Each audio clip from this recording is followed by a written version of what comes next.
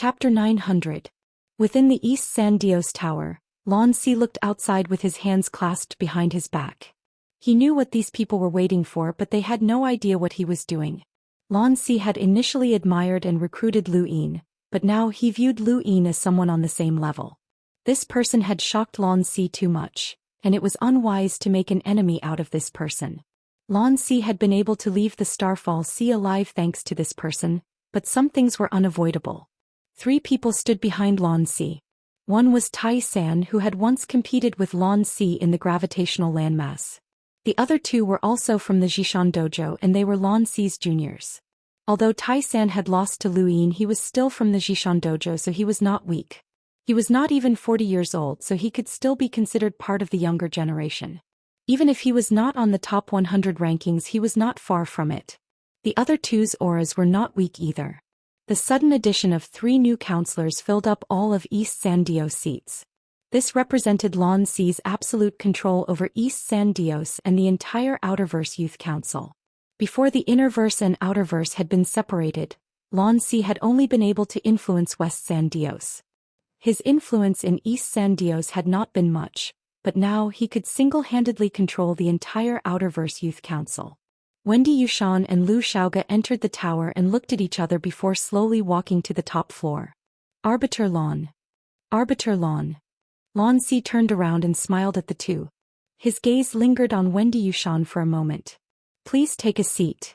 Wendy Yushan and Lu Xiaoga did not stand on ceremony and sat down. Lan Si sat down as well, while Tai San and the other 2 stood behind him. I understand the current situation of the Outerverse Youth Council. As counselors, do you have anything to say? Lan Si asked. Wendy Yushan had always been cold and did not speak much. Lu Xiaoga smiled. After the Innerverse and Outerverse were separated, the Outerverse Youth Council's influence has plummeted. This is our incompetence, so please punish us, Arbiter Lan. Lan Si waved his hand. Without the 10 Arbiters Council's support, what you can do is limited. I know that, so I'm here to restore the Outerverse Youth Council's authority. Do you have any questions?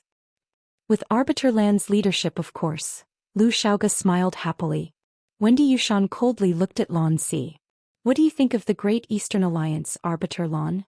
Lan Si's eyes flashed. Why do you ask? Wendy Yushan coldly replied, the situation in the Outerverse has changed, so I hope that Lan Ju can understand more about it. Lan Si smirked. I already understand. Don't worry, Counselor Wendy. Wendy Yushan's gaze was sharp. At that moment, Lu Xiaoga spoke up. When does Arbiter Lan plan to make an official announcement? By the way, these 3 should be East San Dios new counselors, right? Lan Si replied, the announcement has yet to be made, but it won't take long.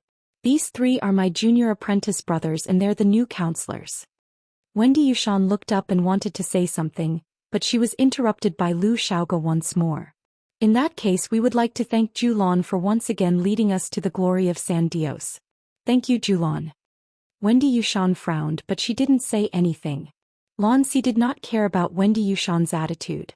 Instead, he took a few more glances at Lu Xiaoga. He knew this person, as Lu Xiaoga had been recommended by Night King Zhenwu to join East San Dios. Back then, Lu Xiaoga's goal had been to keep Lu Yin in check. Lu Yin had originally thought that these 2 would not cooperate well, but he had not expected them to be so cooperative. Soon Lan Si left with Tai San and the others, leaving only Wendy Yushan and Lu Xiaoga in the tower. Wendy Yushan coldly stared at Lu Xiaoga. Don't think that you can hold on to Lan Si. Although he's one of the 10 arbiters, he doesn't have much of an advantage over Lu Yin in the current situation. You're too impatient. Lu Xiaoga smiled. Impatient? What's there to be impatient about? Wendy Yushan disdained to talk to him. Lu Xiaoga mysteriously smiled. You're the one who's too impatient. Some things are destined to happen, so there's no need to be impatient. Let's wait and see. Also, his expression turned serious. I understand the 10 arbiters better than you do. They didn't just rely on strength and background to reach their positions. Don't underestimate them. Wendy Yushan frowned. She did not understand Lu Xiaoga, but she did not mind. She had already tried to contact Lu Yin several times, but to no avail. She continued to call him. At that moment, Lu Yin had just left Shenwu Continent Space Station when he received a call from Wendy Yushan. What's up, Wendy? Lu Yin asked. Wendy Yushan heaved a sigh of relief when the call finally connected. The divine fist of the 10 arbiters has appeared. Did you know about it? Lu Yin grunted. I was the one who brought him to the Outerverse. Or rather, I fled here. He's currently in East San Dios, and he's announced that the Outerverse Youth Council has been reopened. He's also reinstating the authority to supervise, judge and adjudicate the Outerverse younger generation. At the same time, he's about to appoint a new member. You should hurry over to East San Dios. Lu Yin's expression changed as he had forgotten that the 10 arbiters were members of the Outerverse Youth Council. Lu Yin's appearance was the greatest support for the Outerverse Youth Council. After the Innerverse and Outerverse had been separated, the Outerverse Youth Council had gradually declined due to the lack of support from the 10 arbiters. It had been a few years since there had been any news of them, but now that the 10 arbiters had reappeared, it was natural that they could reopen. To others, this was just a show, and the reopening of the Outerverse Youth Council was meaningless to them. However, it was different for Lu Yin. East San Dios was equivalent to supervising the younger generation of the entire Great Eastern Alliance, and they could intervene in the war at any time as long as they wanted. It was just like how Lu Yin's status as an acting member of the Outerverse Youth Council had prevented the Firesmelt planet's army from appearing and destroying it.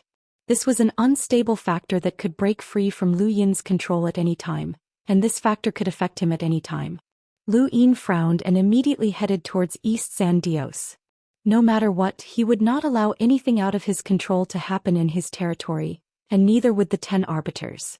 The Outerverse was in an uproar and countless media outlets gathered at East San Dios and the Prairie Flame continent.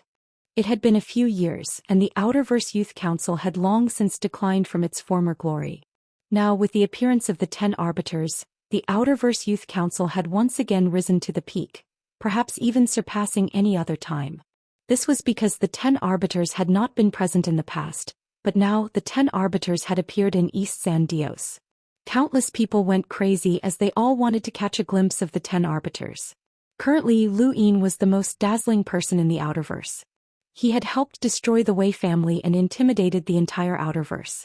No one in the younger generation dared to challenge him, and even the older generation's powerhouses were no exception.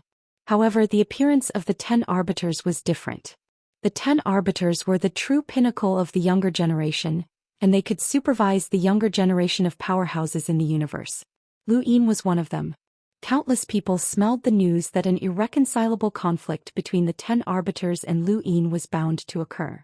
Either Lu Yin would submit to the 10 arbiters' supervision and acknowledge East San Dios status, allowing the younger generation of the Great Eastern Alliance to be supervised and judged, or the 10 arbiters would be replaced and Lu Yin would truly stand at the peak.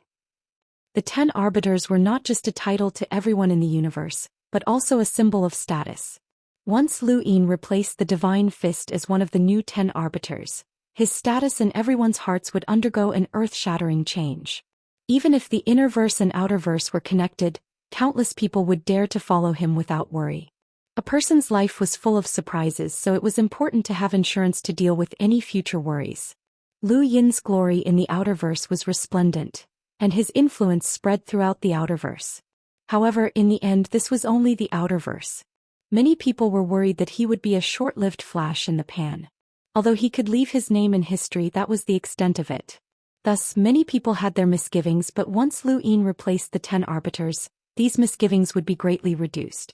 Within the Great Eastern Alliance, Meng Tianlong, Mu Nikhang, Gong Ling from Taiyamo Palace, and the others were all paying close attention to all of this. They did not contact Lu Yin as they were waiting to see what he wanted to do and what he could do. This was an unavoidable conflict. East San Dios, Prairie Continent. Many spacecraft were hovering in the periphery of the Outerverse. Countless lights shone as they waited for the important moment. The 10 arbiters were mysterious to many people, and they were not only waiting for the news of the 10 arbiters reinstating the Outerverse Youth Council, but also for the 10 arbiters' faces to be announced to the entire Outerverse. It did not take long to travel from Shenwu Continent to the Prairie Continent, and when Lu Yin arrived, he saw countless spacecraft hovering in the sky. East San Dios had previously been a desolate wasteland and no one had visited it. Now it was bustling with activity. Lu Yin's arrival caused a sensation, and all of the media and spies from the various great powers turned their attention to Lu Yin. Lu Yin stored his spacecraft away and stepped into East San Dios. The gatekeeper of East San Dios raised a hand. "I'm sorry, but the 10 arbiters have ordered that no one is allowed to enter until the new counselors have been appointed." Outside of East San Dios, countless lights shone on Lu Yin as they waited to see what he would do. At the same time, countless places in the Outerverse were watching the live broadcast of Lu Yin being stopped. Ever since Lu Yin had unified the Great Eastern Alliance, he had never encountered such a situation. In the Outerverse he had become an emperor. Lu Yin's expression was calm as he looked at the gatekeeper. His gaze was indifferent, and this indifference caused the gatekeeper to tremble. He had seen Lu Yin's ruthlessness before, and he had also seen him deal with Puyu. He knew that Lu Yin was a ruthless character, especially since Lu Yin was like the sun in the midday sky and had suppressed the Outerverse with his might. Although the gatekeeper was a hunter, Lu Yin had killed several Enlighters before. The more he watched, the more terrified he became. His face paled and he slowly lowered his hand. He then took a few steps back and respectfully lowered his head. Lu Yin's gaze swept past and he calmly stepped into East San Dios. But before he could take more than a few steps, another person blocked his path. This person was from Zhou Xian dojo, and he was one of the elites who had escaped from the Outerverse with the others. He was also a peak hunter and could be considered an expert who was second only to Elder Iron from Zhou Xian dojo. This person did not recognize Lu Yin, as Lu Yin had changed his appearance when he had entered the Innerverse. Only a few people recognized him, and this person was not one of them. "Step down. The 10 arbiters have ordered that no one is allowed to enter until the new counselors have been appointed." Countless people watched this scene nervously. Within East San Dios, Wendy Yushan and Lu Xiaoga also saw it. Lan Si and the 3 disciples of Mount Tzu Dojo standing behind him naturally saw it too. The person blocking Lu Yin was an expert from Zhou Xian dojo, and it was up to him to decide what he wanted to do. Chapter 901. Lu Yin paused in the face of the expert's obstruction. Just as the peak hunter from Mount Zhuang dojo thought that Lu Yin would retreat, Lu Yin lifted his foot and walked forward. The hunter from Mount Zhuang dojo was furious, as he did not care about a mere explorer. No matter how high this person's status was in the Outerverse, he was nothing more than an ant in his eyes. Thus he had been merciless in his attack. However, with so many people watching, he could not afford to affect his young master's image. The peak hunter from Mount Zhuang dojo took a step to the right and bumped into Lu Yin's shoulder. He wanted to use the most inconspicuous method to force Lu Yin back. He could not give off the impression that he was bullying the weak, but he also wanted Lu Yin to know who he was and who he had to listen to. Their shoulders collided and shockwaves shot out in all directions. The peak hunter had thought that Lu Yin would dodge, but he had not expected Lu Yin to meet him head-on without any hesitation. Furthermore, Lu Yin had actually withstood the attack, which annoyed the peak hunter, and he increased his strength. There was a thump and shockwaves shot out in all directions. The peak hunter was shocked as Lu Yin had not been forced back. He had immediately used the overlaying stacks technique. As an expert from Mount Zhuang dojo, everyone knew how to use the technique. He had directly used 10 stacks, and he wanted to force this puny explorer back by 10 steps as punishment. However, his expression suddenly changed as this person had actually used 10 stacks as well. He snorted as this person had overestimated himself. He had directly used 50 stacks without any misgivings, but what greeted him was the same 50 stacks. The peak hunter was stunned. A puny explorer could actually use 50 stacks? Impossible. How did this person do it? How could his body withstand it? Lu Yin looked up and his pupils flashed with runes. The peak hunter's strength inexplicably weakened, and he did not have much time to think. A pressure that could topple mountains and overturn seas surged forward, and Lu Yin directly used 70 stacks to force the peak hunter back by dozens of steps. Every step left a deep footprint on the ground. Although it took a long time to describe, it happened very quickly. In just a single clash of shoulders, the hunter had been forced back. Countless people were shocked. Although they knew that Lu Yin's strength was astonishing, he was still an explorer. He had actually relied on his own abilities to suppress a peak hunter. Wasn't it said that he could kill hunters and enlighters by external means? Countless people in the Outerverse felt their scalps go numb. It was unimaginable for an explorer to suppress a peak hunter, and this only proved that this person's innate gift was too great. His future was unimaginable. At this moment no one was more shocked than the peak hunter who had been forced back. His pupils shrank as he did not understand how he had been forced back. Furthermore, this person had used 70 stacks and he was just an explorer. Suddenly, he recalled that there had been an explorer who had ascended to the 10th level of the gravitational landmass at the Heavy Mountain Dojo, breaking the young master's record. At that time he had been on the 9th level. Could it have been this person? Lu Yin looked towards the interior of East San Dios and saw Wendy Yushan. Lu Yin walked in. The peak hunter still wanted to stop them, but Lan Si appeared and waved a hand to dismiss him. Lan Si's eyes met Lu Yin's. Lu Yin looked back at him. This display of strength isn't very clever, Lu Yin said indifferently. Lan Si clasped his hands behind his back. I'm not trying to intimidate you. I'm just exercising my authority. This is the authority of the 10 Arbiters. This is the territory of the 10 Arbiters Council and you're trespassing. Lu Yin's eyes narrowed. Dao Master Lan's corpse hasn't even turned cold, yet you're here to cause trouble instead of mourning. Behind Lan Si, Tai San angrily shouted, How dare you speak to the 10 Arbiters like that? Lan Si did not mind as he already viewed Lu Yin as someone on the same level. After we were born, our fathers told us that being a normal person would guarantee us a carefree and happy life. If we chose to cultivate, we could face death at any time. These words were the same for him. The universe is cruel and only the fittest survive. Do you think you can survive today? Lu Yin laughed. At the very least you can't decide my right to live. Lu Xiaoge walked out and stood about 10 meters behind Wendy Yushan. He watched with interest. Barley and the rest also walked out and watched this scene uneasily. Ever since the 10 Arbiters had arrived, they had known that this moment would happen, but they had not expected it to happen so quickly. You're very confident, Lan Si commented. Lu Yin stared at him.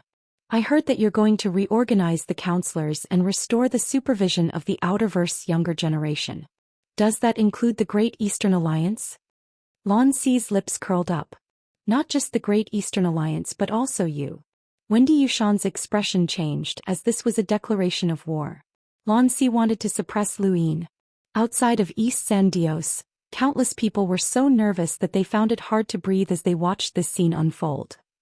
One Lu Yin represented the Great Eastern Alliance, and his influence spread throughout the Outerverse and even reached the Hall of Honor. The other one was one of the 10 Arbiters, who represented the power behind him and was at the peak of the younger generation. The competition between these two was not only related to the Outerverse Youth Council, but also the entire universe. When Lan Si had fled to the Outerverse, Master Yuan had appeared and ignored him as he had the ability to do so. The Sea King's Dome had Elder He who could similarly ignore Lan Si. However, if Elder Big Drum and the others had appeared, then things would be different. The 10 Arbiters' influence was not at the level of an emissary, but it surpassed that of an ordinary enlighter. Wan Qianxing, Xianxia and Wei Rong were all watching. At this moment even Wei Rong was somewhat nervous, as he did not know how the situation would develop. People from the Great Yu Empire, the vast Earth Sect, Taimal Palace, Iron Blood Weave, and even the distant Southern Weave were all watching. Lu Yin smiled. You really don't understand the current situation and you don't understand me either. You can talk about it, Lan Si calmly replied. Lu Yin's eyes widened and he raised his head. His tone was sharp as he said, In the current Outerverse, if I want San Dios to have influence, then it will have influence. If I don't want it to have influence, then it won't have influence. This has nothing to do with the 10 Arbiters. Countless people's hearts were raised as this was a declaration of war. Tai San and the others were furious, but they did not dare to interrupt. They could tell that their young master respected this person greatly, even if he was just an explorer. Wait, an explorer.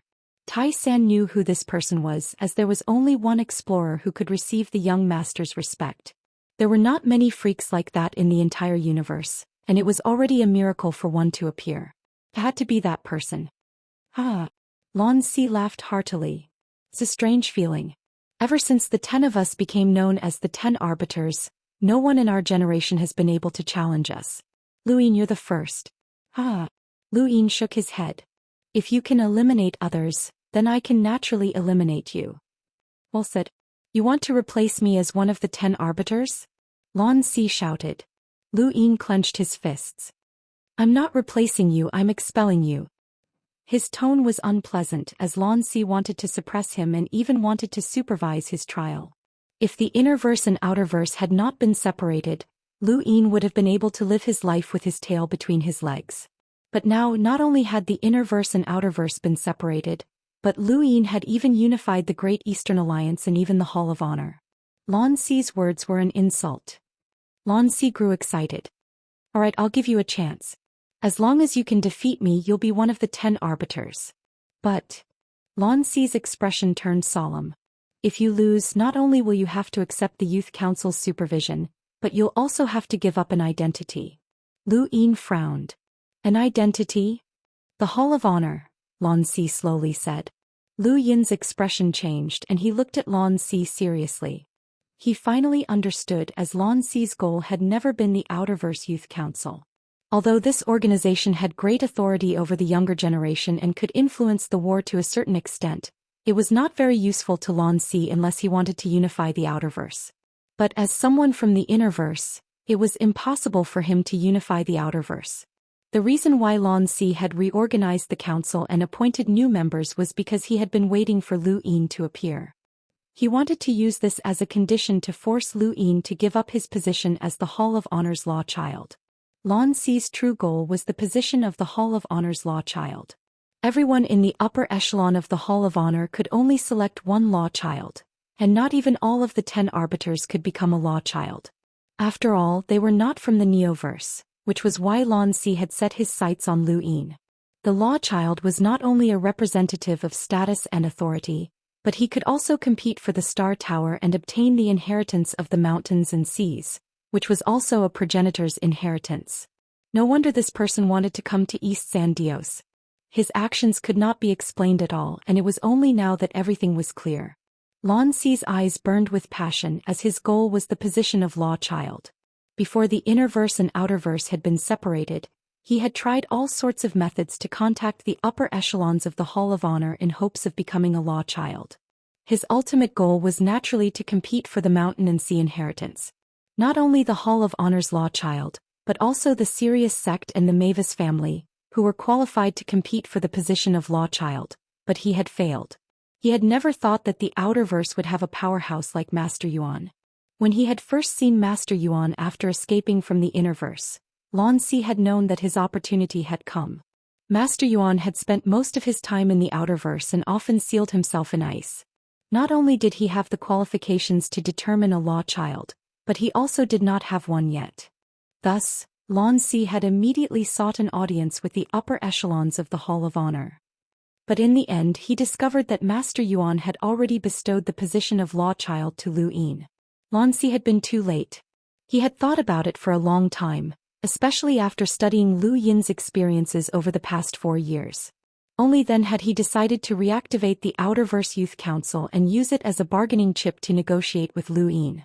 Otherwise, he would not have made an enemy out of Lu Yin just because of the Outerverse Youth Council.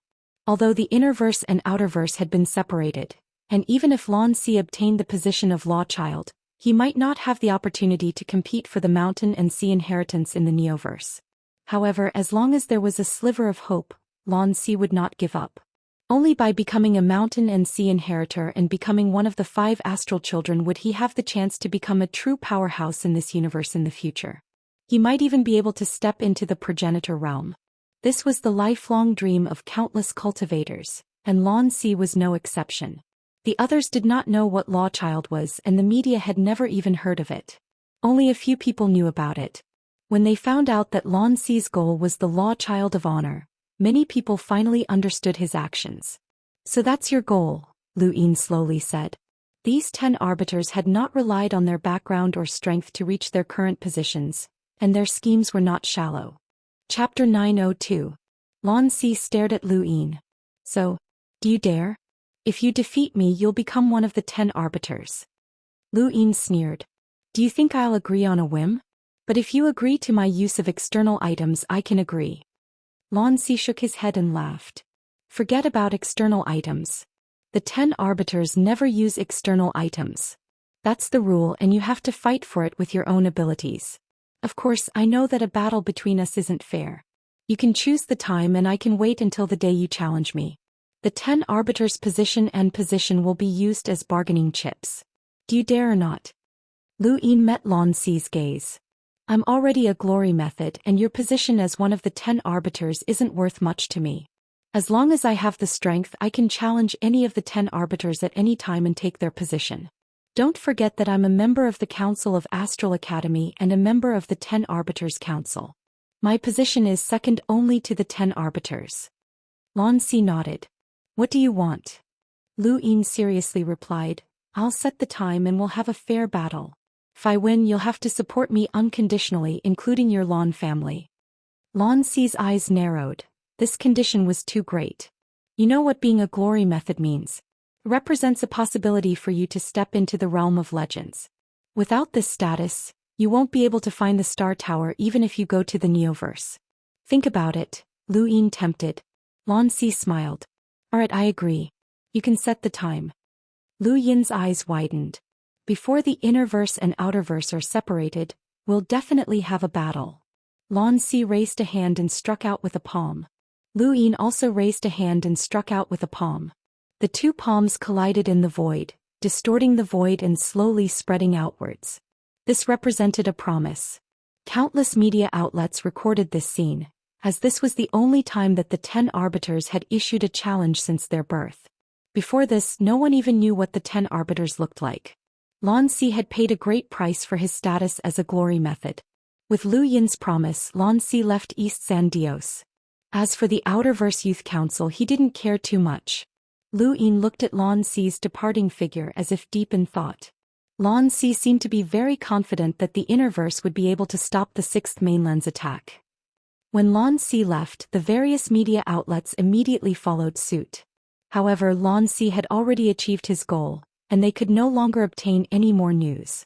As for Lu Yin, as long as he didn't want to, they wouldn't dare to go overboard. Are you confident?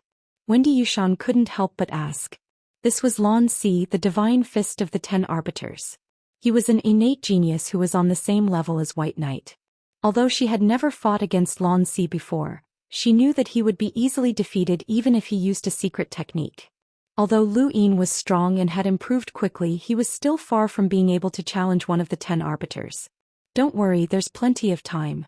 I've only been cultivating for less than 10 years and I'm already at this level.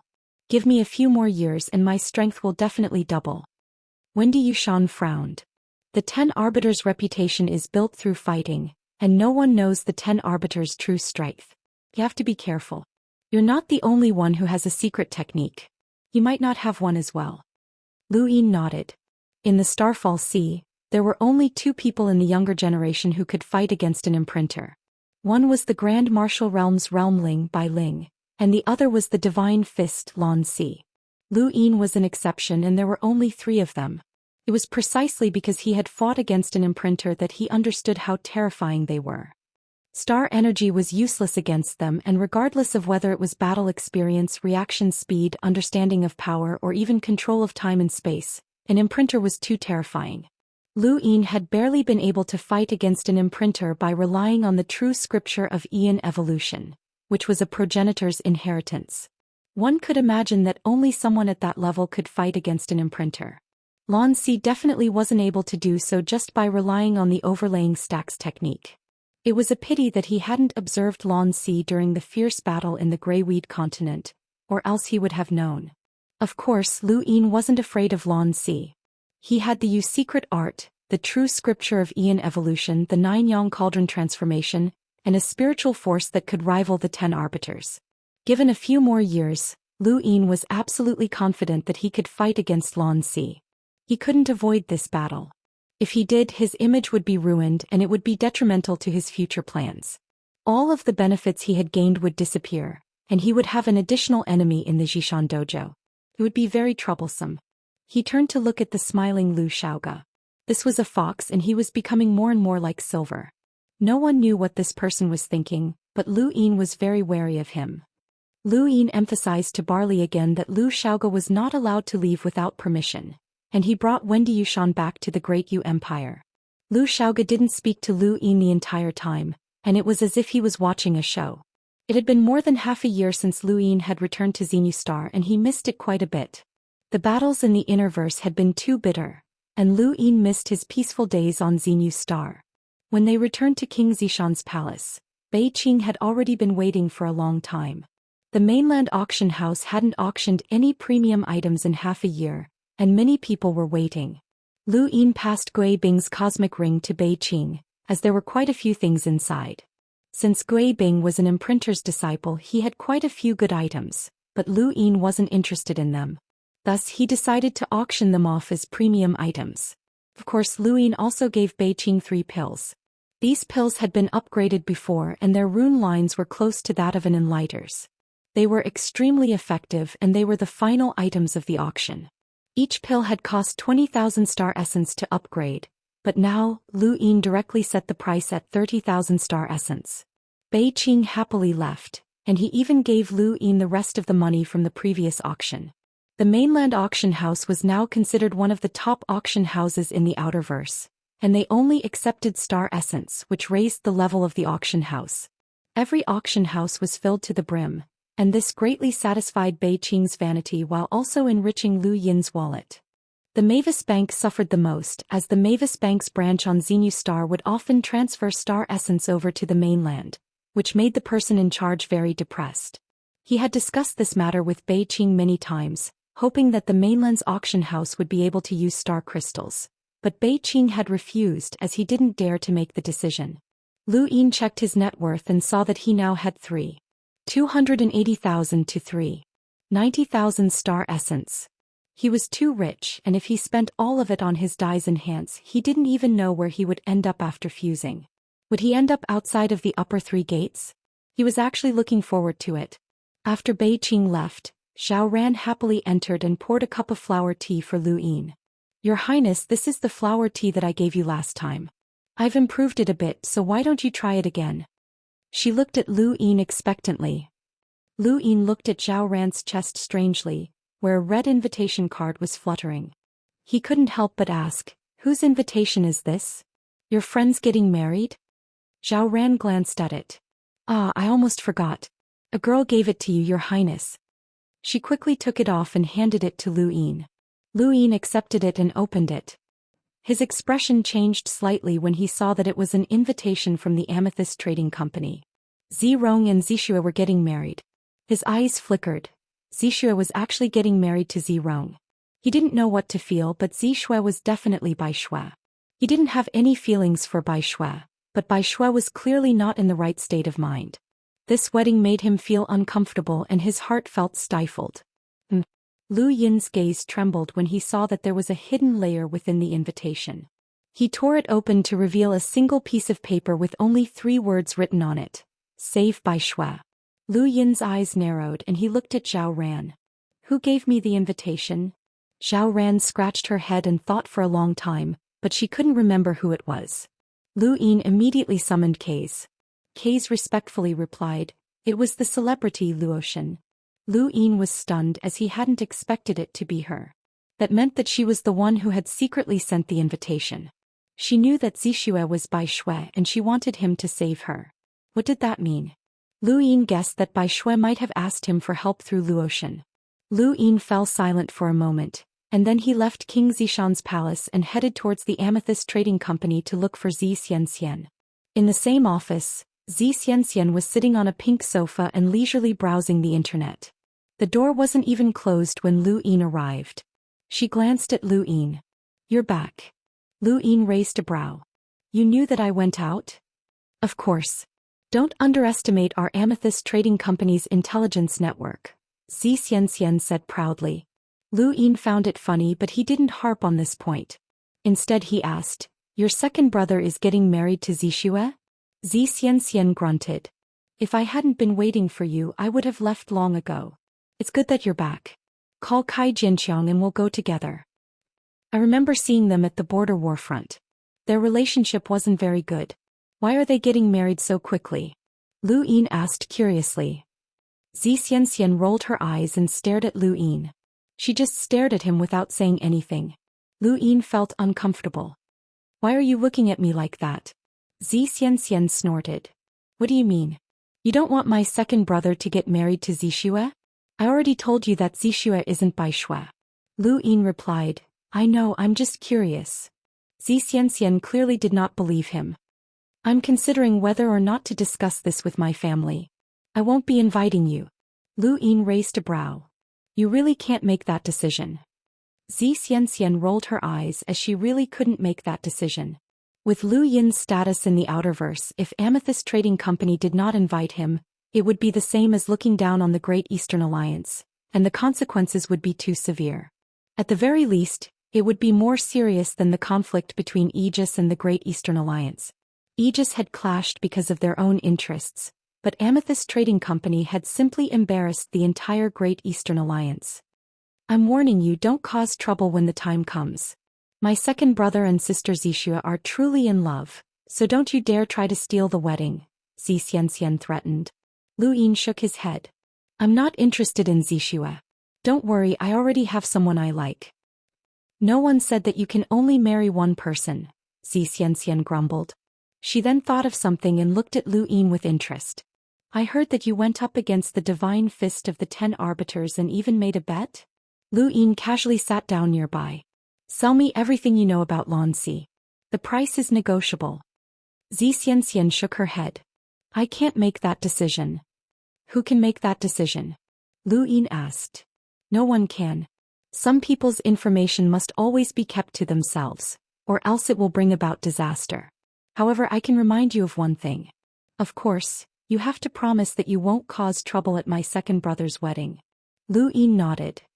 I promise. Chapter 903. Xianxia frowned. It would be a lie if he agreed too quickly, but she could only choose to believe him. According to our speculations, the Divine Fist Lanxi has been experimenting with some sort of battle technique, but no one knows exactly what it is. That's as good as not saying anything, Lu Yin grumbled. Xianxia's eyes widened. Don't underestimate this information. It means that Lanxi hasn't cultivated that battle technique, and it also means that you can grow if you give him time. If he's given time, he might grow even faster. Many things can be analyzed from a single piece of information. Lu Yin muttered to himself. He was right. Let me ask you, does Lanxi often go into seclusion? Does he disappear for about a month at a time? Is that frequent? Xianxia shook her head. I can't talk about anything else, but the 10 arbiters aren't simple.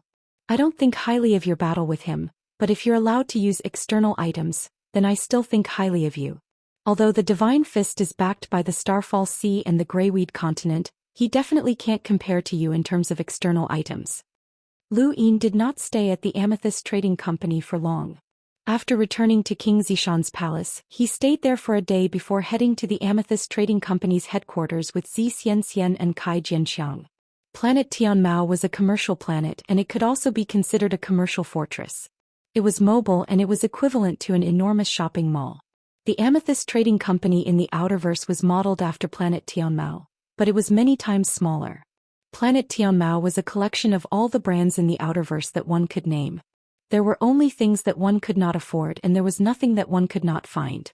Planet Heavenly Lush happened to be located in the Middle Weave.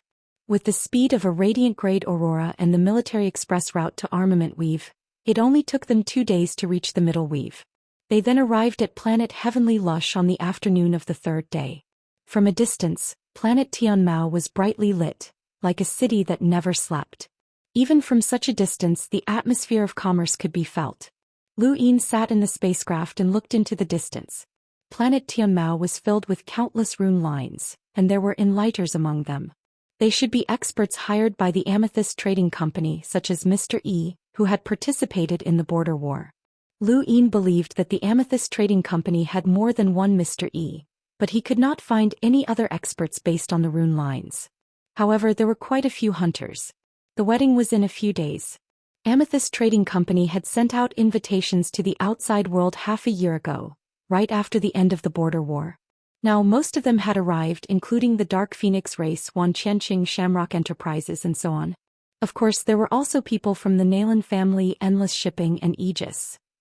The resplendent merchant city stood tall in the starry sky, illuminating a corner of the universe. Battleships patrolled the surroundings to prevent any accidents. To the Outerverse, even a single weave might not be able to produce an enlighter. Thus, the Amethyst Trading Company was a colossus. Xianxia had long since notified the headquarters of Lu Yin's arrival. The person who welcomed him was the chairman of the Amethyst Trading Company, Zhou Xian's father, Tianquan. Lu Yin had long heard of Tianquan. This person had displayed an unparalleled talent for business since he was young. Ever since he became the head of the firm, he had always held great power in his hands. He had complete decision-making power over all matters of the Amethyst firm and was a powerful figure. Unfortunately, his cultivation had weakened and he was only a cruiser. With Tianquan's status, even a normal person would not dare to underestimate him, let alone a cruiser. Welcome, Alliance Leader Lu. I am Tianquan and I'm here to welcome you. Lu Yin walked out of the space station, and Tianquan immediately came forward to greet him warmly. Lu Yin hurriedly replied politely, "You're too courteous, Director Z. I'm friends with Zhou, so it's only right for me to address you as Uncle Z." Tianquan smiled. "I wouldn't dare. It's my son's wedding and I've troubled Alliance Leader Lu to personally attend. That's too abrupt." He then looked at Kai Jianxiang. "If I'm not wrong, this must be the perceptive intermediate lockbreaker Kai Jianxiang." Kai Jianxiang smiled as he liked it when people called him a lockbreaker. "You're too courteous, Director Z. Haha, your arrival brings light to planet Tianmao's humble dwelling. This way please." Tianquan seemed very happy. Lu Yin and Kai Jianxiang followed him out of the space station, where a hover car was already waiting. Although they could easily tear through the void to travel anywhere, this was someone else's territory and it would be rude to do so. "Father, did you not see me?" Xianxia was very displeased and complained loudly. Tianquan glared at Xianxia. "How rude. Let's talk about this when we get back. Let's welcome our esteemed guests first." "What kind of esteemed guests are they? We're already so close," Xianxia grumbled. Tianquan glared at her, but he quickly smiled and led Lu Yin and Kai Jianxiang into the car. The Z family treated their guests very well and they had their own procedures. Lu Yin and Kai Jianxiang were personally led around planet Tianmao by Tianquan. It had to be said that Tianquan, as the head of the Amethyst Trading Company, had given them a lot of face by personally showing them around. However, with Lu Yin's status, this was not strange. The Great Eastern Alliance encompassed a fifth of the Outerverse, and Lu Yin was also a disciple of the Hall of Honor. Although this information had not been completely publicized, the Z family had naturally been able to find out, so their attitude towards Lu Yin was reasonable. At this time, even if Qiangshan Si, Gongling and the others came, they might not receive more attention than Lu Yin. The next day, Tianquan had Xianxia receive Lu Yin while he went to receive the other guests. "Where's your second brother? Why don't I see him?" Lu Yin asked. Xianxia replied, "He's so busy, but he should be together with Sister Zixue. He's like that and he can't leave Sister Zixue for the rest of his life." Lu Yin grunted in acknowledgement. "Right, why was Luotian the one who sent me the invitation? She just happened to come to Xenu Star to play with me. Maybe she wanted to thank you for saving her, so she personally sent the invitation, but you weren't there." Xianxia did not seem to mind. "Is she on planet Tianmao?" Lu Yin asked. Xianxia nodded, but just as she was about to speak, she frowned and looked at Lu Yin suspiciously.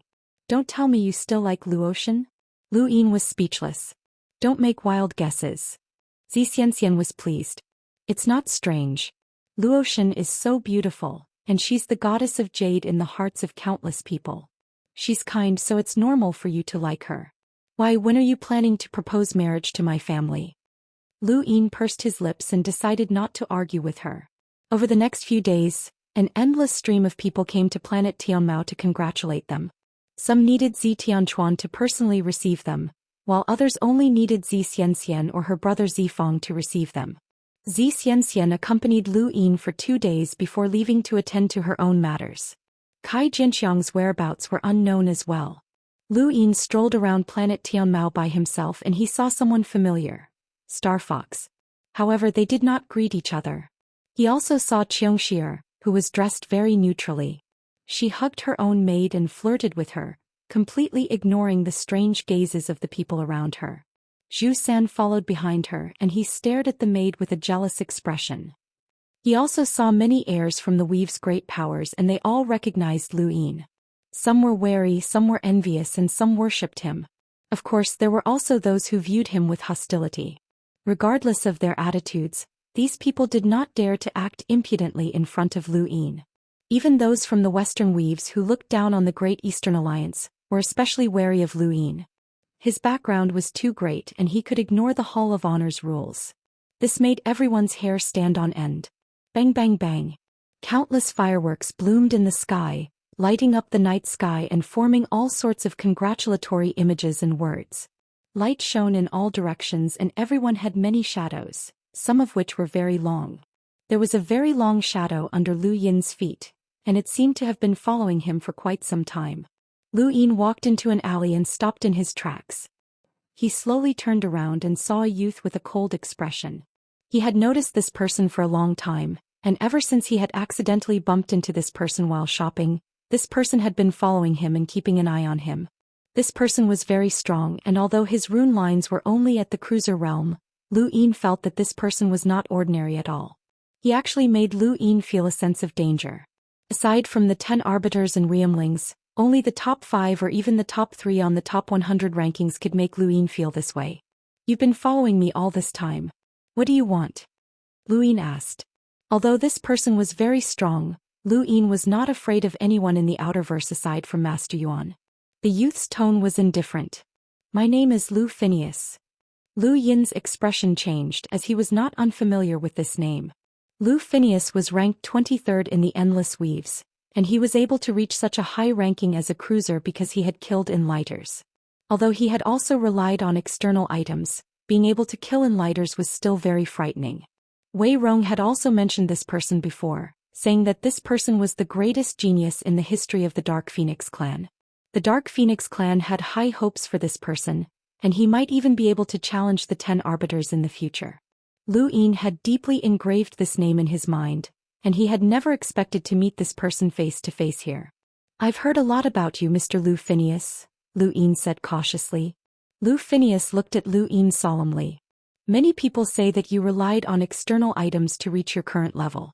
I believed them back then, but I don't believe them now. You're stronger than me, much stronger than I am." Lu Yin's eyes narrowed. "You're not weak either. You're indeed the greatest genius in the history of the Dark Phoenix clan." Lu Phineas was curious. "You made a bet with the Divine Fist. Are you confident? Why do you ask?" Lu Yin was puzzled. Lu Phineas was very straightforward.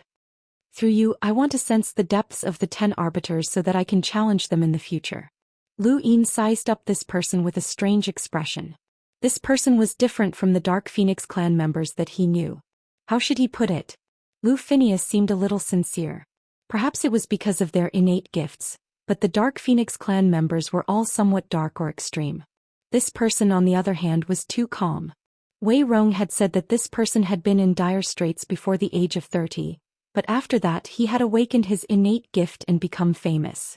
It seemed like his personality was related to his experiences. "You're not thinking of fighting with me, are you?" Lu Yin asked. Lu Phineas looked at Lu Yin seriously and thought for a moment before shaking his head. "There's no need. When you fight with the Divine Fist, I'll naturally be able to see the difference between us. There's no benefit in fighting with you." He then turned to leave. After taking a few steps, he stopped and turned back to look at Lu Yin. "Actually, I don't like the Dark Phoenix clan either." He then left. Lu Yin muttered to himself. What did he mean by that? This person couldn't be thinking of cooperating with him, right? "I've been too busy at the end of the year. Thank you, brothers, for your continued support." Chapter 904. He wandered around Tianmao planet for a bit before finally arriving at the Z family's ancestral home along a wide river. The ancestral home wasn't very large, and there were countless cultivators patrolling the area. Both the sky and the ground were sealed off. Z Rong and Z Shui were also there along with other members of the Z family. Outsiders weren't allowed in yet, as the ancestral home was very small and couldn't hold that many people. Lu Yin was stopped. He wanted to see Z Shui, but he wasn't allowed to. However, due to his special status, he was treated well, and the Z family's guards notified the higher-ups.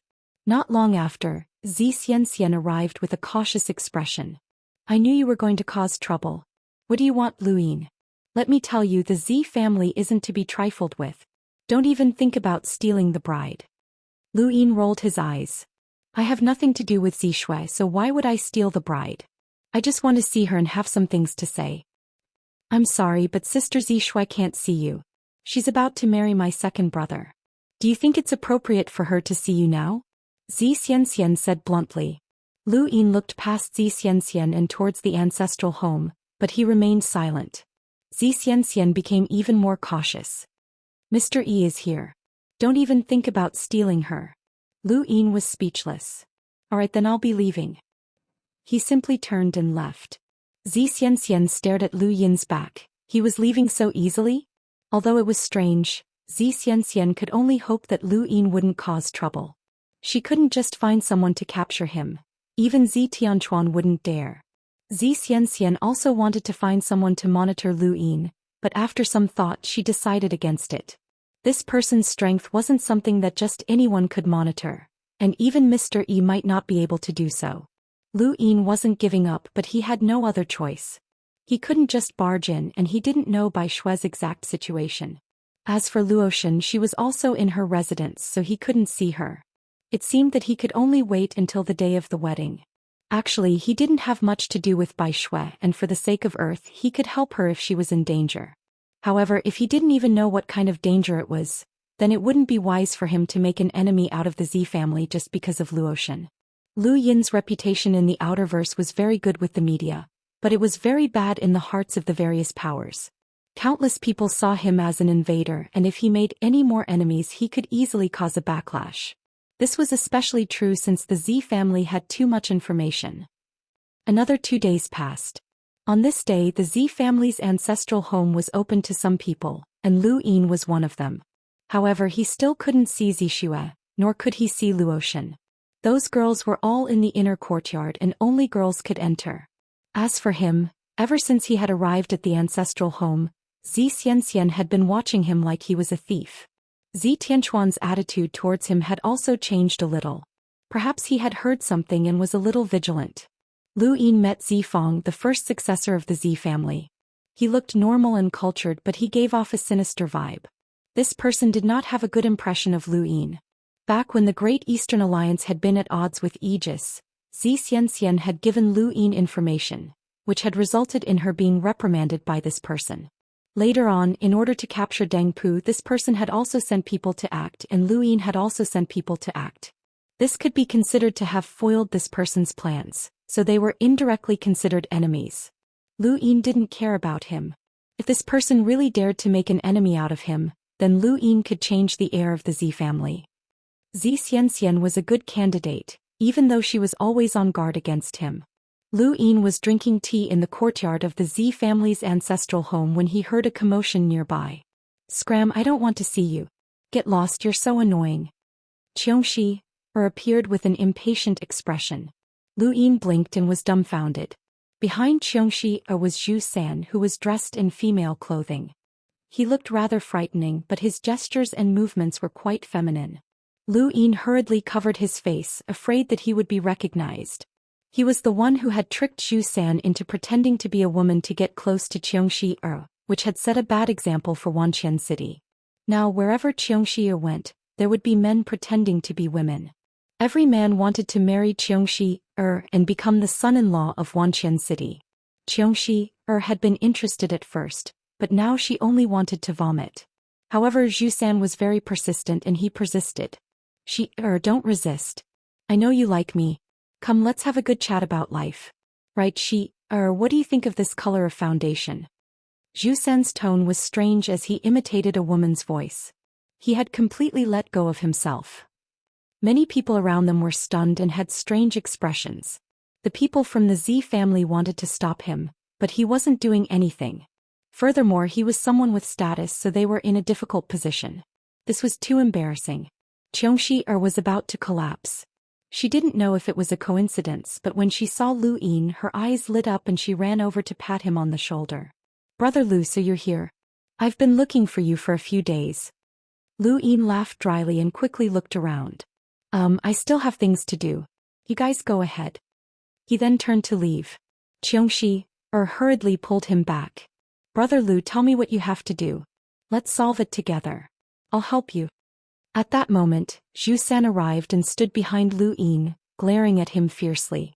You can't bully your friend's wife. Brother, you have to understand this eternal truth. Lu Yin's hair stood on end.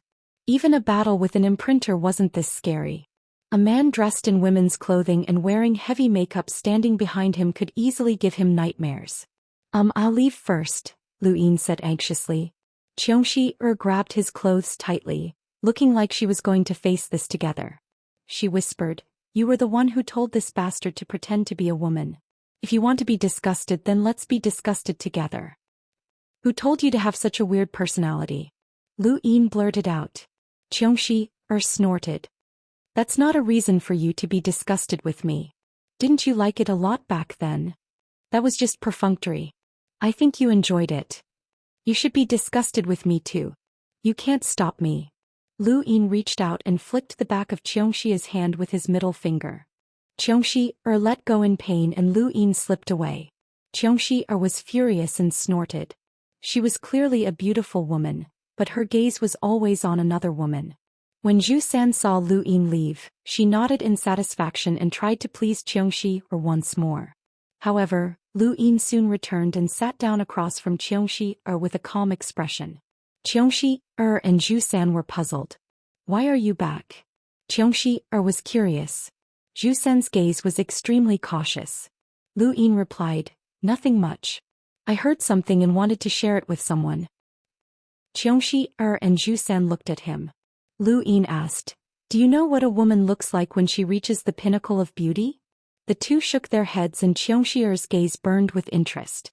Lu Yin pointed at the sky. Like white clouds. You can see them, but they're very ethereal.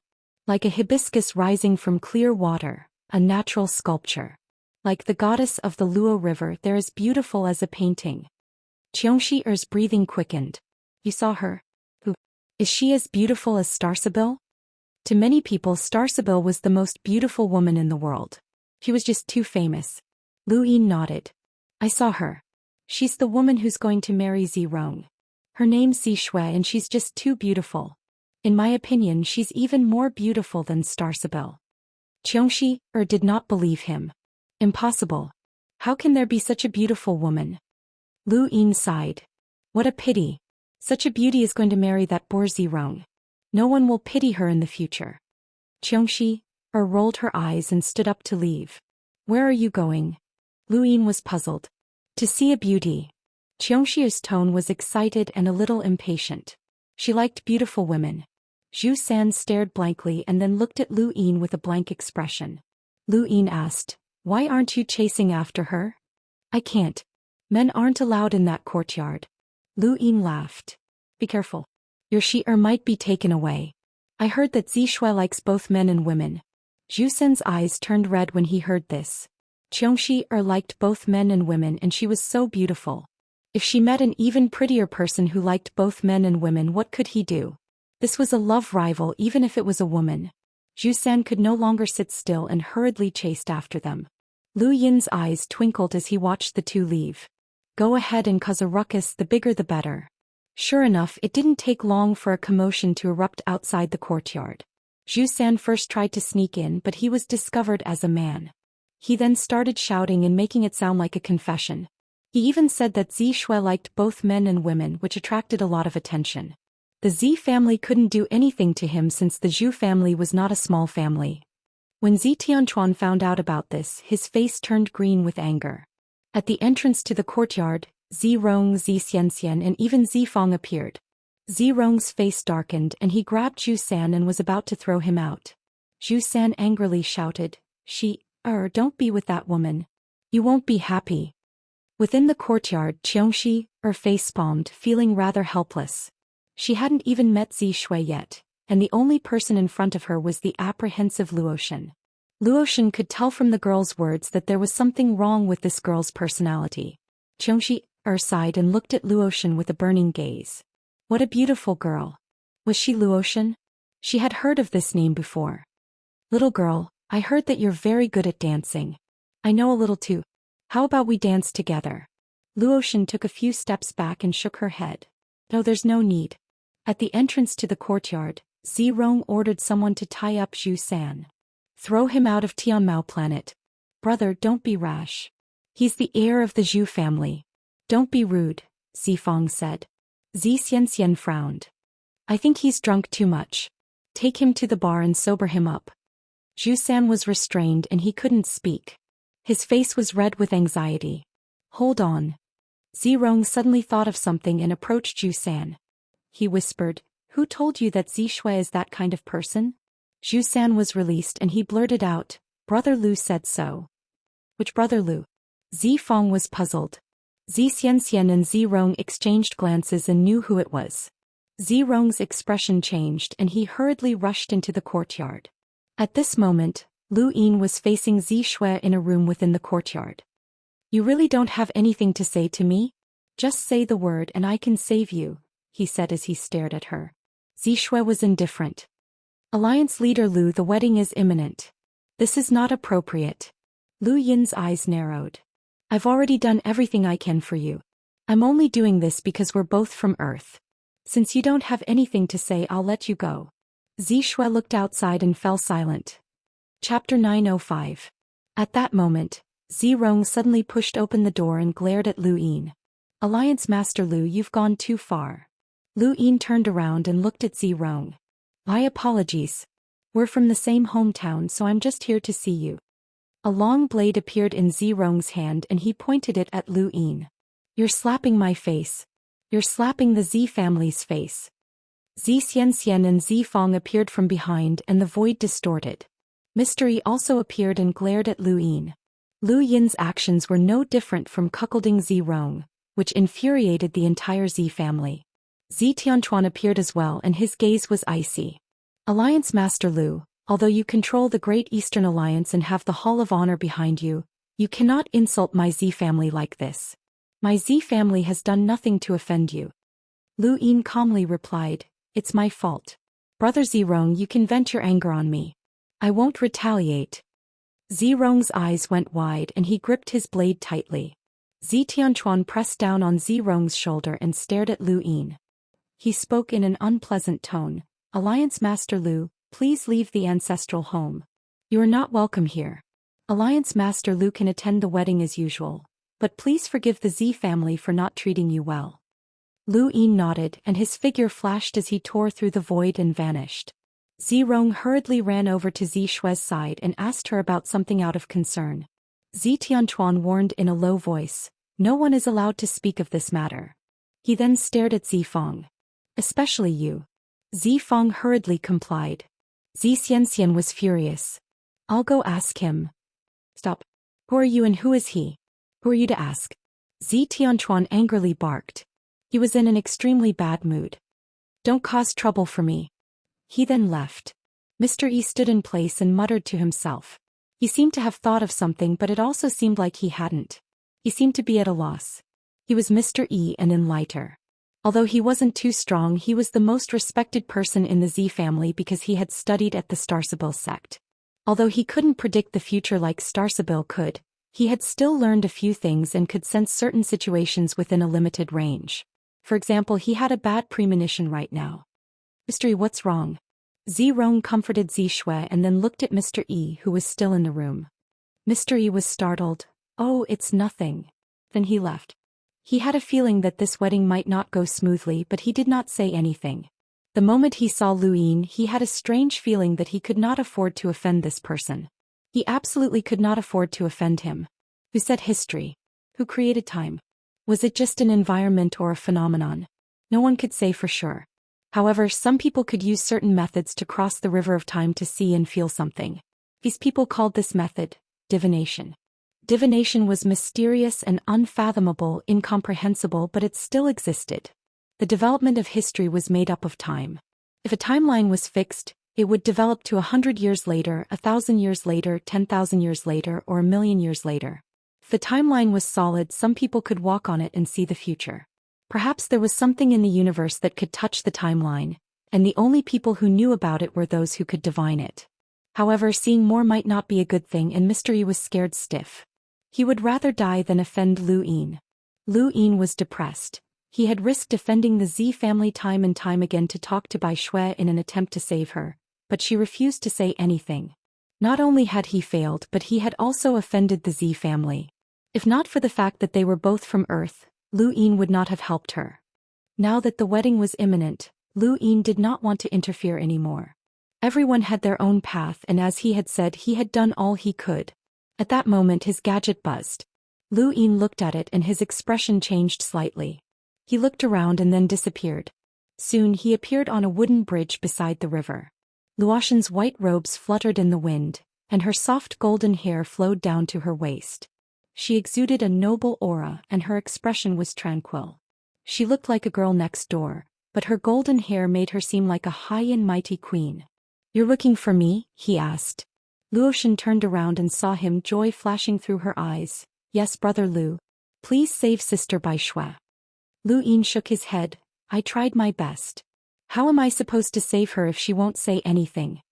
Luotian fiddled with her hair uneasily, seemingly hesitant about something. Lu Yin walked over to her side and looked at the river. It was so clear that he could see the bottom and fish swam about peacefully. There was also an old man fishing in the distance. This was planet Heavenly Lush, and those who could survive here were either born here or moved here from the outside. Although planet Heavenly Lush was not as safe as Myriad City, it was still one of the safest places in the Outerverse. The people here were very carefree and did not lack money. Anything here could be sold for a high price. Compared to any other place in the universe, planet Heavenly Lush was a local product, even a fish. Coincidentally, one of the fish jumped into the air and spat at Lu Yin. Lu Yin smiled and casually grabbed it, tossing it to the old man. The old man thanked him from afar. "Brother Lu, I don't know why sister Bai Shui didn't tell you, but I do know that she's in trouble. She probably doesn't even know about it herself," Luotian said softly with a resolute gaze. Lu Yin was curious. "Go on." "It's true that brother Zirong likes sister Bai Shui, but there's another reason. He wants to absorb her innate gift." Lu Yin frowned. "Absorb her innate gift? What do you mean?" Innate gifts were innate to everyone, and aside from the Lingling clan, he had never heard of anyone absorbing another person's innate gift. Even Lu Yin's possession was merely borrowing someone else's innate gift. Luotian's face paled. "Actually, it's not really absorbing her innate gift. Sister Bai Shui's innate gift is blue ice, and although it seems to be an icy innate gift, it has a very mysterious property. It can contain a person's spiritual force. Brother Zirong used some method to merge the spiritual force of many people into sister Bai Shui's innate gift. It seems like he's helping her, but in reality he's using her innate gift to help himself." Lu Yin was shocked. "How do you know?" Luotian whispered. "Brother Zirong sometimes loses his mind. I accidentally overheard it." "Does Bai Shui know?" "I don't know. Maybe she does, maybe she doesn't. Brother Zirong has never told her anything. He's only been helping her increase her strength so that she can use her innate gift to absorb spiritual force." Lu Yin stared at the surging river, his thoughts unreadable. "Brother Lu, sister Bai Shui is too good to me. She was the one who gave me the title of Luotian, and she's also protected me many times. I don't want brother Zirong to torture her like this," Luotian pleaded. Lu Yin replied, "Even if Zirong absorbs her innate gift, it doesn't mean that she'll be tortured. Didn't you say that he likes her?" Luotian hurriedly shook her head. "Once her innate gift is absorbed, she won't be able to cultivate for the rest of her life. Brother Zirong said this to himself when he lost his mind. He's also in pain, but he said that he had to do this for the sake of transcending. I don't want sister Bai Shui to be an ordinary person for the rest of her life. She's very beautiful right now and brother Zirong will like her, but once she becomes an ordinary person she'll be old in a decade or so. To a woman, looks are everything. Big brother Lu, please save sister Bai Shui." Lu Yin frowned. "Why didn't Bai Shui say it herself?" "I don't know, I really don't know." Lu Yin sighed. This was troublesome. He didn't know if Luotian was telling the truth. He had interacted with Zirong a few times, especially that time in the Great Yu Empire when he, Zirong and Kai Jianqiang had been drinking together. Zirong's forthrightness had left a deep impression on Lu Yin, and he didn't seem like someone who would sacrifice his loved ones to increase his own strength. If Zirong was such a person, Kai Jianqiang would have been able to tell. After all, they had known each other for so many years. Actually, Lu Yin's impression of Zirong wasn't bad. A person's appearance and heart could be deceived, but their strength couldn't be hidden. Zirong only knew one technique, the 1,000 army slash, but it showed great perseverance. It was this perseverance that had changed Lu Yin's mindset. He admired Zirong and hoped that he wasn't such a person. "Brother Lu, you don't believe me?" Luotian asked nervously, pursing her lips. Lu Yin didn't try to hide it. "You're making it sound too mysterious. Only the Lingling clan from the Innerverse can absorb innate gifts. Zirong shouldn't be able to do it." Luotian gritted her teeth and seemed to be struggling with something. In the end she gave Lu Yin a small listening device. "I'll prove it." With that she headed towards the Z family's ancestral home. Lu Yin stood in place and watched silently. It didn't take long for the old man to leave, but before he left he expressed his gratitude to Lu Yin. Everything was peaceful as he sat by the river. Sometimes fishing was a good hobby. Lu Yin thought of the astral river. Fishing in the astral river wasn't a bad hobby, but it was easily dragged down. In the sky, Xianxia flew past with an angry look on her face. He seemed to be searching for something. Lu Yin couldn't help but laugh. She was definitely looking for him. Not long after, Xianxia also flew past, followed by the shameless Zhou Xian. Powerhouses flew past one after another, and from time to time, there would be people heading towards the Z family's ancestral home. It was very lively. Lu Yin was the only one resting by the river and no one could find him. He activated his gadget and contacted someone. Zhang Dingtian. It was Bai Shui's wedding and everyone on Earth was considered her family. Lu Yin naturally had to inform Zhang Dingtian. In the Z family's ancestral home, Zirong's anger had yet to subside, but he was also worried that Lu Yin would come looking for him again. Luotian came looking for him. "Brother Zirong, I want to talk to you." Zirong was surprised. "About what?" "Speak." Luotian hesitated and looked into the room. "Let's go somewhere else." Zirong was amused. "There's no need to hide it from me. We don't have anything to hide." "Speak." "It's about Sister Zishua's innate gift of blue ice," Luotian whispered. Zirong's eyes went wide and he stared at her with a ferocity that he had never seen before. "What do you know?" Luotian whispered back. "Do you think it's appropriate to talk here?" Zirong's eyes flashed and he grabbed her to go somewhere else. Chapter 906. On the other side, Lu Yin slowly walked towards the Z family's ancestral home. Outside, Zirong and Luotian appeared. Luotian almost lost her footing. Zirong's eyes were gloomy as he stared at Luotian. "What do you know?" Luotian's face paled and her eyes were filled with fear. You want to absorb Sister Bai Shui's innate gift? Her name is Zishua." Zirong barked, his expression sinister and completely different from his usual self. Luotian was terrified and retreated a few steps, leaning against the wall as she stared at Zirong. Zirong took a deep breath and stared at her with murderous eyes. "How do you know?" Luotian trembled and lowered her head, not daring to speak. "Speak." Zirong barked. Luotian's eyes reddened. "Yes, you said it yourself once when you lost your mind." Zirong's pupils shrank as he could not accept that she had lost her mind. He took a few steps forward and pressed his face close to hers. "Who did you tell?" Luotian shook her head. "No one." Zirong's eyes narrowed as he stared at her. "You really didn't tell anyone?" She hurriedly shook her head. "Why are you telling me now?" Zirong was puzzled. Luotian's eyes were filled with sorrow. Please let No, Sister Zishu off. She's been very good to me and saved me before.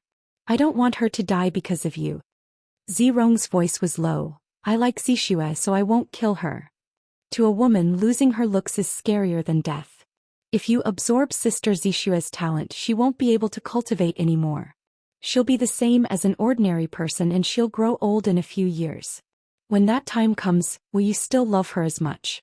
Luotian shouted. "I will." Zirong shouted, pressing one hand against the wall as his eyes filled with killing intent. His greatest secret had been discovered by Luotian, so this woman could not be allowed to live. The Z family could produce many jade goddesses. Luotian had expected this as well and she looked at Zirong in despair. "Please be nicer to Sister Zishua." Zirong's eyes were filled with madness and he was struggling. Something was wrong with him. Luotian had exposed his greatest secret and turned him into a completely different person. But in the end reason won out and he slowly raised a hand. "Don't worry, I won't hurt Zishua, but you won't live." Luotian closed her eyes as she thought of Lu Yin. Zirong slapped his palm towards Luotian's forehead. Suddenly the surrounding space froze. A domain swept out, transforming into a towering tree. Its branches wrapped around Zirong. Zirong's expression changed drastically. He took out his long blade and slashed horizontally. The blade light cut through the domain and tore through the sky, attracting the attention of countless people. Taking advantage of this opportunity, Lu Yin appeared beside Luo Shen and hugged her as they retreated 1,000 meters. Zirong's eyes widened. "You again, Lu Yin. Bai Shui is my friend. I don't know what methods you used to control her, but I'm taking her away today. You can't stop me." Zirong bellowed and slashed out with his blade. Just this one move was enough to cause the Enlighters to raise their eyebrows. This was the 1,000 armies slash. Back then Lu Yin had not used any secret techniques, and it had been very difficult for him to do so. But now as he watched the 1,000 armies slash's blade light descend towards him, Lu Yin grabbed Luo Shen with one hand and raised his left hand. 70 stacks spread through his arm and caught the blade light. His overlaying stacks exploded, causing the blade light to shatter. A huge force splashed into the sky, causing the void to ripple and gradually crack open. Countless people on Tianmao planet were shocked. The shock waves swept across the Z family's ancestral home. Countless cultivators from the Z family rushed out and surrounded the area. Mr. E even appeared along with Kai Jianqiang, Star Fox and the rest. They had all been guests at the Z family's ancestral home, and they had immediately noticed the battle. Zirong's pupils shrank as he had not expected his 1,000 armies slash to be blocked so easily. How long had it been since the probing battle in the Great Yu Empire? It had only been 2 years, but Lu Yin had improved so quickly that Zirong was no longer Lu Yin's opponent. Lu Yin waved his hand.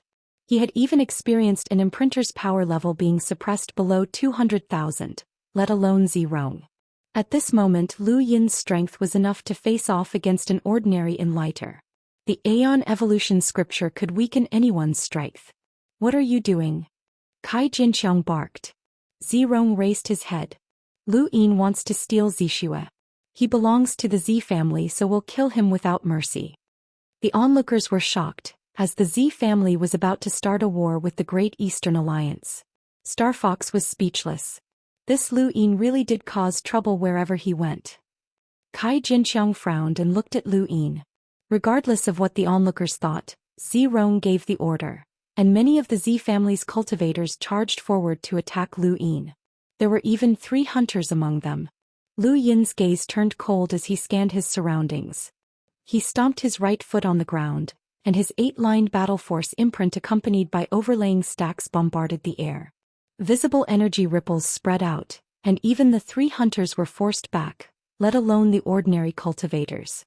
The ground cracked open layer by layer, and the void spread out as endless ripples spread out. Lu Yin was like a war god at this moment, and with a wave of his hand, Zirong raised his blade to block, but he was still forced back. Kai Jinqiang was helpless and he stood in front of Zirong as he looked at Lu Yin.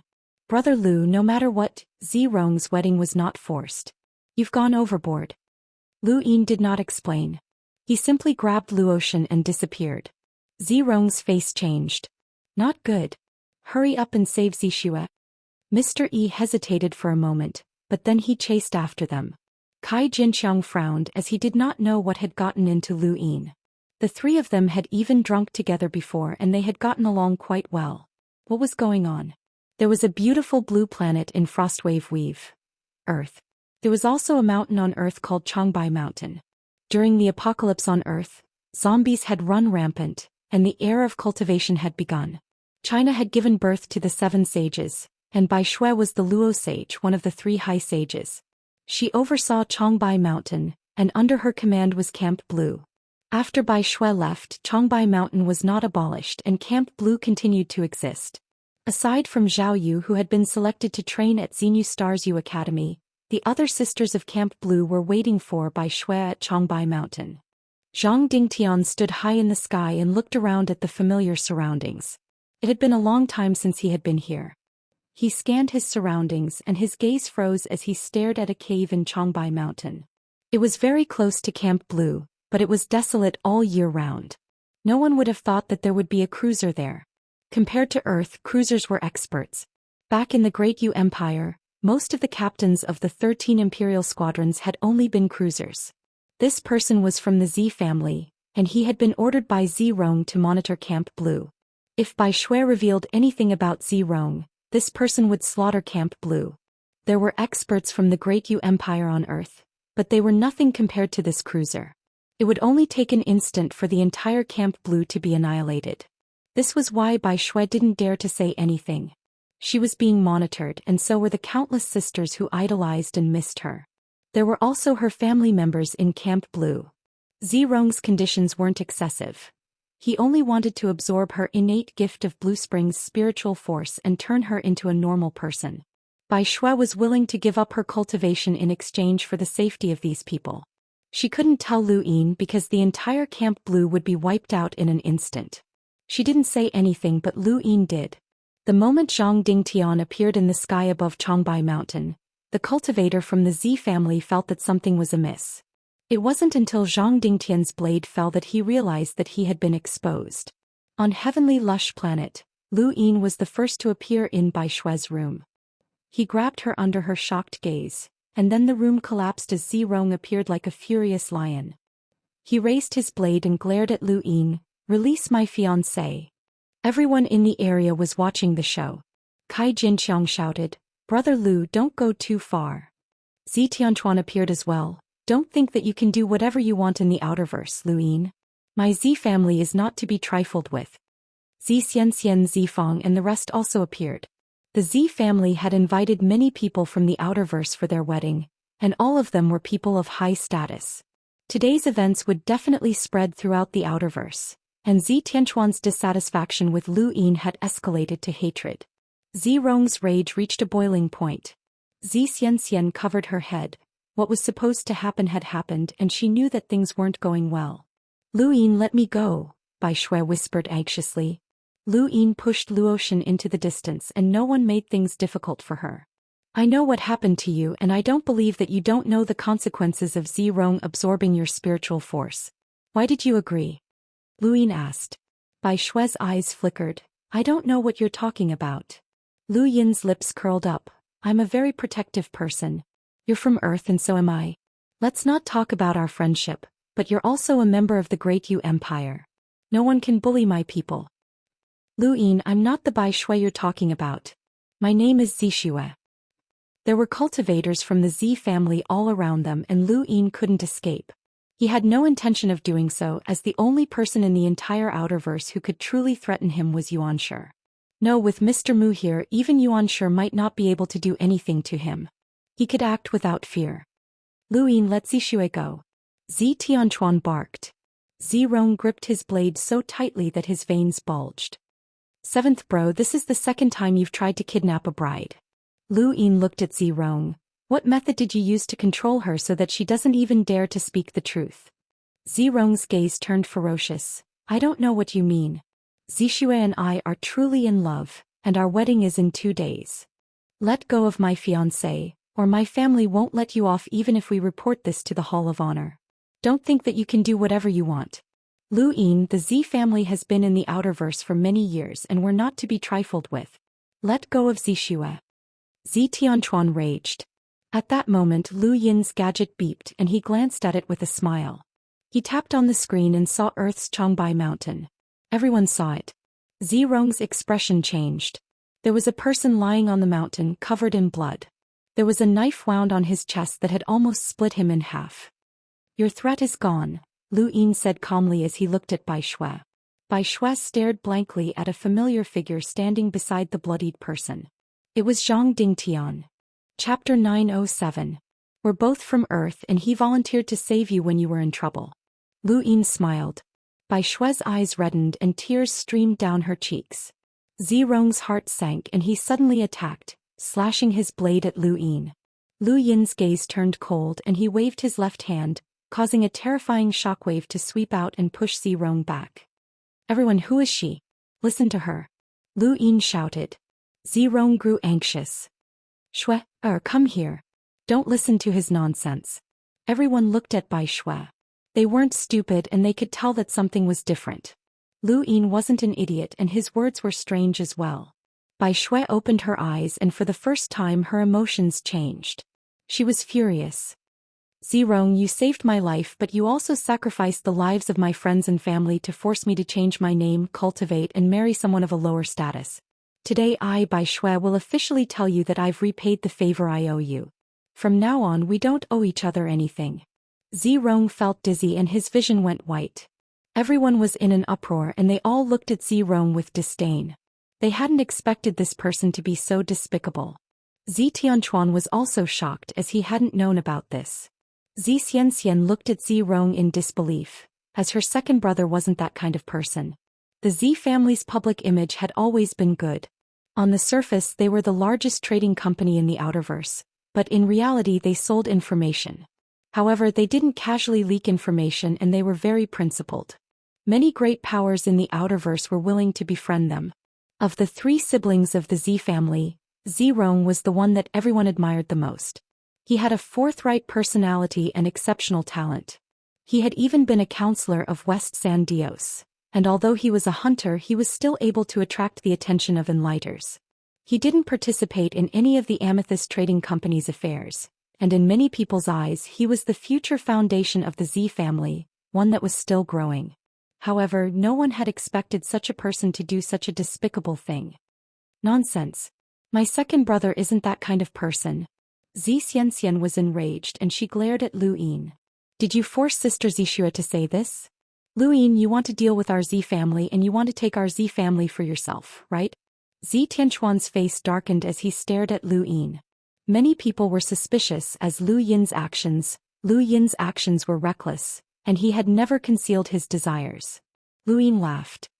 Do you think I can take over the Z family? I'm not that stupid. Tianchuan looked at Bai Shui. Shui, you know very well how I treat you. Don't be bewitched by Lu Yin. Our Z family has never let you down. Bai Shui looked at Tianchuan and said apologetically, I'm sorry, adoptive father, I didn't want to hurt the Z clan. You saved me and gave me my life. My debt to Zirong is cancelled, but I will repay what I owe the Z clan. What are you going to use to repay me? You were born as a member of the Z clan, and you'll die as a ghost of the Z clan. Roared Zirong. Z clan, capture them. Lu Yin donned his universal armor and faced the many cultivators from the Z family. Star energy gathered in his right palm as he unleashed a single sun. The scorching sun exploded. Mr. Yi stood in front of Tianchuan and the others, neutralizing the power of the sun. Zirong leaped through the void and slashed at Lu Yin, but Lu Yin waved his hand and deflected the blade. The Yu secret art was not something Zirong could block and Lu Yin kicked out. Zirong was smashed into the ground like a meteor. The Z family and Lu Yin were fighting and Bai Shui's words were still there. No one could say who was right and who was wrong. Perhaps Lu Yin had bewitched Bai Shui to find a reason to deal with the Z family, or perhaps Zirong had really done so. Kai Jianxiang didn't want to act either, as he believed that Zirong wasn't such a despicable person. However, he also believed that Lu Yin wouldn't deal with the Z family at this time. Even if he did, he would do so at a more appropriate time, such as on the day of the wedding. After all, whether it was now or on the day of the wedding, his actions had already made him an enemy of the Z family. Deep in his heart, Kai Jianxiang didn't want to make an enemy out of Lu Yin, as he felt that he owed him something. Don't protect me, go deal with Lu Yin, Tianchuan said to Mr. Yi. Mr. Yi gritted his teeth and leaped out to attack Lu Yin. Lu Yin put on his bracers and punched out. His strength was doubled and he broke through the void. A terrifying force swept out, focusing on Mr. Yi. Even Zephyr had been forced back by a single punch, let alone Mr. Yi. He couldn't withstand the enormous force and was sent flying. The shockwaves swept through the sky and into the universe, even destroying many spacecraft that were parked in space. Planet Tianmao trembled. The might of Lu Yin's punch had caused everyone to stop, and they didn't dare to attack again. Tianchuan clenched his fists, thinking about something. Below, Zirong walked out and he seemed to be in a strange state. He seemed to be suppressing something. However, when Lu Yin's gaze landed on him, he saw Bai Shui in Lu Yin's arms. An indescribable evil aura erupted from him, and he roared at the sky in an inhuman voice. His eyes became deathly still and his pupils turned gray. This was the Gray Eyes transformation. An indescribable chill swept through planet Tianmao, and everyone felt their scalps go numb. Something terrifying had appeared. Above the Z family's ancestral mansion, Tianchuan and the rest stared at Zirong in disbelief. Zirong had actually used the Grey Eyes transformation. Most people in the Outerverse didn't know what it was, but many of the people who had been invited by the Z family recognized it. That's the Neo-Human Alliance's battle technique, Corpse King transformation. The Z family's second young master is from the Neo-Human Alliance. It's actually the Grey Eyes transformation. He's a great enemy of humanity. The Z family is finished. Countless cries of alarm rang out and the onlookers' expressions changed. Even Lu Yin was shocked. He hadn't expected Zirong to have trained in the Grey Pupil transformation. Corpse King transformation was an ultimate battle technique that only Corpse Kings could train in. Zirong was clearly a living person, but he could still train in it. Second brother. Xianxia covered her mouth, her eyes red and her face pale. Fong, who had been gloating, felt his entire body go numb and he almost went limp. Once anyone was involved with the Neo-Human Alliance, it was no longer a personal matter but rather an entire clan. The Neo-Human Alliance was the greatest enemy of the entire human race, and if the Z family was in trouble, the Hall of Honor would not let them off. Kai Jinqiang was shocked. Why was Zirong acting like this? Zirong had gone completely insane and he only had eyes for Bai Shui. If he wanted to steal her away, no one would be able to stop him. He had been waiting for this day for a very long time. Ever since he had discovered that Bai Shui's innate gift of azure ice could fuse with spiritual force, he had been thinking of ways to gather spiritual force for her and force her to cultivate. He had been waiting for this day and he had his own goals. He needed to absorb the spiritual force in order to transcend and break free from his control. With a bang, Zirong rushed towards Bai Shui and grabbed out with one hand. His entire body had transformed. The Grey Eyes transformation could strengthen his physical body by 10 times. At this moment he was even more difficult to deal with than Mr. E. Lu Yin retreated with Bai Shui in his arms, but Kai Jinqiang appeared in front of him and struck out with a palm to meet Zirong's. With a bang, a shockwave surged into the clouds and tore through the sky. The two retreated at the same time. Zirong, wake up! Kai Jinqiang shouted angrily. He didn't have many friends and Zirong was one of them. Now that Zirong had become like this, Kai Jinqiang couldn't help but take action. Zirong roared, "Get out of my way. Bai Shui is mine." After using his Corpse King transformation, he couldn't even speak properly. He rushed forward again and attacked without thinking. Kai Jinqiang sighed and blocked Zirong by himself. No matter how Zirong attacked, Kai Jinqiang remained unmoved. Lu Yin raised his brows. Kai Jinqiang's strength had improved extremely quickly as well. As expected of someone who could force others of the same generation to bow their heads, the stronger he became. The members of the Z family stood in place in confusion, not knowing what to do. Tianchuan looked at the intense battle in the sky and gritted his teeth. Zirong has sided with the Neo-Human Alliance and betrayed the Z family and humanity. He has committed a heinous crime and belongs to the Z family. Capture him. If he resists, kill him without mercy. Xianxia was shocked and she hurriedly grabbed onto her father's arm. Father, don't. Second brother definitely didn't do this willingly. There must be a misunderstanding. Tianchuan didn't want this to happen either, but for the sake of the bigger picture he could only give the order. He shook Xianxia off and said, "Attack." Many of the Z family's cultivators attacked Zirong together. Zirong roared and attacked mercilessly, killing many of the Z family's members in an instant. Mr. E had no choice but to step in and cooperate with Kai Jinqiang. It didn't take long for Zirong to fall to the ground, but Zirong stood up again. His physical body was 10 times stronger than before, and with his willpower from cultivating the 1,000 army slash, he wouldn't be defeated so easily unless he was dead. Just as Kai Jinqiang and Mr. E were about to continue attacking, Zirong suddenly stopped in midair and spat out a mouthful of blood. His entire body trembled and his face contorted. He howled in anguish as his heart exploded. His eyes lost their luster and returned to human eyes, but they had lost all signs of life. His body slowly fell to the ground. The scene fell silent. Lu Yin looked at Zirong. He was already dead and his rune lines no longer existed. He was clearly so powerful, but his heart couldn't take it. There was definitely something wrong with a living person cultivating the Corpse King transformation. To the side, Bai Shui was sorrowful. No matter what, Zirong really did like her and he hadn't planned on killing her. He had even saved her. This debt wasn't something that could be settled so easily. Xianxia mourned, second brother. Zifeng closed his eyes. No matter what their relationship had been, blood was thicker than water, and Zirong's death was hard for him to accept. Tianquan's body trembled and he clenched his fists tightly. He looked up at Lu Yin with a gaze that could eat him alive. Lu Yin met Tianquan's gaze and frowned. He had become the Z family's mortal enemy today. He had thought that he would become Aegis's mortal enemy, but now that he had become Aegis's master, he had helped the Z family become his mortal enemy. Life was truly mysterious and no one knew what would happen in the future. With Zirong dead, the wedding was naturally over. If nothing unexpected happened, the Hall of Honor would be involved in the investigation, and the entire Z family would face disintegration. If this wasn't handled properly, they would be destroyed like Darkstar Gorge. Lu Yin was chased away by Tianquan, and Xianxia looked at him as if he was an enemy. Lu Yin didn't regret his decision. He had to save Bai Shui. This was his principle. The others were politely sent away by the Z family and planet Tianmao was sealed off. Chapter 908. It was worth mentioning that Luotian had also been expelled by the Z family. She was a celebrity who had been groomed by the Z family to become the Jade Goddess.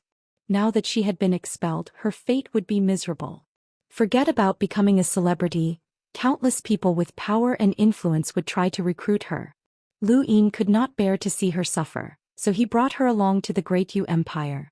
From then on she would be the star of the Great Eastern Alliance. Although the Great Eastern Alliance's influence was not as wide as the Z family's, it was still spread throughout the Outerverse. Bai Shui and Luotian followed Lu Yin to the Great Yu Empire. Kai Jinqiang left as well as he knew that Lu Yin was telling the truth the moment Zirong had used his Corpse King transformation. Kai Jinqiang felt apologetic as he had doubted Lu Yin in the past. This person was too straightforward and he had even apologized to Lu Yin, which made Lu Yin feel a little embarrassed. As for the Z family, even if they did not disband because of Zirong, they would still suffer in the future. Lu Yin considered whether or not he should act against the Z family, as they had already become his mortal enemy. If he left them alone, they might cause trouble in the future. Thank you for the trouble, Bai Shui whispered gratefully as she walked over to Lu Yin. Lu Yin smiled. It's fine. I've caused too much trouble, so one more won't make a difference. If you want to thank someone, you should thank Zhang Dingtian. If not for him, you would have been threatened. Bai Shui nodded. I know. Lu Yin was very curious about her experiences. Who took you away from the Great Yu Empire? Bai Shui shook her head. I don't know. Her answer was the same as Zhang Dingtian's. The Hidden Earth organization had not told them anything, which was strange. Taking them away was equivalent to training them and increasing their strength, but they had not told them anything about Earth. Were they not afraid that they would grow stronger and not feel grateful to the Hidden Earth organization? You said that you killed Lu Xiaoga? Bai Shui muttered to herself. Lu Yin smiled. Do you care about him that much? Bai Shui's gaze turned cold. He abandoned Earth and betrayed us. Even if you didn't kill him, I would have killed him myself. What's your relationship with him? Lu Yin asked. Bai Shui fell silent and did not answer. Lu Yin did not ask any more questions. They were heading back to the Great Yu Empire and Bai Shui wanted to visit Earth. In the distance, Luotian nervously walked in with drinks. Sister Bai Shui, be big brother Lu. The two of them turned around and Lu Yin was stunned. Luotian was wearing a thin pink muslin dress, and her long golden hair cascaded down her back. She was as beautiful as a painting and Lu Yin was momentarily breathless. When she saw the surprise in his eyes, Luotian suppressed her nervousness and felt a little smug. Brother Lu, here's a drink. Bai Shui looked at Luotian meaningfully, then at Lu Yin before leaving with the drinks. Lu Yin smelled an intoxicating fragrance, but the woman beside him was even more intoxicating. Luotian was an absolute beauty to begin with, or else she would not have become the most popular celebrity in the Outerverse. There were too many people who coveted her, and her heart was now with Lu Yin. The girls who had appeared around Lu Yin were all beautiful, but none of them were as brazenly seductive as Luotian. Luotian was ready to throw caution to the wind. She liked Lu Yin, and from the time she had been rescued on Xenu Star until now she wanted to be with this man. Lu Yin coughed. When we return to Xenu Star, I'll arrange for someone to protect you. You'll be the Great Eastern Alliance's ambassador. Luo Xian obediently agreed and stood beside Lu Yin. She looked up at the stars, not wanting to leave. To her, being able to stand beside this man for even a second was bliss. The spacecraft entered Xenu Star's space station, and Lu Yin had already asked Huan Sha to arrange for someone to pick up Luo Xian. Bai Shui boarded another spacecraft and headed to Earth.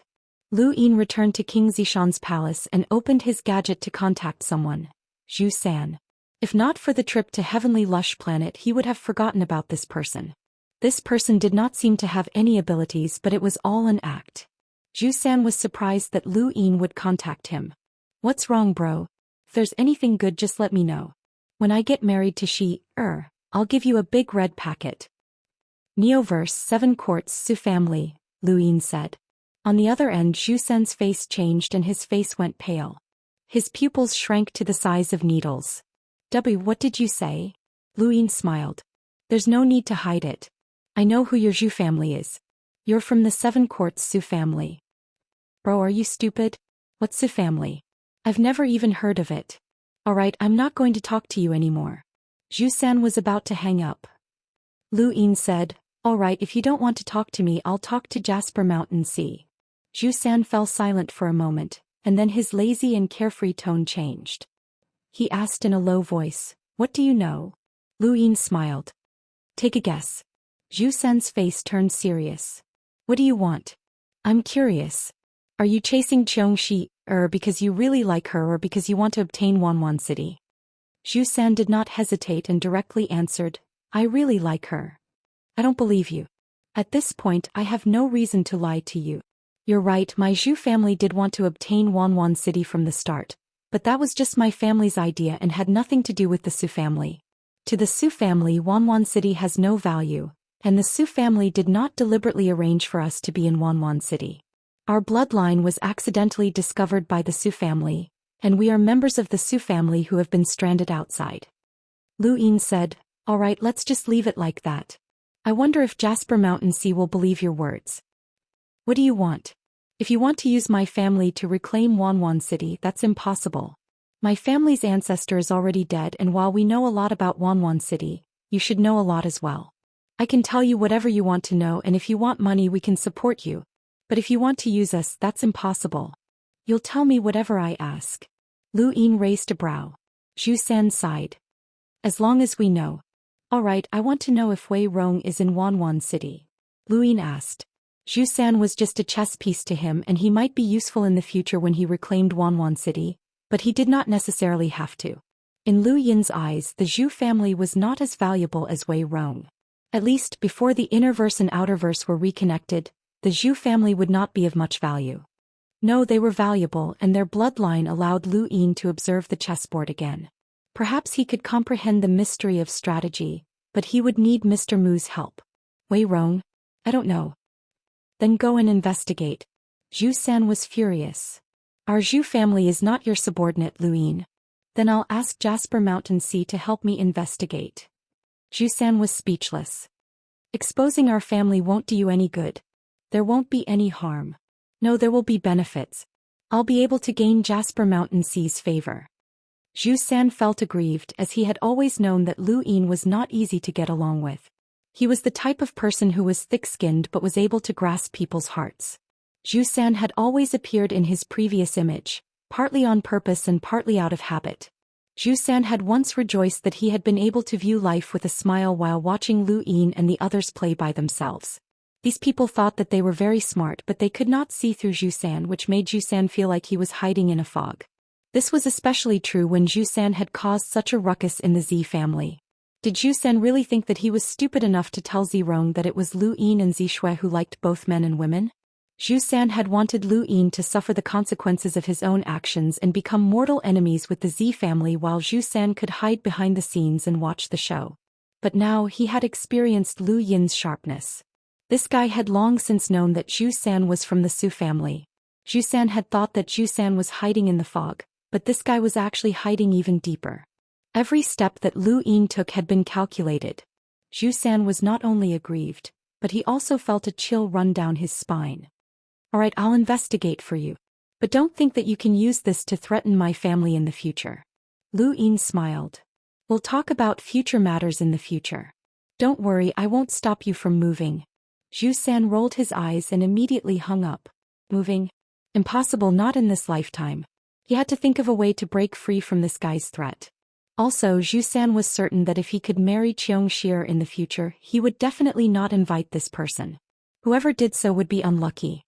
It would be fine if the marriage was not consummated, but if his wife was taken away, that would be disgusting.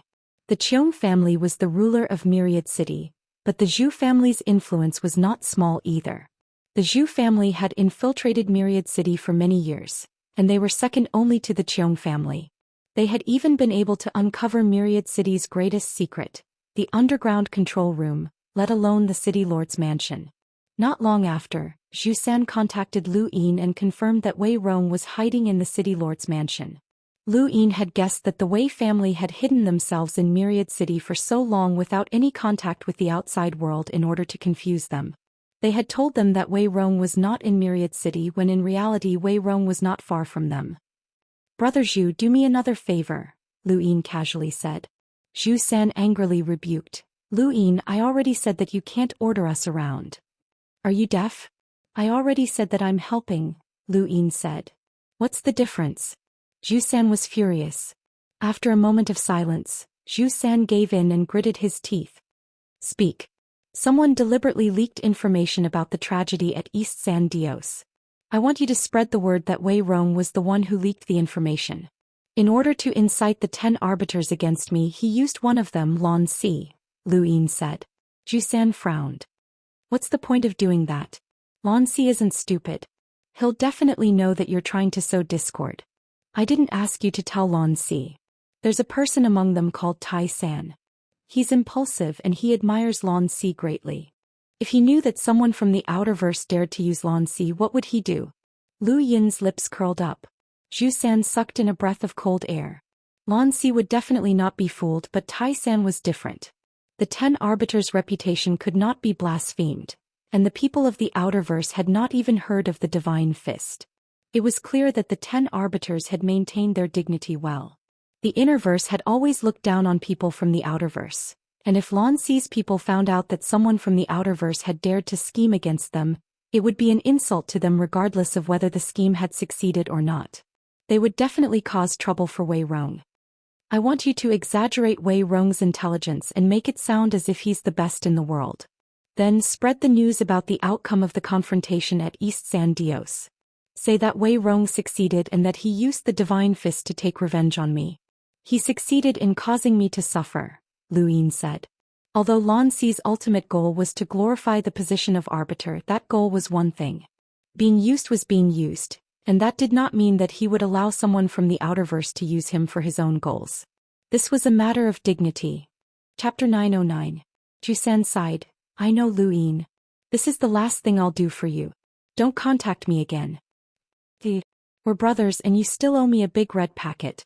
Zhou Xian felt sick and hung up. Bamboo Jie frowned. Lu Yin definitely won't let us off. He'll only use us more and more in the future, and he'll definitely use us to deal with the Qiong family. Father, are you sure that Lu Yin will deal with the Qiong family? Bamboo Jie answered with certainty. Definitely. His ambition is too great and he won't let go of anything in the outerverse. The 72 weaves have long since become part of his territory. He's not easy to deal with, especially now that his momentum has been established. Unless the Hall of Honor stops him, no one else will be able to deal with him. Then what should we do? Zhou Xian asked worriedly. Bamboo Jie rubbed his forehead. There's actually such a person in the outerverse. Throughout the universe's countless years of history, there hasn't been such a person before. Someone whose cultivation talent can rival the 10 arbiters is actually interested in power, and he's even well-versed in the art of trickery. How did such a person appear? Father, do we do what he just said? Zhou Xian asked. Zhu Jie nodded. Do as he says. Although this person is extremely ambitious and ruthless, those who work for him are treated well. He can fall out with the Z family for Bai Shui, and he can argue with an elder of the Taiyamo Palace for Peach. He can even go to the Taiyamo Palace personally. This kind of person has a bottom line and is very protective of his own people. Zhou Xian's eyes widened. Father, you're not going to help him, are you? Zhu Jie looked at Zhou Xian seriously. Right now, our Zhou family's position in Myriad City is getting lower and lower. Our ancestor is dead and the innerverse and outerverse have been separated. The Qiong family is wary of us and our strength is being suppressed. If this continues, there are only two possible outcomes. We can either leave Myriad City in a sorry state, or we can be destroyed by the Qiong family. I don't want to see either of these outcomes. We need to wait for the innerverse and outerverse to be reconnected, and then we can contact the main family. Lu Yin is a very protective person. If we board his ship, the Qiong family won't dare do anything to us. Zhou Xian was conflicted. But this person wants to deal with the Qiong family and steal Myriad City. We also wanted to steal Myriad City from the start. But we can't do it. Since we can't do it, we have to let go. We have to use his background to make the Qiong family feel apprehensive.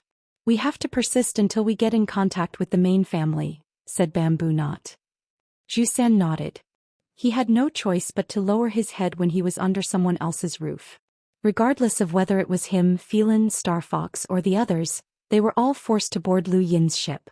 None of them realized that the ship was growing larger and larger as if there was a trend. More than 10 days later, a group of people from the Great Mountain Dojo arrived at Myriad City. They blocked the entrance of the city lord's mansion and demanded that they hand over Wei Rong. Xianxia walked out of the city lord's mansion. At the same time, the protective shield of the Thousand Cities was activated. The ground was shaking as if a monster was about to awaken. Elder Iron's expression changed. He had long since heard that Myriad City was a war fortress, and during the battles at the borders of the Endless Weave, it had even been able to unleash a power that even the envoys feared. It was a colossus that could not be provoked in the outerverse, and now that he had seen it with his own eyes, it seemed to be true. I am Myriad City's city lord, Xianxia. May I know why you have graced us with your presence? Xianxia asked as he looked at Elder Iron. This person was a powerhouse that far surpassed Xianxia. Lan Si's group had caused a huge commotion when they arrived in the outerverse, but aside from Lan Si, most of the others had remained hidden. This was also the Hall of Honor's intention, as this group had come from the innerverse. Their arrival had caused many speculations, and many people from the outerverse were currently wandering the astral river in search of the entrance to the innerverse. As for the war in the innerverse, the people from the Great Mountain Dojo and the Sea King's Dome had not mentioned it. Master Yuan had also taken the cultivators from the Greyweed continent away for the same reason. He wanted to seal off the news of the innerverse invasion and prevent the outerverse from becoming chaotic. Although many people already knew about the war in the innerverse due to the border battles, the average person was still unaware. I am an elder from the Greyweed continent's Great Mountain Dojo. My surname is Iron, and the city lord may address me as Elder Iron. Xianxia politely asked, May I know why Elder Iron has graced Myriad City with your presence? Elder Iron's tone was cold. I've heard that there's a brat from the outerverse called Wei Rong who is very smart. He used the East Sandios incident to sow discord between our young master and the Great Eastern Alliance's Lu Yin. Xianxia's expression changed. Is there some sort of misunderstanding here? Tai San walked out from behind Elder Iron and spoke in an unpleasant tone. There's no misunderstanding. That Wei Rong actually dared to sow discord and even announced that he's the smartest person in the outerverse. What arrogance! City Lord, please hand him over. Xianxia frowned. I'm sorry, but Wei Rong isn't in Myriad City. Elder Iron shook his head. City Lord Qiong, I respect you as the City Lord of Myriad City and have given you face, but please give me face as well. Don't make enemies for a brat. Xianxia's eyes flickered. At this moment Xianxia walked out and looked at Elder Iron. I'm sorry, but Wei Rong isn't in Myriad City. We've already discussed this. Tai San angrily shouted. Someone has confirmed that he's in the City Lord's mansion. Is that so? Even I, a member of the City Lord's mansion, don't know of Wei Rong's existence. Who else does? Please come out and take a look, Xianxia retorted, and her tone was not polite at all. Elder Iron looked at Xianxia, and his pressure descended. Xianxia snorted, and the ground shook even more violently. This is Myriad City. Please be careful. Elder Iron clenched his fists and sneered. Fine. Since the City Lord is unwilling to hand him over, then we'll wait. Your people from Myriad City can forget about leaving. Pass down the order to surround Myriad City, and no one is allowed to leave without permission. Xianxia was furious. Do you really think that Myriad City is easy to bully?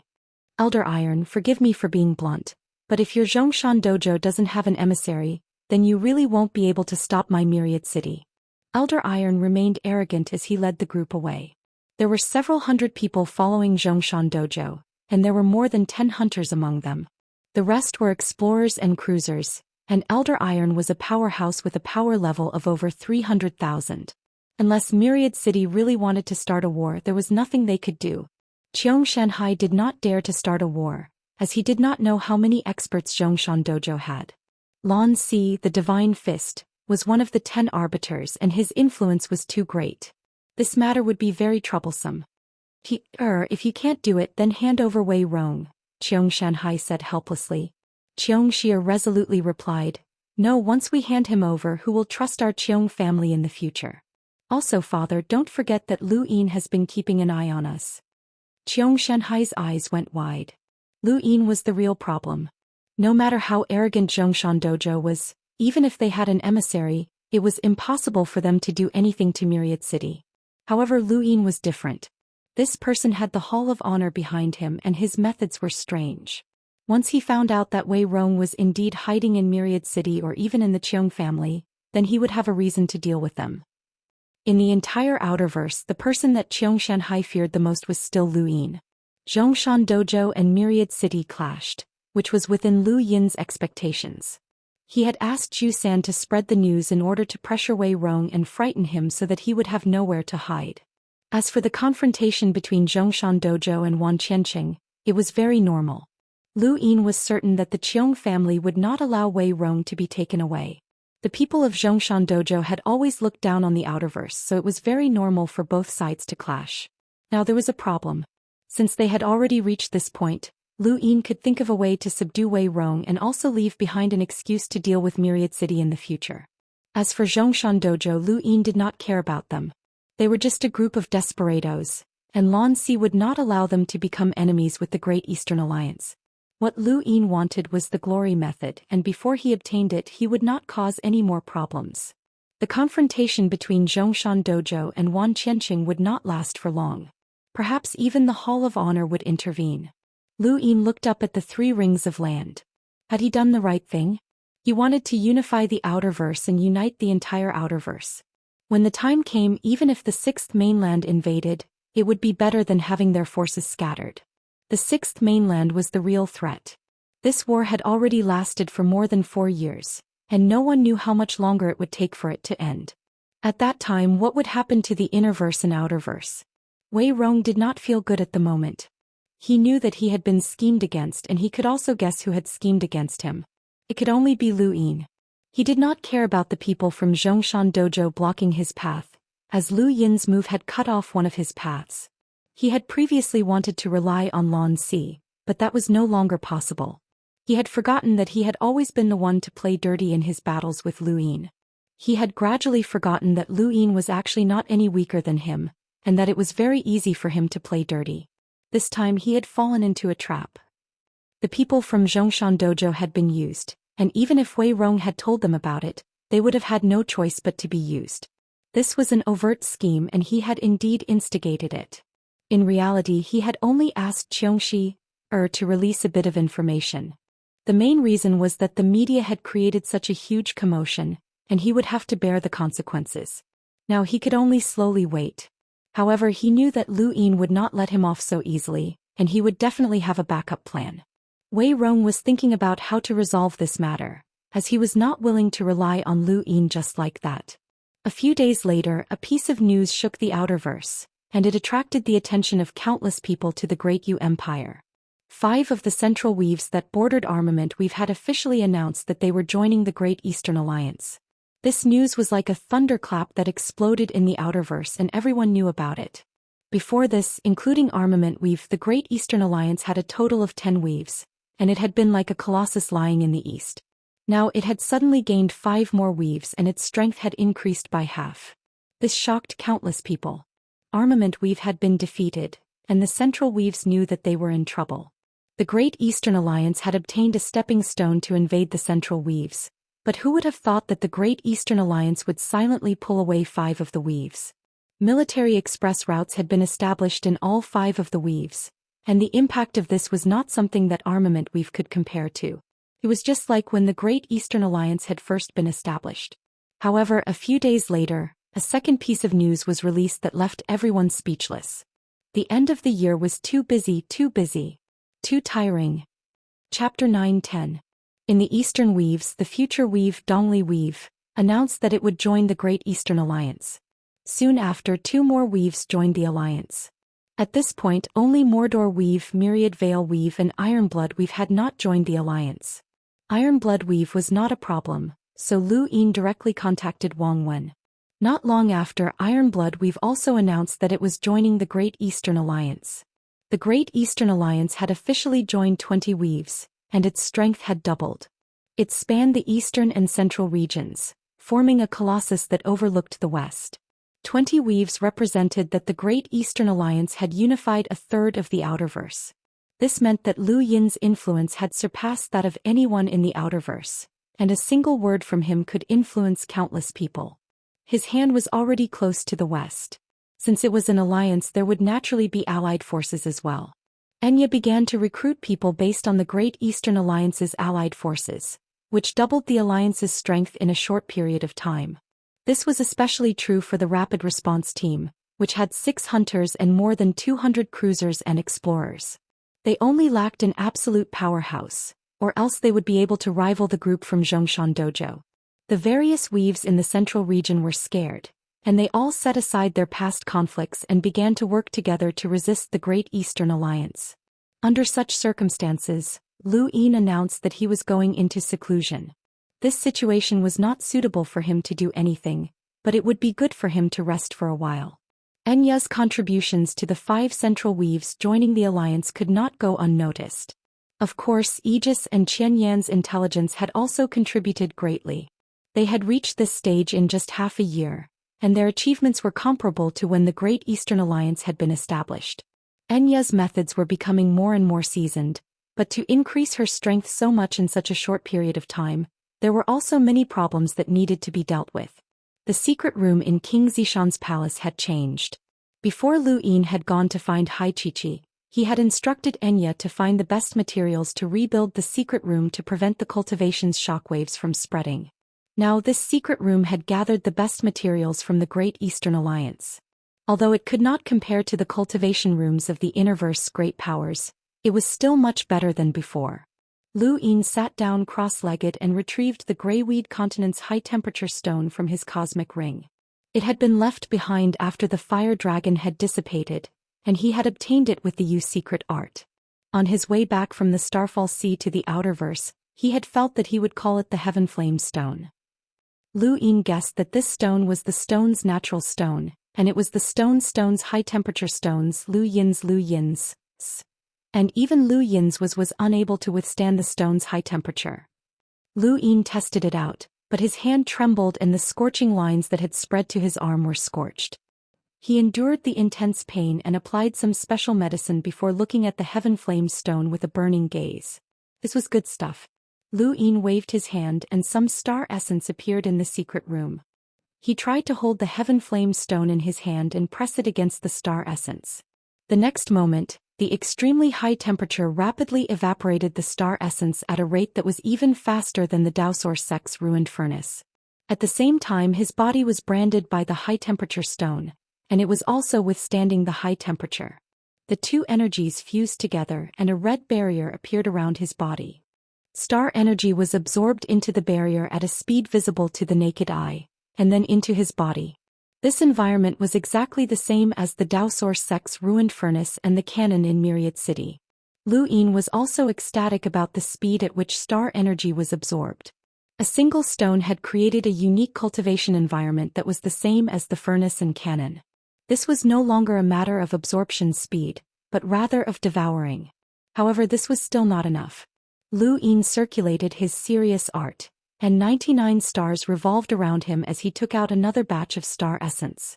As more star essence evaporated, the red barrier grew larger, and with the addition of his serious art, the star essence on the ground was completely gone.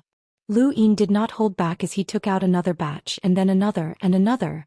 There were countless cultivation methods in the current universe, and someone must have found a way to rapidly absorb star energy like Lu Yin's. Lu Yin knew that his own cultivation speed was very fast, but he did not neglect others.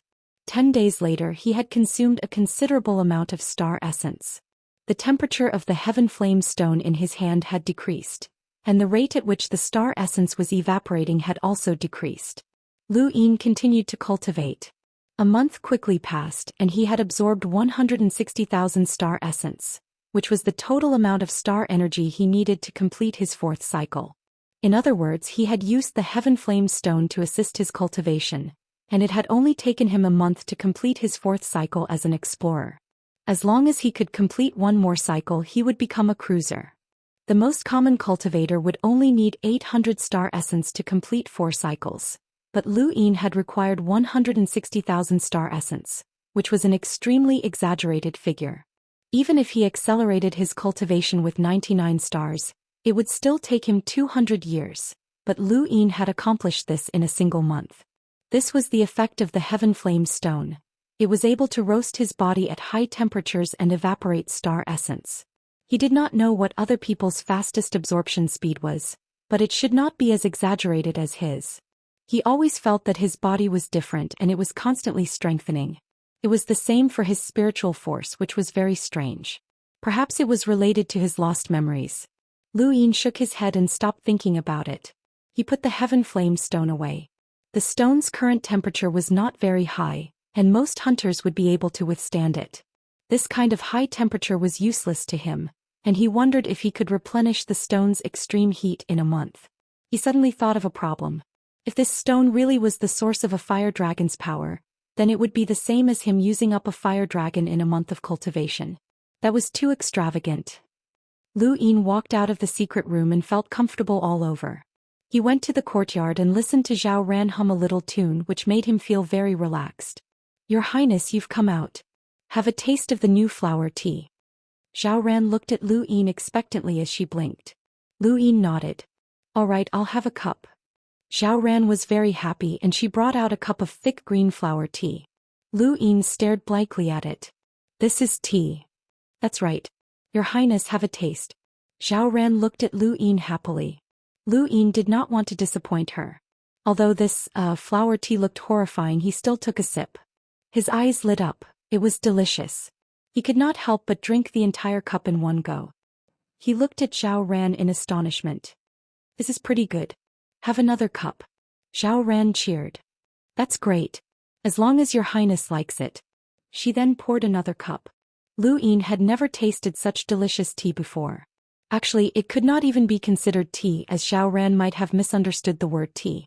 This tea was more like a beverage, and it tasted even better than the drinks he had at the Daystar Line and the Amethyst Company. "Zhao Ran, make more of this flower tea in the future," Lu Yin said. Zhao Ran hurriedly complied, feeling a sense of accomplishment. After resting for half a day, Enya heard that Lu Yin had come out of seclusion and immediately requested an audience. "Your Highness, our Great Eastern Alliance now encompasses 20 weaves, and the military express routes are being constructed. The previous alliance army's numbers are insufficient, and I feel that we should expand the army. Aside from the current First Alliance Army and the Express Response Force, we should also expand a few more legions to prepare for war." "You said a lot."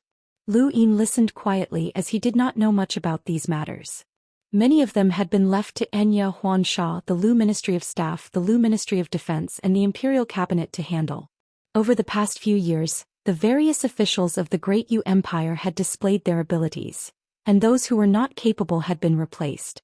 Unfortunately, although Enya had military capabilities, she was still too inexperienced. There were many things that she did not dare to do, so she could only ask for Lu Yin's advice. Lu Yin did not know much about this, but he thought of Wang Wen, who was a true military genius. He had been able to calculate the strength and speed of the astral beast domain's reinforcements just by relying on battles. His intelligence was terrifying. "Your Highness, in the east only the Mordor Weaves and Myriad Veil Weaves have not joined our alliance. The rest have already joined," Enya reported. Lu Yin grunted in acknowledgement and then called Gong Ling in front of Enya. The call quickly connected, but it was not from Gong Ling but his son Gong Cho. "Hello, Alliance Leader Lu. Where's Headmaster Gong?" Lu Yin asked. Gong Cho replied, "The headmaster is in seclusion. Alliance Leader Lu, you can tell me if there's anything. I'll pass on the message when he comes out." Lu Yin's lips curled up. "He's in seclusion again. When will Headmaster Gong come out?" Gong Cho apologetically replied, "I'm not sure. If Alliance Leader Lu has anything to say, I'll pass on the message when the headmaster comes out." "There's no need. I'll personally go to Taimo Hall to meet Headmaster Gong." Lu Yin's tone changed and there was a chill in it. Gong Cho was shocked. "Alliance Leader Lu, is there something urgent?" "Something like that. I need to talk to Headmaster Gong," Lu Yin said in an unquestionable tone. His attitude was completely different from when he had first met Gong Cho. Back then, Taimo Hall had Ancestor Arrow Mountain and 3 Enlighters. They had a powerful foundation and were one of the 3 powers in the Outerverse that could not be provoked. Now, even if Ancestor Arrow Mountain was still alive, Lu Yin would not care, let alone dead. It was not that he wanted to do anything to Taimo Hall, but Gong Ling had personally confirmed that as long as the Great Eastern Alliance covered 20 weaves, Taimo Hall would join. Now trying to stall for time was somewhat unwise. Gong Cho could hear Lu Yin's anger and he helplessly said, "Since Alliance Leader Lu has something urgent to attend to, then I can only ask the headmaster to come out of seclusion in advance. Please wait a moment." Not long after, Gong Ling's voice rang out. "I heard that Alliance Leader Lu is looking for me. Is there something urgent?" Lu Yin found it funny as Gong Cho was still pretending. "Headmaster Gong, do you remember what you promised me?" Gong Ling was confused. "Alliance Leader Lu, please speak clearly." "As long as my Great Eastern Alliance covers 20 weaves, Taimo Hall will join." "Headmaster Gong, you haven't forgotten, right?" Gong Ling fell silent for a moment. "Alliance Leader Lu, you're making things difficult for me. Taimo Hall has been passed down since ancient times, and our ancestors have instructed us not to participate in any power disputes. Alliance Leader Lu, this..." "Headmaster Gong, you were very straightforward when you agreed to that promise," Lu Yin said unhappily. Gong Ling did not reply. Lu Yin raised a brow. "It seems like Headmaster Gong doesn't want to keep his promise." Gong Ling was helpless. "That's not it. I did promise Alliance Leader Lu that time. Alright, my Taimo Hall, Moto Weaves and Myriad Veil Weaves will join the Great Eastern Alliance from today onwards. I will immediately announce this to the public." Genius memorized this website's address in 1 second. Mobile version of the website. Chapter 911. Gong Ling's words delighted Lu Yin.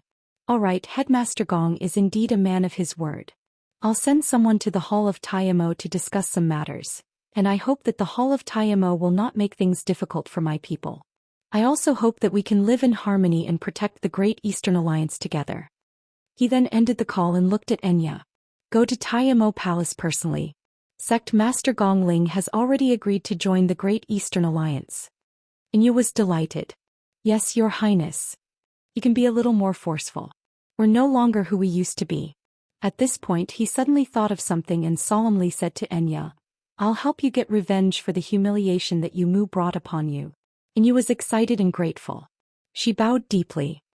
"Thank you, Your Highness." On the other side, in the Hall of Taimo, Gong Ling put down his gadget and sighed. In the end he couldn't escape, but this was also good.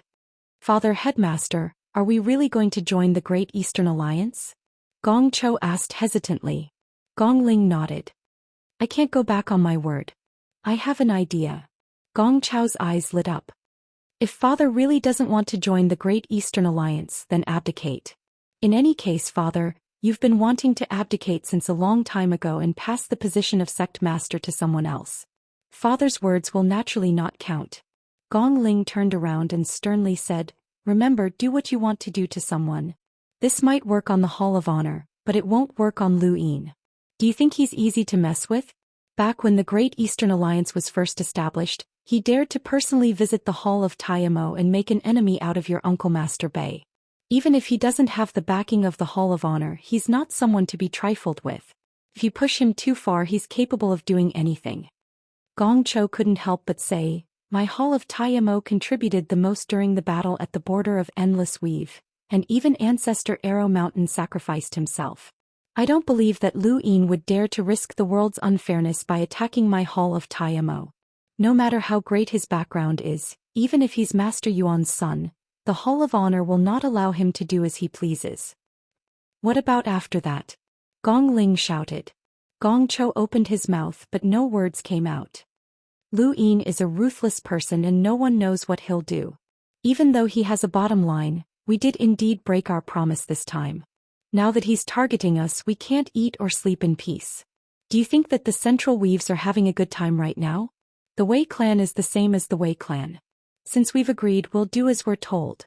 At the very least, we'll be praised for keeping our word. Besides, joining the alliance isn't that big of a deal. The ancestral teachings can be changed, Gong Ling said. Gong Cho nodded. It wasn't that he hated Lu Yin, but rather that he didn't want to go against his ancestors' teachings. Otherwise, if something went wrong in the future, they would become the sinners of the Taiyamo Palace's history. There was a high possibility that something would go wrong. Although Gong Cho didn't know Lu Yin that well, this person seemed to always be able to stir up trouble. For example, he had forcefully disrupted the wedding of the Amethyst Trading Company's second son. Even now, the Amethyst Trading Company was still under investigation by the Hall of Honor. Even if they managed to survive this ordeal, their strength would plummet, and they would no longer be one of the 4 major corporations. There were too many such examples. Wherever he went, there would be problems. After contacting the Hall of Taiyamo, the next person to contact was Wang Wen. Wang Wen had already guessed that Lu Yin would contact him, and a sly smile appeared on his face. Chess bro, you're more capable than I thought. Lu Yin smiled and looked at Wang Wen on the screen. Join me, let's have some fun. If we're going to have fun, then let's have fun. I want to know where you've set your sights on. Is it just the Outerverse? Wang Wen asked as he stared at Lu Yin. Lu Yin took a deep breath and lazily stretched out his arms. Whatever. You can play however you want. It's good to have a goal, but sometimes it's also good to have no goal. Wherever you look, it's only me. Earth. Wang Wen laughed. Chess bro, you're too arrogant. Do you want to leave your name in history? Lu Yin's expression changed and he looked at Wang Wen. I don't want to leave my name in history. It's that I don't dare to leave my name in history. Wang Wen's expression changed slightly. All right, it's a pleasure working with you. From now on, I, Wang Wen, will be the chief strategist of the Great Eastern Alliance and the Great Yu Empire. I'll contact Enya and at the same time I'll give you a present. You'll definitely be happy. After ending the call, Lu Yin gave Enya a few instructions. Enya wasn't too willing to accept Wang Wen's leadership, but she couldn't refute Lu Yin's orders. Wang Wen was very efficient, and Enya had given him all sorts of information about the Great Yu Empire that day.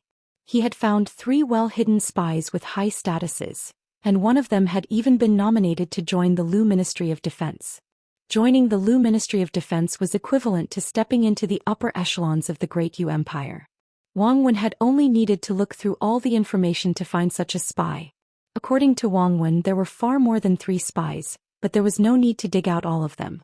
They could be useful in the future. And the spies that Wang Wen had dug out were the ones that could truly cause the Great Yu Empire to suffer losses. Wang Wen's abilities weren't limited to just that. He had spent several days revising the regulations, adjusting the military's deployment, and establishing a new legion. Enya was dumbfounded as she couldn't imagine how someone who had never been to the Great Yu Empire could accomplish all of this. Although Lu Yin was very confident in Wang Wen, he didn't believe that the man could be so godly. The only explanation was that Wang Wen had been observing the Great Yu Empire for far too long. Even if Lu Yin hadn't actively sought him out, Wang Wen would have found a way to do so. Some people weren't suited to being cooped up in one place for their entire lives. Ironblood Weave was just a place where Wang Wen cultivated. Of course, he wasn't cultivating his battle prowess but rather his brain. Wang Wen had given Lu Yin a suggestion. Find a way to contact Endless Borders. Although Endless Borders didn't reveal much about itself, they had access to many secret routes, and any one of these routes was priceless. Most importantly, they had a great understanding of the astral wilderness. Humans were always fighting amongst themselves, but in reality the universe was vast and boundless.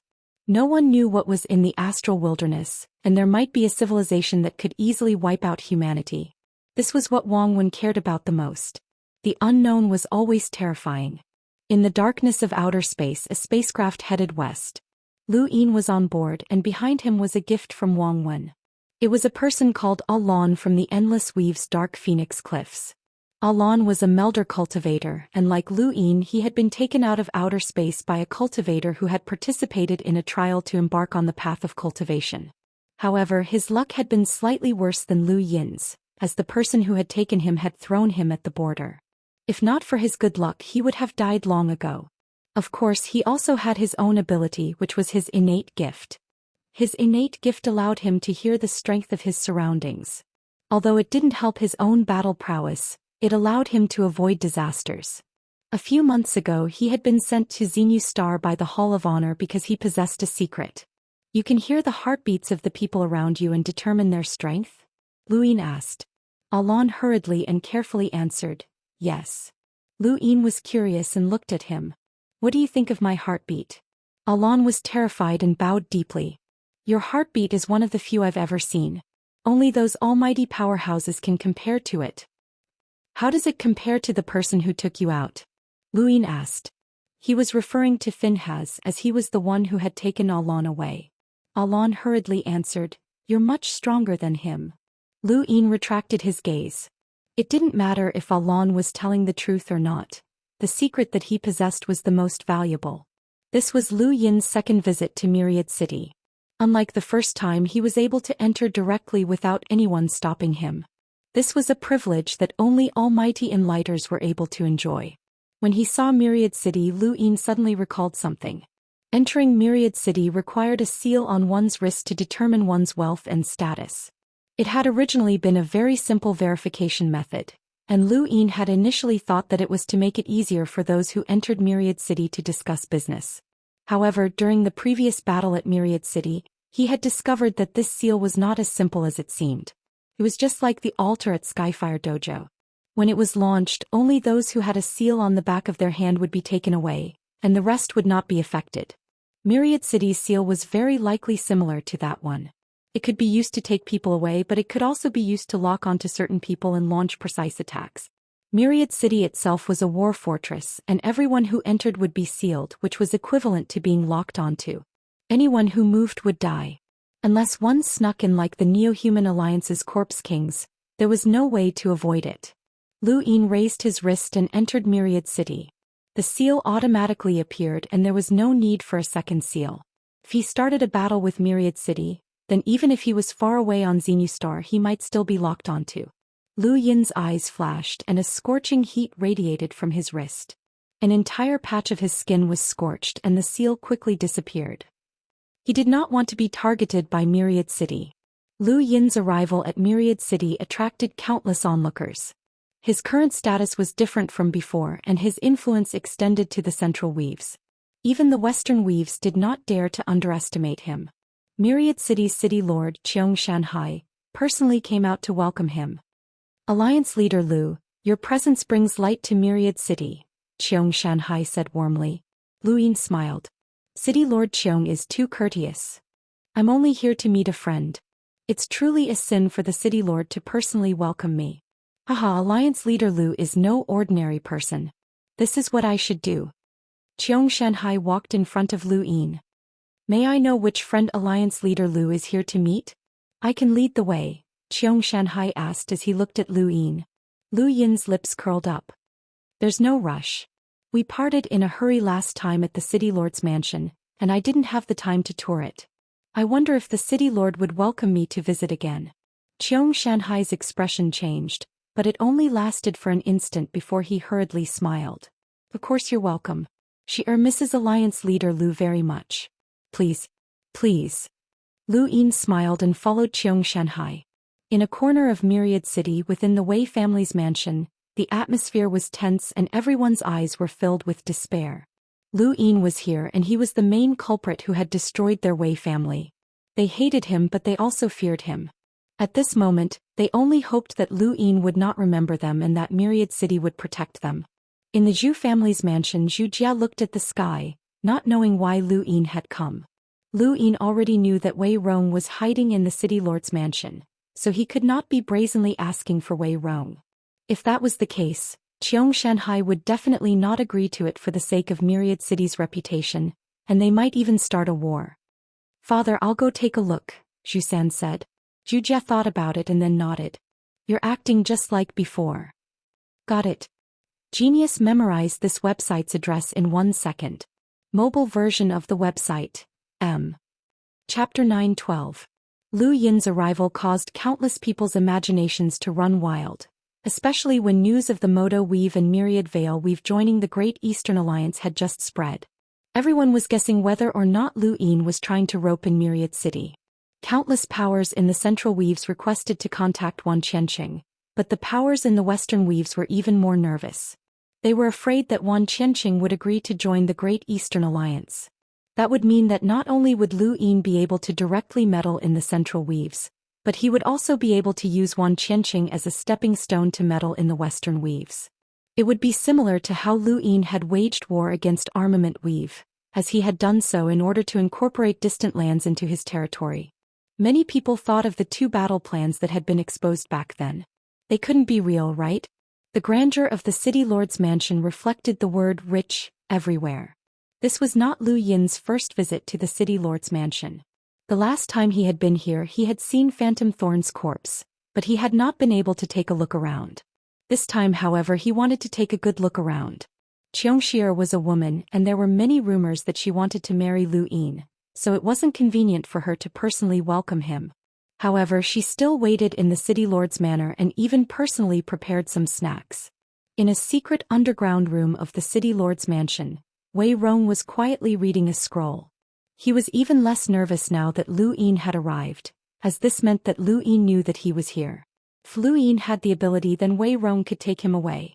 He followed Xianxia into the residence, where Xianxia had a maid carry some snacks and wait for him. Brother Lu, why didn't you tell me in advance that you were coming? I could have prepared more desserts. Xianxia pretended to reprimand him as she personally took out a dessert and handed it to him. Today she was dressed exceptionally beautifully. She had changed from her usual male attire to female attire. Her already beautiful appearance was even more meticulously dolled up, making her exceptionally alluring. As he looked at the desserts that Xianxia had brought over, he suddenly had the feeling that if he married this girl, Yenner would be taken advantage of. When he thought of this, he laughed dryly. I'm not hungry and I don't really feel like eating. Miss Xia, you don't have to be so polite. Xianxia rolled her beautiful eyes and looked at Jasper Mountain Sea. Father, you can go ahead. Brother Lu is my friend, so I'll show him around. She then looked at Lu Yin. Brother Lu, you don't mind, right? Lu Yin smiled. That would be for the best. Please help yourself, City Lord. Xianxia said, if that's the case then I'll be rude. Show Alliance Master Lu around. Xianxia replied. After Jasper Mountain Sea left, Xianxia's expression changed, and she waved a hand to dismiss the surrounding people. She then looked at Lu Yin solemnly. Brother Lu wouldn't have come here for no reason. Tell me, what's your goal? Lu Yin was puzzled. Everyone knows your personality. How did you become like that? And he's wearing female clothes? Xianxia smiled slyly. If I don't do that, how can outsiders be sure that I like Brother Lu? Lu Yin was curious. What's in it for you? Of course there are fewer flies, Xianxia said. Son-in-law of Myriad City? That's a very attractive title. It looks like you've made quite a few enemies for me. Xianxia smiled. Brother Lu won't care. In the entire Outerverse, there's only one person of the same age that Brother Lu cares about. The 10 Arbiters, the Divine Fist. Lu Yin's eyes narrowed. Wrong. He's not the only one. I care about you, Wang Wen, and even the one hiding in your residence. Xianxia's expression changed. The one in my residence? Brother Lu, are you sure? Lu Yin looked up at the sky. Have him come out. I'll have a chat with him. Don't worry, I won't fight. I'll just talk. Xianxia frowned. Brother Lu wants to use his family to threaten him? Lu Yin shook his head. I'm not that despicable. It has nothing to do with his family. Alright, have him come out. Xianxia gave a few instructions to her gadget. Since Lu Yin had come, then he must have absolute confidence. There was no need to hide anything from him, and she also wanted to see how Lu Yin was going to take Wei Rong away. Lu Yin had originally wanted to use Zhou Xian to expose Wei Rong's use of Lan Si to force Wei Rong into submission, but the gift that Wang Wen had given him made it so that he did not need to do so. However, this had also brought trouble to him as he would have to deal with the people from the Great Mountain Dojo. However, this was a small matter. While the Great Mountain Dojo dared to cause trouble for Myriad City, they definitely would not dare to cause trouble for Lu Yin. Wei Rong calmly walked towards Lu Yin, and there were no visible fluctuations in his expression. After the battle that had wiped out the Wei family in Armament Weave, this was the first time the two had met, and it was also the first time they had spoken. I believe that you have the confidence to take me away. Tell me, Wei Rong said calmly. Lu Yin looked at Xianxia. Xianxia frowned as she did not want to retreat. If she hears this, it won't do you any good, Lu Yin said to Wei Rong. Wei Rong looked at Xianxia. Sorry. Xianxia snorted and then turned to leave. After Xianxia left, Lu Yin and Wei Rong exchanged glances. Wang Wen has joined the Great Eastern Alliance. Wei Rong's eyes flashed. That's not surprising. Looks like I was his gift to you. What did he do? Lu Yin waved his hand and Alon, who had been following them from a distance, walked over. He had an apprehensive expression on his face, and he was so nervous that even his breathing was ragged. He was just an ordinary cultivator who had been abandoned at the border, and he had never been to a place like Myriad City before, much less the city lord's mansion. Wei Rong did not recognize Alon and his gaze was lost. Alon, introduce yourself, Lu Yin said calmly. Alon swallowed and under Wei Rong's puzzled gaze he said, My name is Alon. I was brought out of my hometown during the Dark Phoenix clan's trial and embarked on the path of cultivation. I'm now a melder and we've met before. Wei Rong's gaze was lost. We've met before? Alon nodded and then whispered, Dark Phoenix Cliffs. I've always been guarding there. Wei Rong frowned as he did not remember this person at all. Suddenly his expression changed and he stared at Alon, his face turning pale. Lu Yin's lips curled up. It looks like you've remembered. He then looked at Wei Rong in admiration. In the Outerverse, it's rumored that the Wei family is well connected and has produced many wise people. It's true. Others are still focused on their own weaves, but you've already set your sights on the Astral Wars. In order to prevent me from exterminating the Wei family, you actually deliberately attacked the technocracy and caused them to invade the human domain. Impressive. Wei Rong stared at Alon. What do you know? Before Alon could answer, Lu Yin said, He knows quite a bit and he's seen quite a bit as well. Do you know about his innate gift?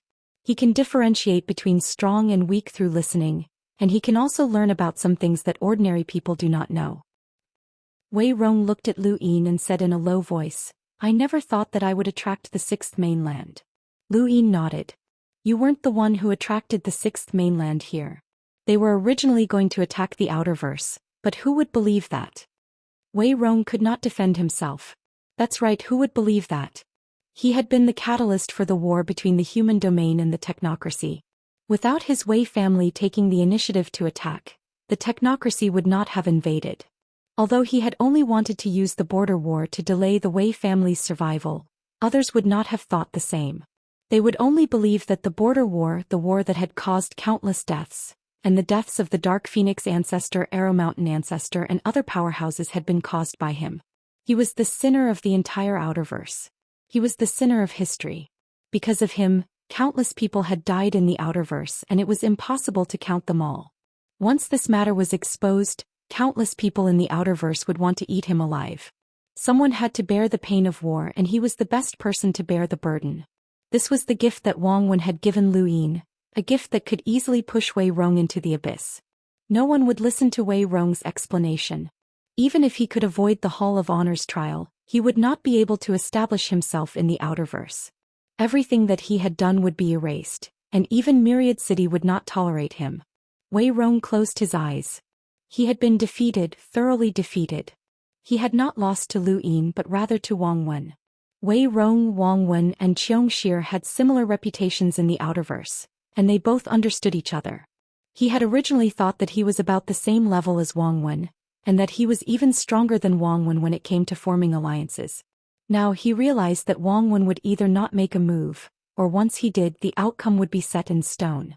Lu Yin was also amazed by Wang Wen's methods. This fellow had been observing Wei Rong for a long time, and Wang Wen had decided the outcome of the battle with a single move. No matter how smart Wei Rong was or how many tricks he had up his sleeves, it would be useless if he could not be tolerated by the human race. Wang Wen could make Wei Rong the public enemy of the entire human race. The Outerverse war was very lively and Wang Wen had always been an outsider. However, at this moment he had become the deciding factor. Wei Rong sighed. I'm joining the Great Yu Empire. Lu Yin's lips curled up. Welcome.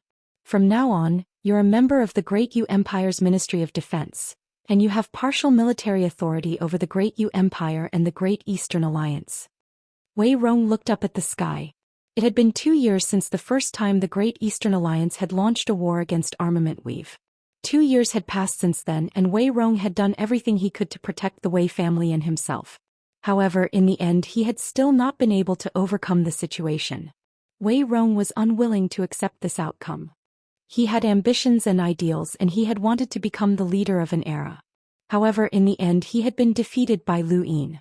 From now on he would help Lu Yin expand his territory. Although Wei Rong was unwilling to accept this outcome, he still sighed in relief. It was as if a mountain that had been pressing down on his head had finally been lifted. Wei Rong retracted his gaze and looked at Lu Yin. He bowed deeply. Your subordinate greets the royal regent. Lu Yin raised a hand to help Wei Rong up. All past grievances have been erased. Your Wei family members may return to Armament Weave. Many thanks, royal regent, Wei Rong replied. When Xianxia found out that Wei Rong had joined the Great Yu Empire, her gaze towards Lu Yin was filled with apprehension and vigilance. She understood Wei Rong too well and she did not know how Lu Yin had managed to accomplish this. At this moment her apprehension towards Lu Yin had reached an extremely deep level. Zhou Xian followed behind Xianxia, and he had just arrived when he found out that Wei Rong had joined the Great Yu Empire. His pupils shrank and he was also in disbelief. Lu Yin did not stay in Myriad City for long. Now that he had subdued Wei Rong, it meant that there were many things that he would no longer need to personally deal with in the future. Wang Wen and Wei Rong could be his blades and Enya Huansha and the rest of the imperial cabinet would be responsible for supervising him. Lu Yin's existence was merely that of a leader. Very quickly the Outerverse was in an uproar. The Wei family had announced that they were joining the Great Yu Empire, and Wei Rong had officially joined the Great Yu Empire's Lu Ministry of Defense. This news shocked countless people. Over the past few years, the biggest news in the Outerverse had been the border war and the war in the East, which had been the struggle between Wei Rong and Lu Yin. Now both had finally come to an end with Wei Rong's surrender. Please remember the domain name of this book, .com. Wonderful book mobile version website. Chapter 9:13. Right now the ones who were the most panicked were naturally the various great powers in the Central Weaves. Wei Rong had been contacting them all this time, and now that even Wei Rong had surrendered, their morale had taken a huge hit. Under such circumstances, some people proposed to imitate the Great Eastern Alliance by establishing a coalition army and establishing a military express channel. At first, some people objected to the proposal, and they stated that doing so would be tantamount to establishing an alliance. However, in the end the proposal was passed. The Great Eastern Alliance was like a sleeping monster that could swallow them up at any moment. To put it nicely, they would be joining the alliance, but to put it bluntly, they would have to accept Lu Yin's leadership. A single word from Lu Yin could affect the resources of their respective organizations, which was something that no one wanted.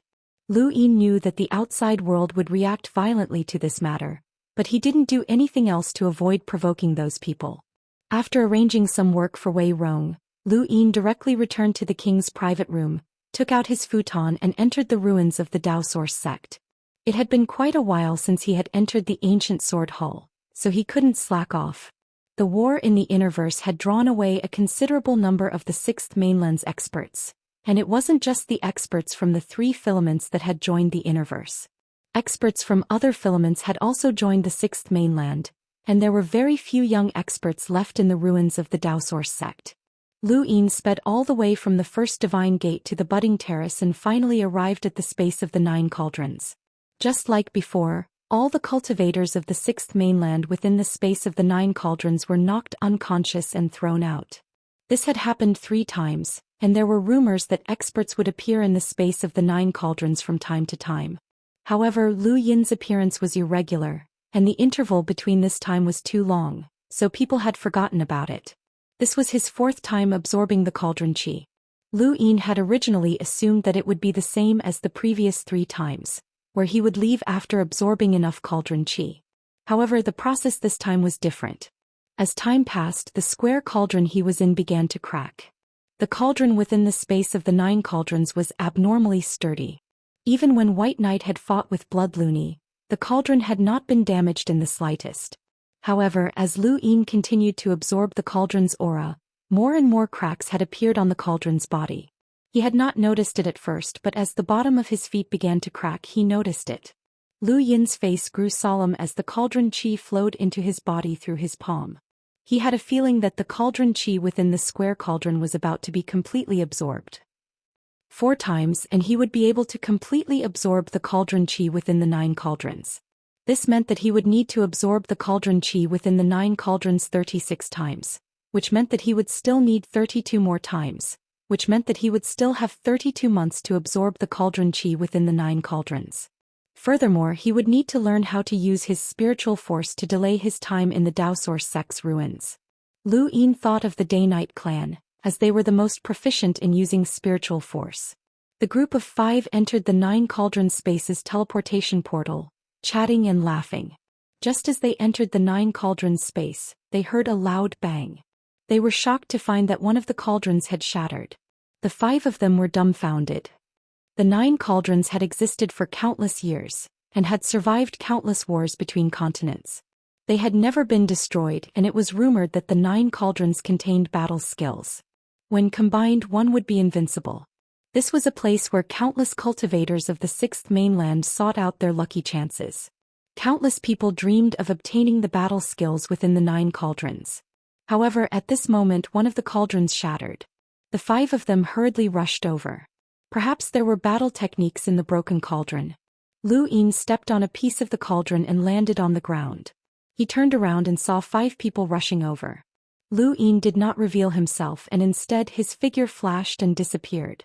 There were only a few days left before he had to leave the Daoist sect's ruins, and he did not want to be discovered by the people from the 6th mainland. Otherwise, it would not be easy for him to quietly absorb the cauldron qi in the future. Lu Yin wanted to leave, but the 5 of them did not notice him at all.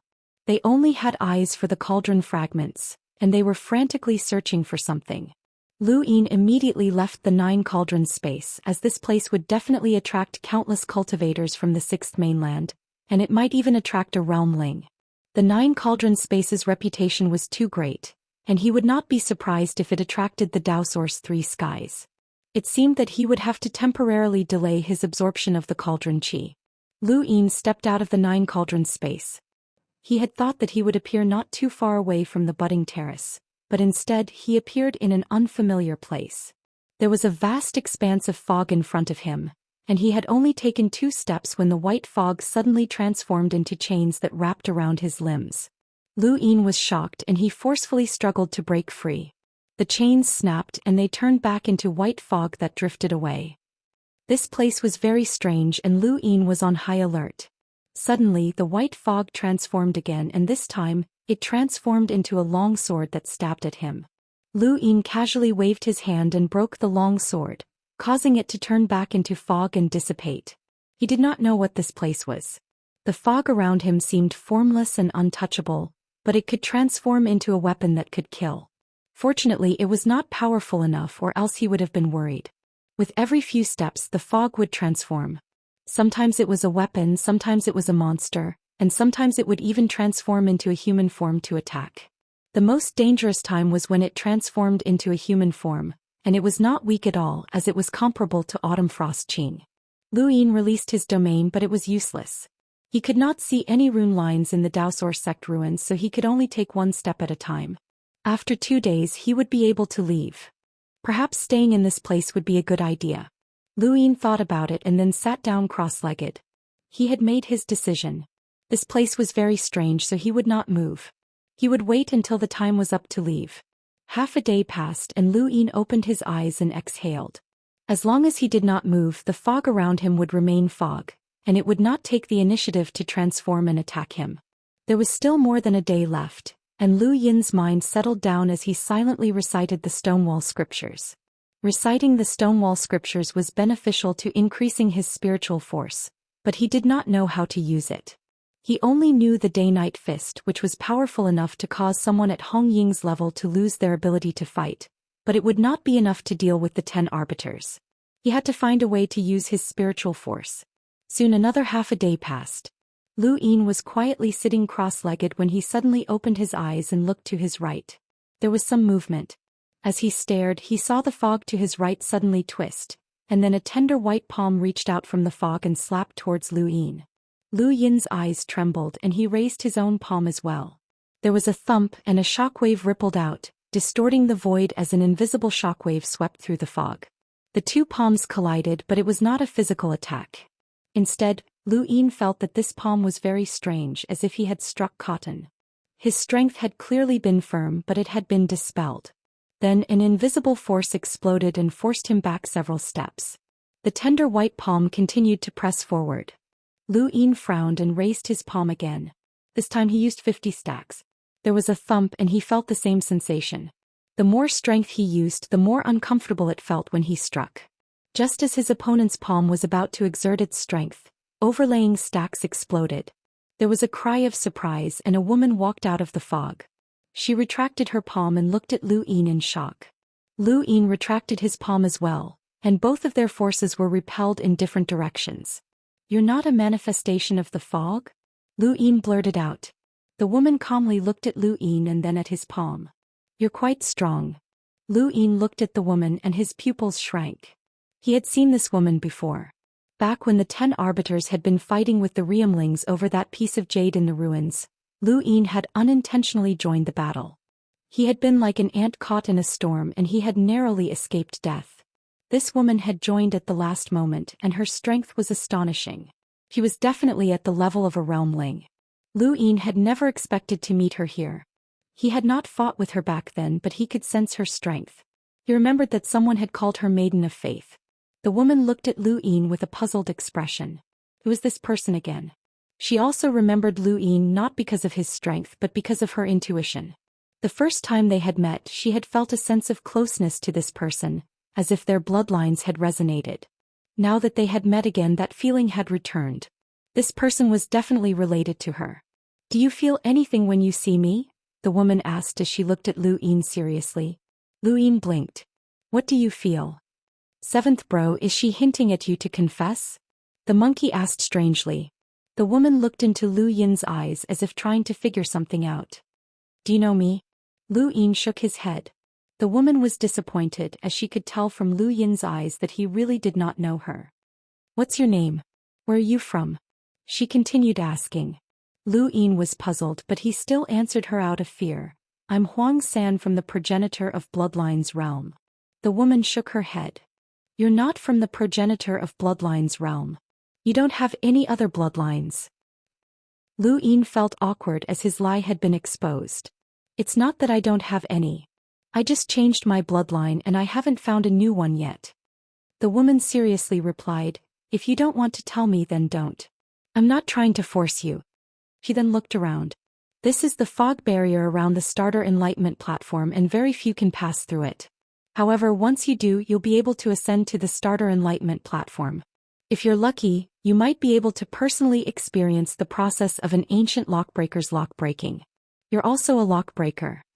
Lu Yin was surprised as he had not expected to come to such a place.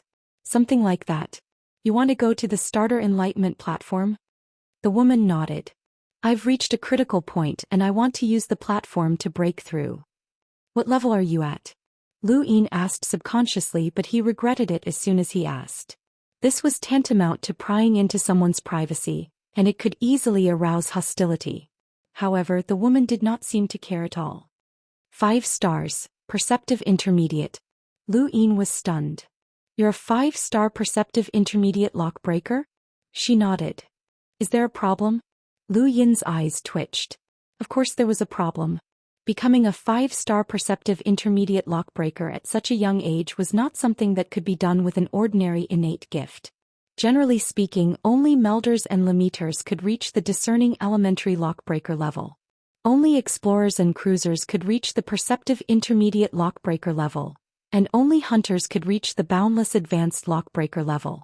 It seemed like it was normal for this woman to reach the perceptive intermediate lockbreaker level, but who could actually use strength to determine the lockbreaking level? Strength was only the foundation, and there were far too many hunters in the lockbreaker society, but there were far too few who could reach the boundless advanced lockbreaker level. Even a peak hunter like Fiendly was only a 5-star perceptive intermediate lockbreaker. Mr. Jun, Phelan, and Yi Feng were all hunters, but none of them had reached the perceptive intermediate lockbreaker level. Only Vice President Saul had reached the boundless advanced lockbreaker level as a peak hunter, and he was the only hunter in the entire Outerverse Lockbreaker Society who had reached the boundless advanced lockbreaker level. Chapter 9:14. There were not many boundless advanced lockbreakers in the Innerverse Lockbreaker Society, and one's strength was unrelated to one's lockbreaking realm. This woman's strength was comparable to a Riemling's, so she should be a hunter as well. She had reached the level of a 5-star perceptive intermediate lockbreaker, which was quite terrifying. According to what she had just said, it was very likely that she was already on the verge of breaking through to the boundless advanced lockbreaker level. How old was she? The most talented lockbreaker that Lu Yi knew of was Master Wuxia, who had reached the level of a 5-star perceptive intermediate lockbreaker as an explorer. However, Master Wuxia was over 100 years old, and he hadn't reached the level of a 5-star perceptive intermediate lockbreaker as an explorer because his cultivation talent was too low. This woman was the one with true talent for cultivation, and she was extremely talented in lockbreaking. Once she became a boundless advanced lockbreaker, she would step into a whole new world and become an existence on par with Saul.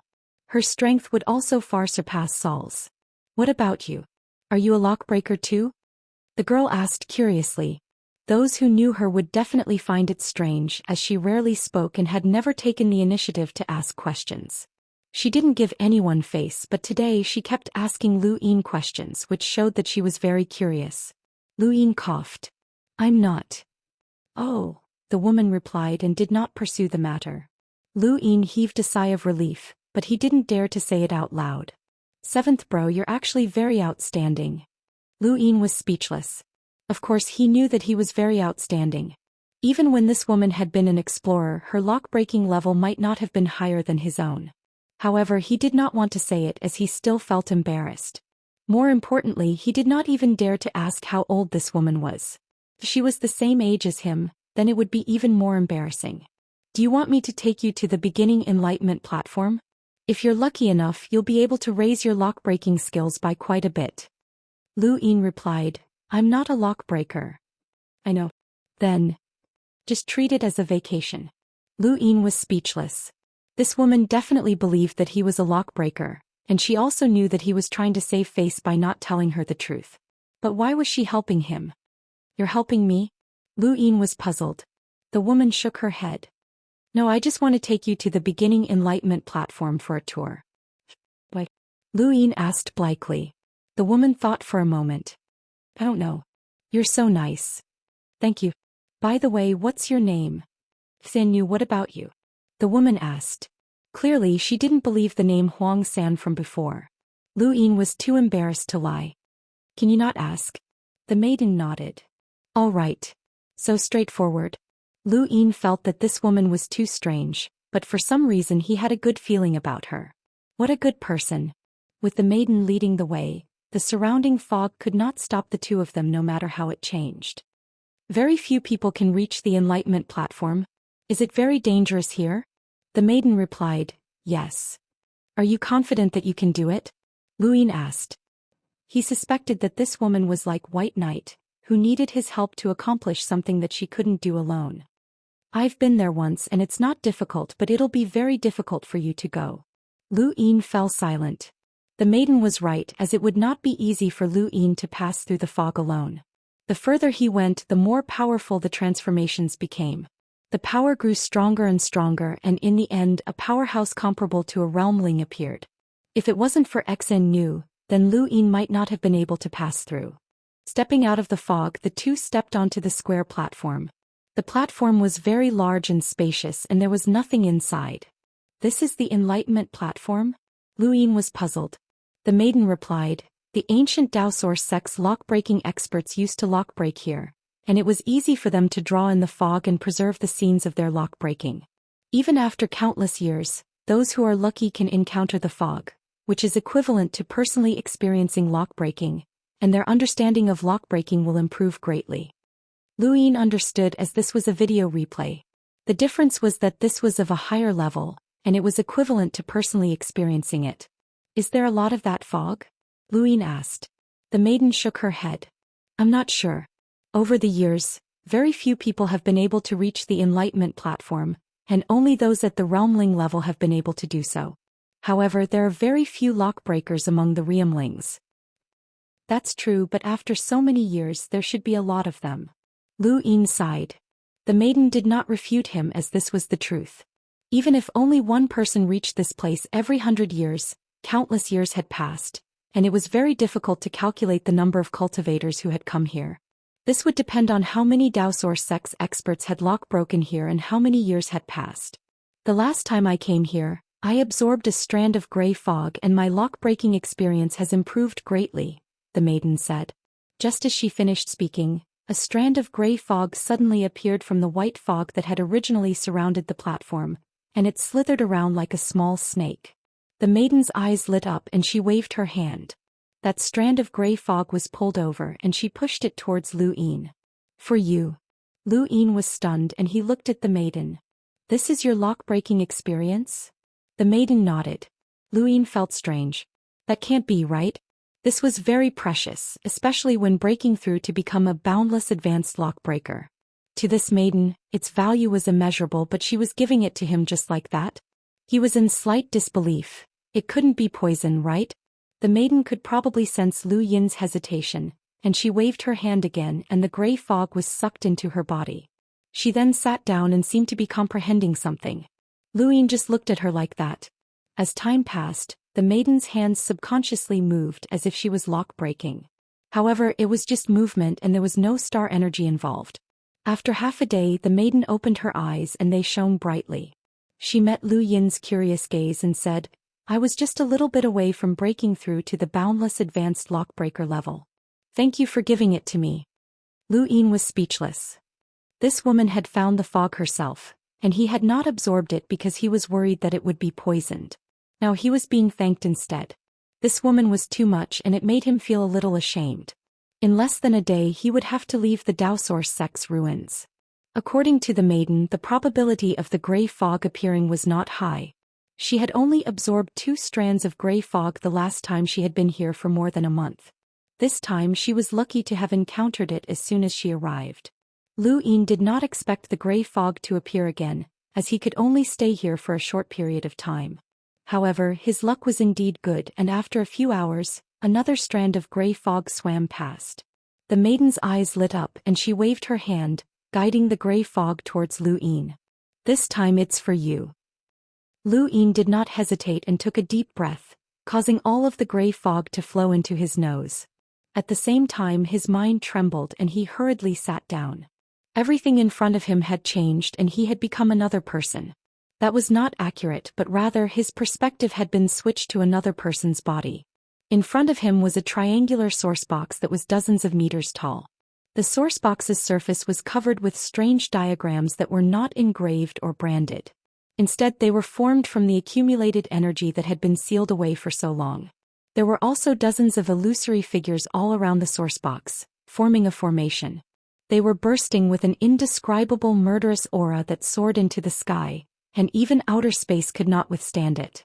Lu Yin was shocked as these illusory figures were the source box's murderous aura, and even outer space could not withstand it. He did not know the exact power levels of these illusory figures, but based on his intuition, they should be at least 200,000 power levels, which meant that this source box was at least at the boundless advanced level. At that moment the person that Lu Yin had merged with moved. He raised a hand, grabbed one of the illusory figures and crushed it. The instant that figure exploded, the layer of energy on the surface of the triangular source box also cracked apart. Lu Yin was stunned as he had no idea how this person had done it or how he had made such a judgment. He could not understand. As time passed, the triangular source box was rapidly decomposed, and the energy that had been sealed away for so long continuously disappeared. Lu Yin gradually began to see something, as if this fusion of perspectives allowed him to more accurately comprehend his lock-breaking experience. After an unknown amount of time, the triangular source box still had not been successfully unlocked. The scene in front of Lu Yin's eyes changed, and he opened his eyes to see a curious maiden Exen. Lu Yin did not speak and he simply raised a hand. Star energy converged, then dissipated, converged again and dissipated again. The star energy that he could see had changed slightly. How should he describe it? A person only saw the surface. His eyes had been modified by the rune technology, and he was able to see the rune lines which could be considered as seeing the surface layer. Now he was able to see an even deeper layer. His star energy control had reached the heavenly intelligence realm. Lockbreakers cared the most about their star energy control, which was ranked from the lowest to the highest.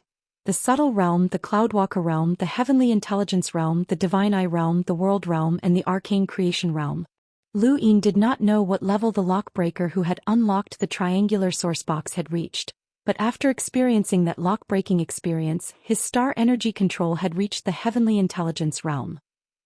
In other words, if he were to return to the innerverse at this moment, his astral phenomena would suppress his power level by 200,000, and Enlighters would no longer have an advantage over him in terms of star energy control and battle experience. He would not need to use a secret technique or the true scripture of Aeon evolution to weaken his rune lines, and he would be able to face off against an Enlighter with a power level of 300,000 to 400,000. If he were to duel with Elder Song at this moment, he would not have to fight so hard. This was one of the benefits of advancing his star energy control.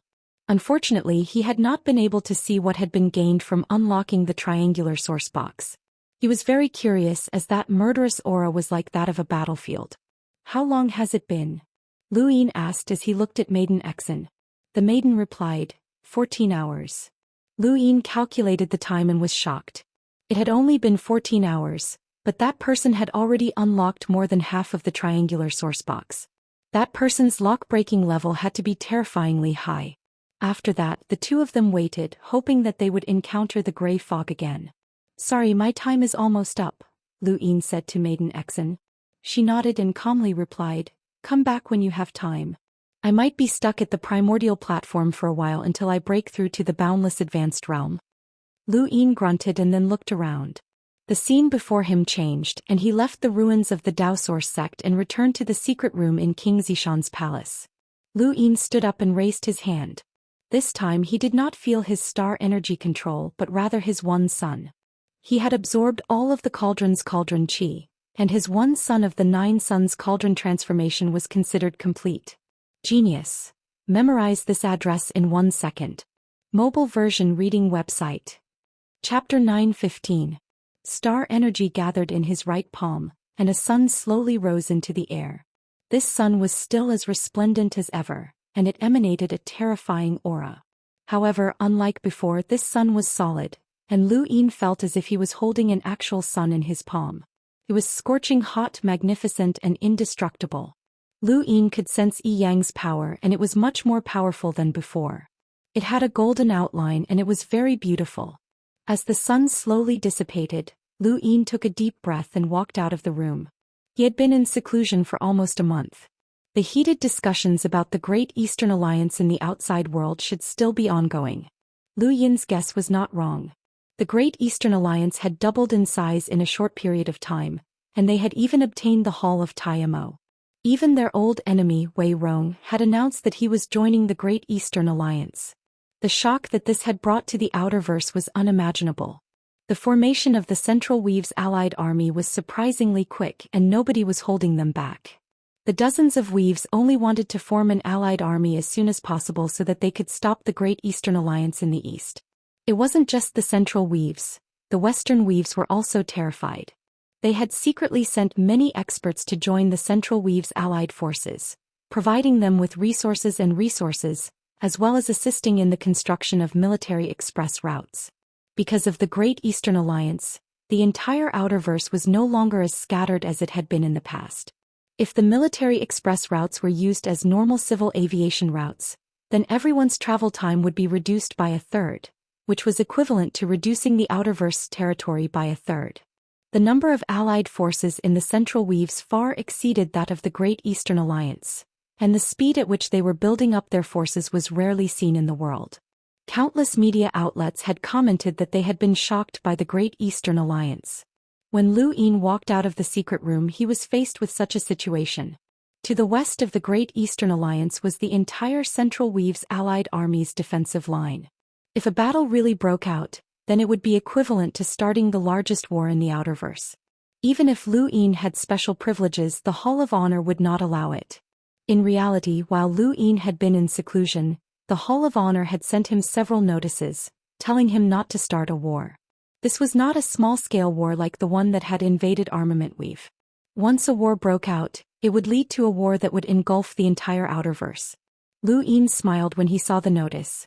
These people were too sensitive, and he obviously wouldn't start a war so easily. War required an excuse, even if it was a fabricated one. Currently, the Great Eastern Alliance had just expanded its territory, and they hadn't gotten used to each other yet. So starting a war wouldn't be beneficial to him. At the very least, they would have to wait for a while before they could start fighting. However, his gaze turned cold. He wanted to break in, but he couldn't let the Central Weave's allied army do that. Otherwise, it would be difficult to fight when the time came. With that in mind, he opened his personal terminal and contacted someone. Sancta Weave was located to the west of Armament Weave, and it bordered Armament Weave. However, it was extremely far from Frostwave Weave. Originally, the two weaves did not have much interaction, but after Armament Weave had been incorporated into the Great Eastern Alliance's territory, Sancta Weave bordered the Great Eastern Alliance. After the allied army of the Central Weaves was established, the Saint Lesser Weave was directly connected to the Great Eastern Alliance. Naturally, it became one of the allied army's most important defensive lines. Amu was in the Saint Lesser Weave. Even though Amu wasn't very powerful and wasn't even a cruiser, he was still a trusted aide of the Umbral Butterfly tribe's young matriarch Angie. Thus, he still had a certain amount of authority at Sancta Weave's defensive line. In the starry skies, the battleships were cruising the entire defensive line. As far as the eye could see, there were technological weapons everywhere. Every planet had a weapon network that could sweep through the starry sky. This was the defense line of the Saint Maria Weave. This defense line was very long, and the number of soldiers reached 10 million. The Great Eastern Alliance encompassed 22 weaves, and its might was unparalleled. As long as the entire Central Weave united, its power would instantly surpass that of the Great Eastern Alliance. Secret support from the Western Territories. If the Great Eastern Alliance really wanted to use military force to invade the Western Territories, then the war would be very difficult. Amu had a complicated expression as he looked at Armament Weave to the east. Wei Rong had still been defeated, and as he had expected, this man with monstrous intelligence had terrified him. Even the slightest mistake could be discovered by this person. Ever since he had almost been discovered, Amu had developed a fear and apprehension towards Wei Rong, and he no longer dared to contact Lu Yin. Now that Wei Rong had become one of Lu Yin's subordinates, Amu might be the one directly facing Wei Rong's threat. Amu did not have any confidence in facing Wei Rong, and he did not know what Angie was thinking. She had made an enemy out of Wei Rong, and he did not know if she would be able to persevere. When he thought about Angie and the Umbral Butterfly tribe, Amu's gaze turned cold. He had made the right move back then. Seventh Bro was Seventh Bro, and he was invincible. In that case, the day of Amu's harvest would not be too far away. Just as Amu was thinking about Lu Yin, his gadget rang. Amu looked at it and his pupils shrank. It was a call from Seventh Bro. He had already deleted it, but he could still recognize it. Amu found a secluded corner and respectfully said, "Seventh Bro." At King Zishan's palace, Lu Yin contacted Amu as he wanted to know about the situation with the Central Weave's allied forces. "We haven't contacted each other in a long time. I thought that you had forgotten about me." Amu hurriedly explained the situation to Lu Yin. Lu Yin smiled. "Alright, I was just kidding. Tell me about the situation with the Central Weave's allied forces." Amu took a deep breath and then told Lu Yin everything that he knew about the Central Weave's allied forces, including the fact that the Western Weaves had secretly sent reinforcements as well as all sorts of guesses. Lu Yin's expression turned grave when he heard this, as the situation was worse than he had imagined. Although it was called the Central Weave's allied forces, the allied forces actually consisted of the majority of the forces outside of the Great Eastern Alliance. The main force was naturally the Central Weave's allied forces, and the various great powers of the Western Weaves had also sent reinforcements. There were more than 20 hunters in the entire Central Weaves allied forces, and there were even more cruisers and explorers. Even the number of warships in the Central Weaves allied forces exceeded 10,000. That was 10,000 warships, which was 10 times the number of the Great Eastern Alliance's warships. It was impossible for just the Central Weaves to take out so many warships, and even the Western Weaves might not be able to take out so many warships. There had to be other powers involved. Lu Yin's first thoughts were Myriad City and the Dark Phoenix clan. One had money and the other had resources. Aside from them, there might be other powers that he did not know about that had intervened. These powers did not dare to openly oppose him, but they were secretly sending reinforcements to the Central Weaves. Lu Yin's gaze turned cold. He had expected that once the Great Eastern Alliance expanded, it would attract the attention of many people, but he had not expected them to be so afraid. It seemed that his actions had been too obvious. No one wanted to have another ruler above their heads.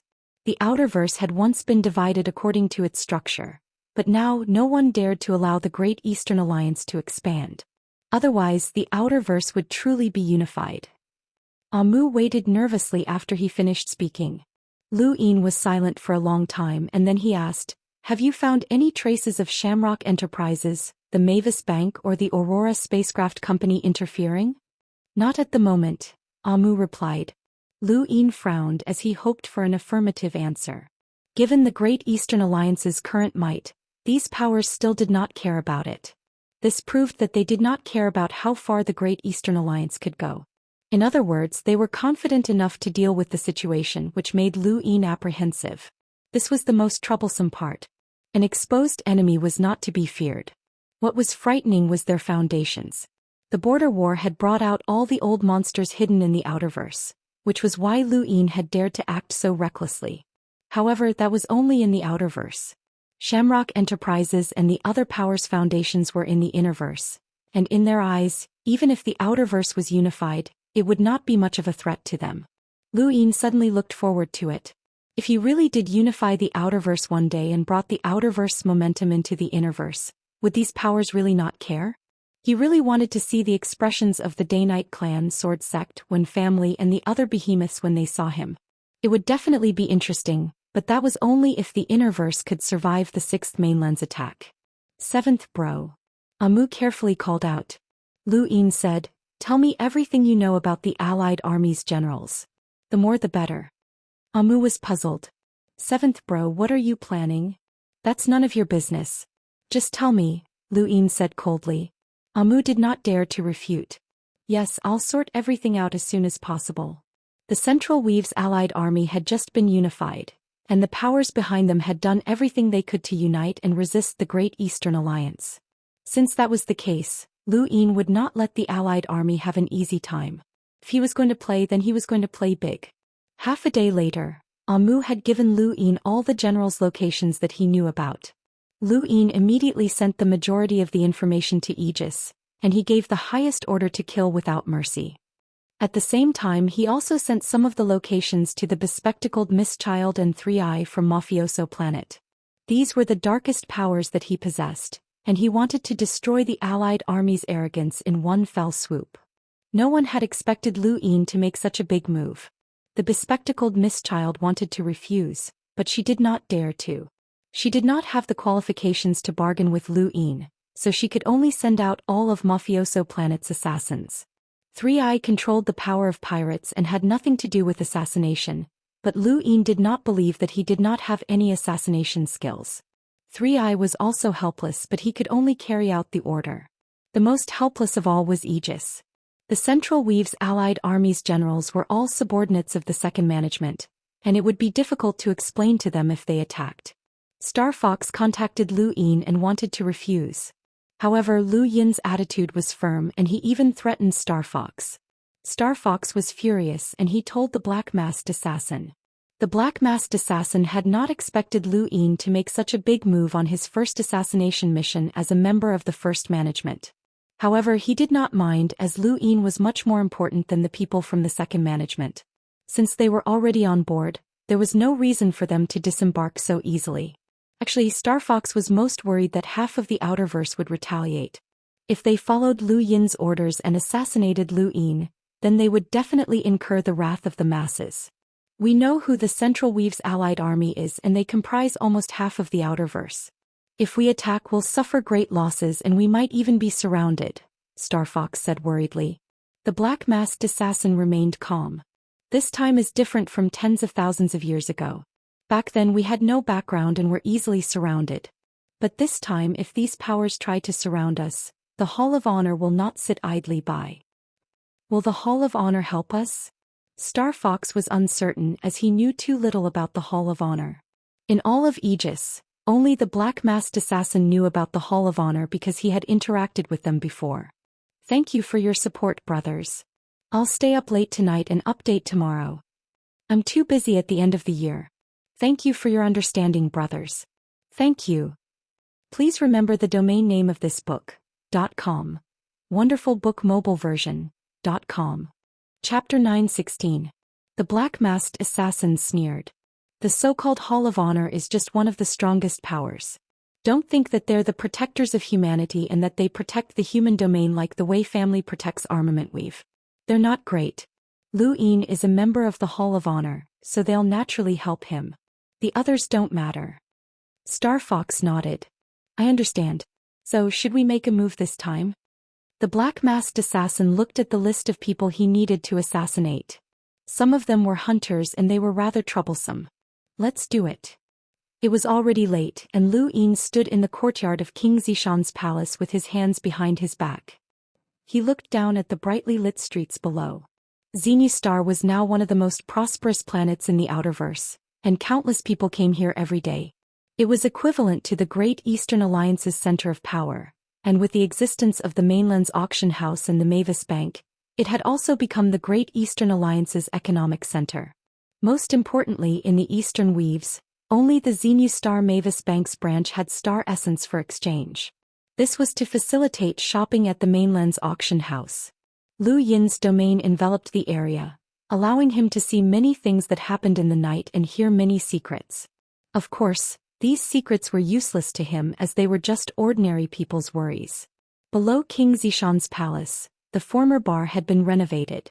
Ever since the palace had been reopened, the price of the bar's location had skyrocketed. Countless people wanted to buy it, but the owner was shrewd and stubbornly refused to sell it.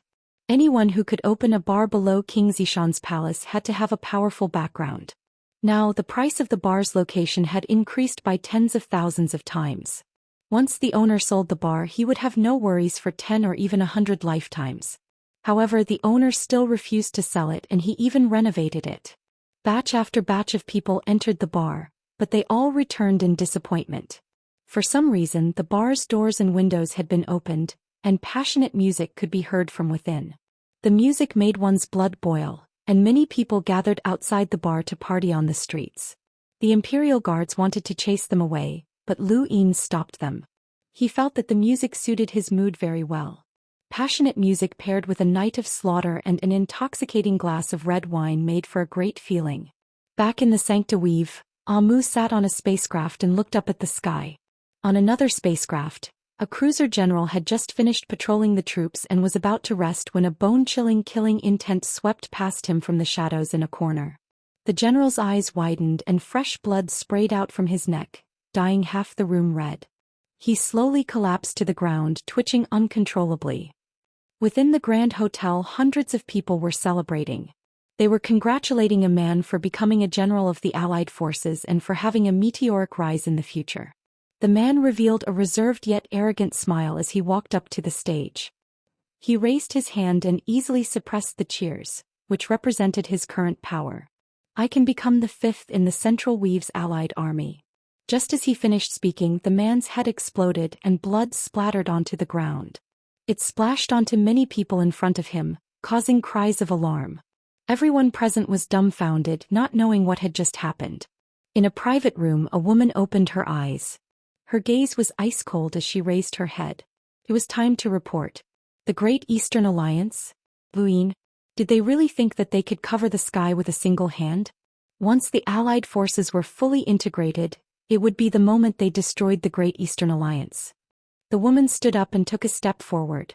Beneath her feet, blood flowed like a river. She stared blankly for a moment before turning around.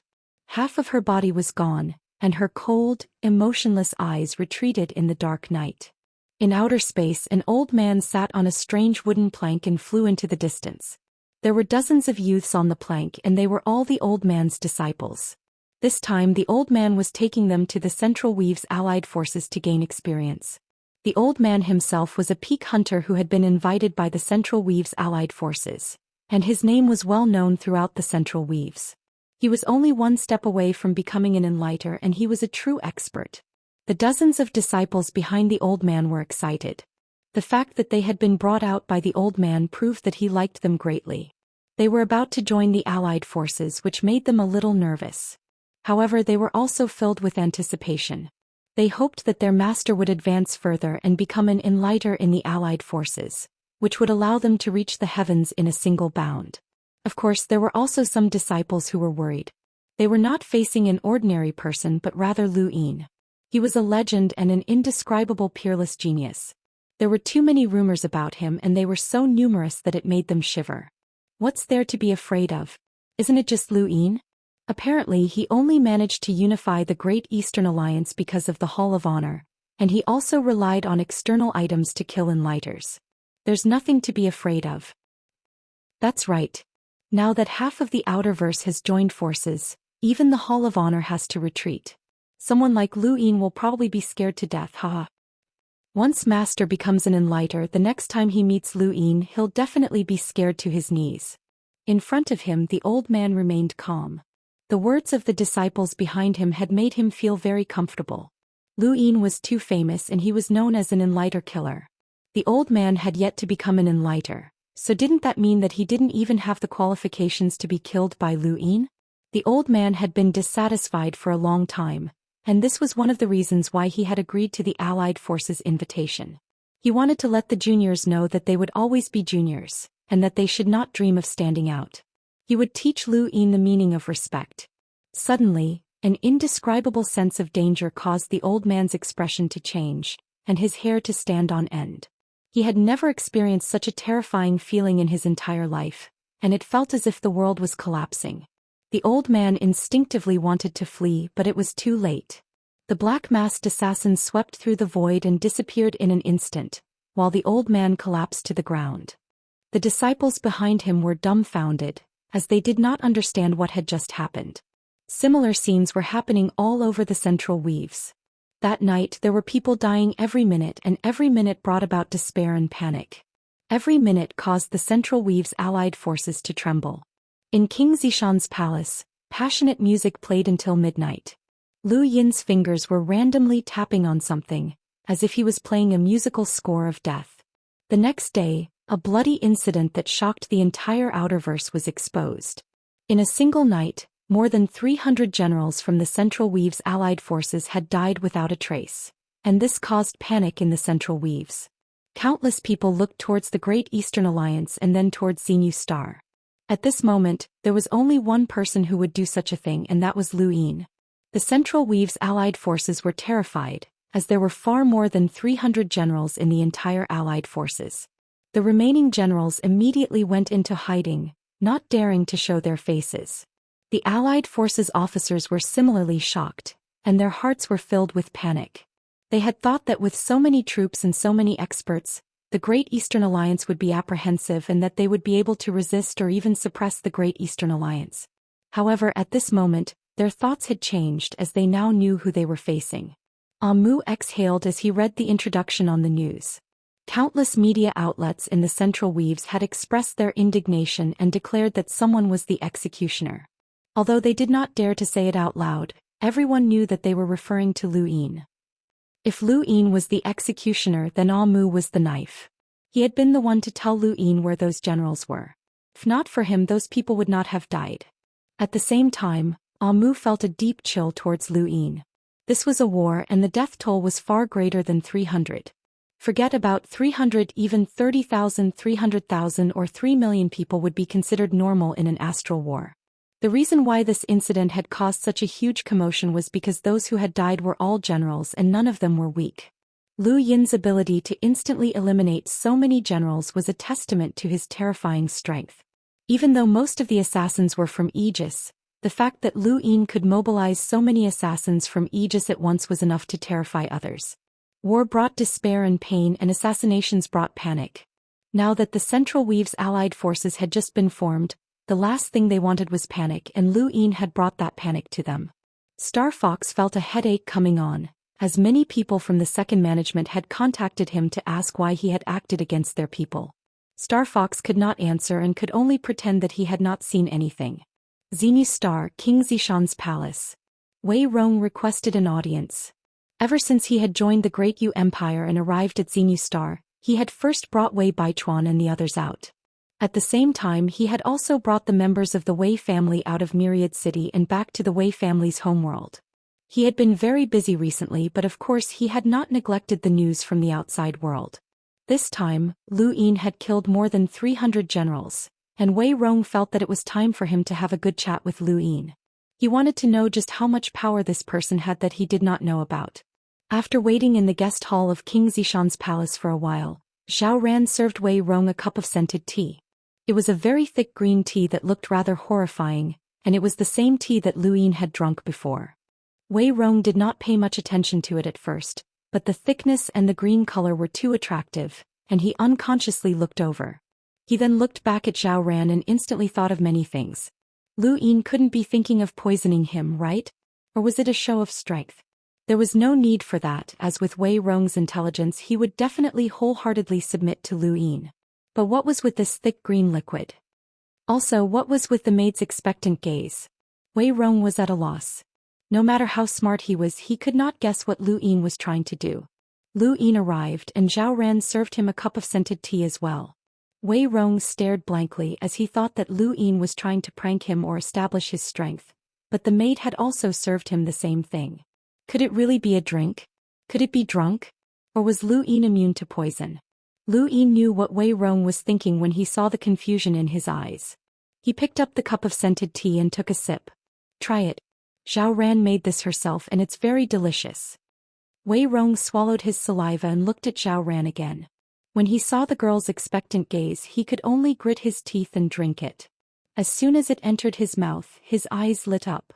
It was very delicious. Zhao Ran smiled and excused herself in satisfaction. Lu Yin put down the cup of scented tea. Have you settled the family's matters? Wei Rong hurriedly put down the cup of scented tea. Since he had submitted to Lu Yin, he had to have an attitude of submission. He was very smart and he would not do anything that would bring him bad luck. It's been settled. Thank you for your forgiveness, Your Highness. Your father doesn't blame me, right? Lu Yin asked with a smile. Wei Rong hurriedly replied, Your Highness did not exterminate my Wei family, and you did not mistreat my immediate family members. You did not even forbid Xen from seeing her father. How could the Wei family complain about such magnanimity? We can't even thank you enough. Lu Yin smiled as he was very satisfied with Wei Rong's attitude. It was so comfortable to talk to smart people. There was no need to beat them around the bush as they knew what they were doing. Thank you for your support, brothers. I'll be updating at 3 p.m. Thank you for your support, thank you. I'm too busy at the end of the year and I'm often on business trips. The most painful thing is motion sickness and you all know how it feels. Please remember the domain name of this book, .com. Wonderful Book Mobile Version Website, .com. Chapter 917. Since you've taken care of the family's matters, then help me think about how the Great Eastern Alliance's future military operations should be carried out. It would be best if you could come up with a plan, Lu Yin said. Wei Rong respectfully replied, Your Highness, I would like to know how much power you are willing to provide so that I can formulate a plan. Lu Yin thought about it. I've already joined the top management of Aegis, and I'm also a member of the Hall of Honor. If there's a need, I can even ask the experts of the Sea King's Dome for help. Right, there's an emissary-level expert in the Sea King's Dome. Wei Rong was aghast as it was only now that he realized that he was far too lacking compared to Lu Yin. Although the Wei family had a long history, they were forever restricted to the Outerverse, and Wei Rong had no ability to climb to a higher level. However, Lu Yin was different. He had only cultivated for 10 years, but he had already surpassed the Wei family, and the people that he had befriended were not people that the Wei family could compare to. This was what it meant to be a genius. Everyone had different opportunities and their futures were different as well. He lacked Lu Yin's fortuitous encounter, and even more so, he lacked that unique talent. Understood. I'll go and discuss the plan with Wang Wen. Not long after, Wei Rong took his leave and Lu Yin watched him leave with a look of anticipation. Wei Rong had just mentioned that he had a backup plan in the Umbral Butterfly tribe. Back then he had had a close relationship with Angie of the Umbral Butterfly tribe, and she had even become his woman. With his scheming nature, he would not be swayed by emotions, and he had long since planted a backup plan in the Umbral Butterfly tribe. Now he was taking it out as a gift to show his loyalty. Just like how Wang Wen had given Wei Rong to Lu Yin, Wei Rong had also given the Umbral Butterfly tribe to Lu Yin. Lu Yin did not tell Wei Rong about Amu. Although Wei Rong had pledged his allegiance to Lu Yin, there were still some things that were best kept hidden. After all, it was impossible to know what a person's heart was thinking, especially when it came to such an intelligent person. Due to the deaths of their generals, the central region was in a state of panic. The various major powers tried their best to pacify the people, but to no avail. Many of the generals were so frightened that they didn't dare to go out, and they had their soldiers stand guard outside, killing over 300 people in one go.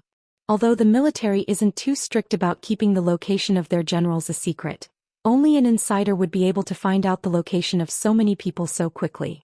Furthermore, his position isn't low, Ghost Wuzong said in a cold voice. There were dozens of leaders of the major forces in the Central Territory on the screen, and some of them had hidden their appearances. Ghost Sect Master, are you saying that there's a traitor among us? One of them asked in a hoarse voice. Gui Wuzong replied, that's right. There are definitely spies, but this one is different. He was able to find out the location of more than 300 generals. If it weren't for the fact that the Great Eastern Alliance is lacking in power, he could have even exposed the location of all of the generals. This person might even be one of us. Ghost Sect Master, there's no need to exaggerate things. It's not difficult to find out the locations of the various generals. It's not just us. Many of the Alliance Army's higher-ups can find out as well. Don't be suspicious so casually. It'll affect our unity, said Angie. As the representative of the Umbral Butterfly race, she had participated in this meeting. Gui Wuzong looked at Angie on the screen. Then I'll be frank.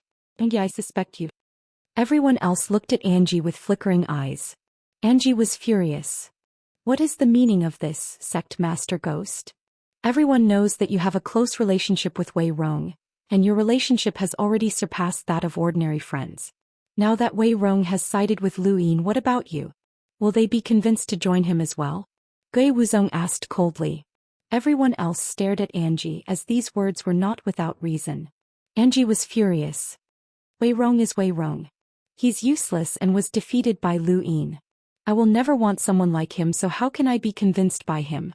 I'm the young matriarch of the Umbral Butterfly tribe, and I'll be in charge of the Umbral Butterfly weave in the future. Sect Master Ghost, please watch your words. Gui Wuzong did not continue to question her. Someone else spoke up. All right, let's not start fighting among ourselves before the war has even begun. Everyone has the same goal. The Outerverse various weaves were doing well, but Lu Yin just had to come and mess things up. Our goal is to deal with him, not to fight among ourselves. Sect Master Ghost, if you don't have any evidence in the future, then don't say such things. Gui Wuzong calmly replied, I'm just guessing. I'll find evidence. Angie stared at Gui Wuzong coldly and clenched her fists. Ever since news had spread that Wei Rong had joined the Great Yu Empire, she had been in a terrible mood. She had taken a liking to Wei Rong because of his breadth of mind, boldness, and confidence that he would be able to control everything in the future. She had even given herself to that man, but in the end, that man had actually been defeated and humiliatingly subdued by the enemy. Gui Wuzong's words made her even more irritable. If not for the Allied armies meeting, she would have immediately left. Right now she wanted to find Wei Rong and interrogate him about why he had submitted to the enemy and why he was so weak. She really wanted to personally destroy that man. The Allied armies meeting in the Central Weaves ended after a little more than 2 hours, and they did not come up with any meaningful conclusions. However, everyone still felt uncertain. This time Lu Yin's target had been the Allied army's generals, but would he target them next time? Their strength might not necessarily surpass those generals, especially since there had been a peak hunter among those who had been assassinated. This assassination attempt had allowed the Outerverse to see Lu Yin's hidden strength, which made them even more fearful of him. After the allied armies' meeting ended, Angie walked to the top of a tree and breathed in the plant's fragrance. Her depressed mood eased a little, but at that moment her gadget beeped. She glanced at it and her face sank. It was Wei Rong. "You still have the nerve to contact me." Angie's voice was filled with anger and disappointment. Wei Rong was flabbergasted on his screen. "Who made my little Angie angry?" Angie angrily retorted, "You coward. Where did the courage you had when you schemed against Source Peak Planet go? Where did your ambition as a navigator go? Losing a battle is shameful, but surrendering is even more shameful. Not only did you lose to Lu Yin in terms of strategy, but you also lost your dignity." Wei Rong rubbed his head. "It seems like you're very disappointed in me." Angie's gaze turned sinister. "You've disappointed me too much, Wei Rong. Not too long ago I wanted the entire Umbral Butterfly tribe to follow you and become your blade to usher in a new era. But what about you? You let me down and you let down everyone who trusted you. So what if you lost? Who hasn't lost before? At worst you can start all over again. But you actually surrendered to Lu Yin. Don't tell me that this was all part of your plan. I'm not stupid and neither is Lu Yin." Wei Rong sighed. "Seems like your love for me has turned into hatred. In that case, there's no need to say the words that I originally wanted to comfort you." Angie sneered. "Comfort? How are you going to comfort me? Not only do I hate you now, but I also look down on you." Wei Rong's gaze turned cold. "Is the Central Weave's allied army preparing to mobilize all of their forces to resist the Great Eastern Alliance?" Angie laughed. "So you want to use me to find out about the allied army's movements? Wei Rong, not only did you lose your dignity after losing to Lu Yin, but your intelligence also dropped. Did you think that I would tell you? Even if you don't tell me, I can still guess. In order to deal with Lu Yin's various methods, the Central Weaves must have implemented some policies.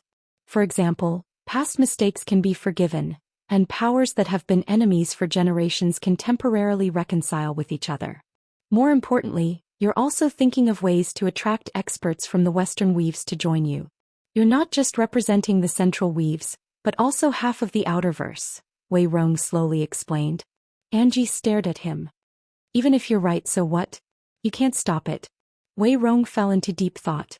After a while, Angie suddenly changed the topic. "Wei Rong, I know that you're unwilling to submit to Lu Yin, but your family is in his hands. He's probably using your family's lives to threaten you." "That's right." Wei Rong did not retort and he calmly looked at Angie. Angie gently said, "Give up.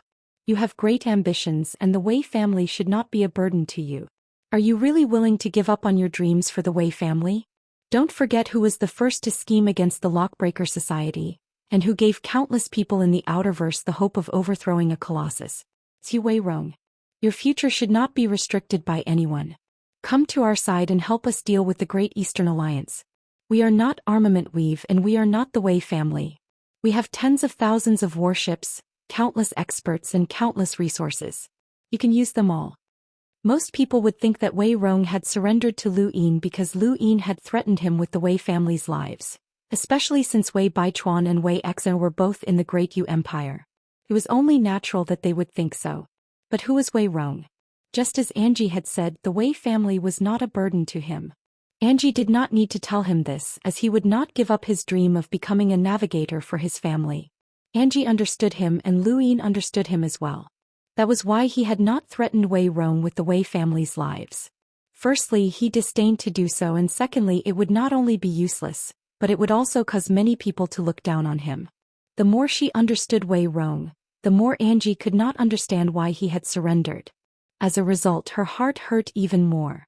It was not an emotional pain but more like the humiliation of being fooled and deceived. Wei Rong quietly listened to Angie's words and then sighed. "There aren't many people in this universe who understand me. Angie, you're one of them. Since you understand me, you should know that once I've decided to do something, it's impossible to change my mind." Angie frowned. "Also, I like to leave a backup plan when I do things. You know that," Wei Rong said slowly. Angie did not understand, but she suddenly had a bad premonition. She had almost forgotten that she was now enemies with this man. She had once admired his methods, but now she was terrified. I don't trust many people. Friends, brothers, family, and even allies. Wei Rong stared at Angie. That's why I leave a backup plan for anyone that I don't trust. Do you remember when you invited me to the Umbral Butterfly tribe as a guest? I took a tour of your ancestral planet. Angie's pupils shrank and her expression changed. What did you do? Wei Rong smiled. Nothing much. I just added something to your bodies through your unique ability to absorb plant energy. It's not much and it's not easy to notice. However, if it accumulates over time, it might be a little troublesome. Angie's face paled and she shouted, "You're despicable." Many Umbral Butterfly tribe experts looked over in surprise. They saw Angie cursing like a madwoman, but they did not know who she was cursing at. Wei Rong shrugged. You can't blame me. That's just how my personality is. Perhaps everyone in the Wei family is like that. Go and check it out. Who knows? Of course, it's fine if you can't. I can help you. Angie turned off her communicator and immediately contacted the higher-ups of the Umbral Butterfly tribe on the ancestral planet to check on her body. I'll update at 3 p.m. I'll be staying up late to contribute. Thank you for your support, brothers. Chapter 9:18. They spent a lot of time examining many people, including Angie herself. They were horrified to discover that there was indeed an unknown poison in their bodies. This poison was like maggots that had latched onto their blood vessels. If there was only a small amount, they could remove a portion of their blood vessels to get rid of the poison. However, they had been poisoned for too long, and all of their blood vessels had been absorbed by the poison. If they wanted to get rid of the poison, they would have to replace all of their blood vessels. This matter caused the Umbral Butterfly tribe to panic, and Angie hurriedly ordered for the news to be sealed. She then contacted Wei Rong. You're despicable. I trusted you so much that I even handed myself over to you, but you actually schemed against my Umbral Butterfly tribe. Wei Rong feigned innocence. I'm sorry. Perhaps I only wanted to do an experiment at the time. As our cooperation deepened, I would have helped you get rid of the poison. But who would have thought that the situation would turn out like this? I'm just reminding you out of the kindness of my heart. I can't personally help you get rid of the poison.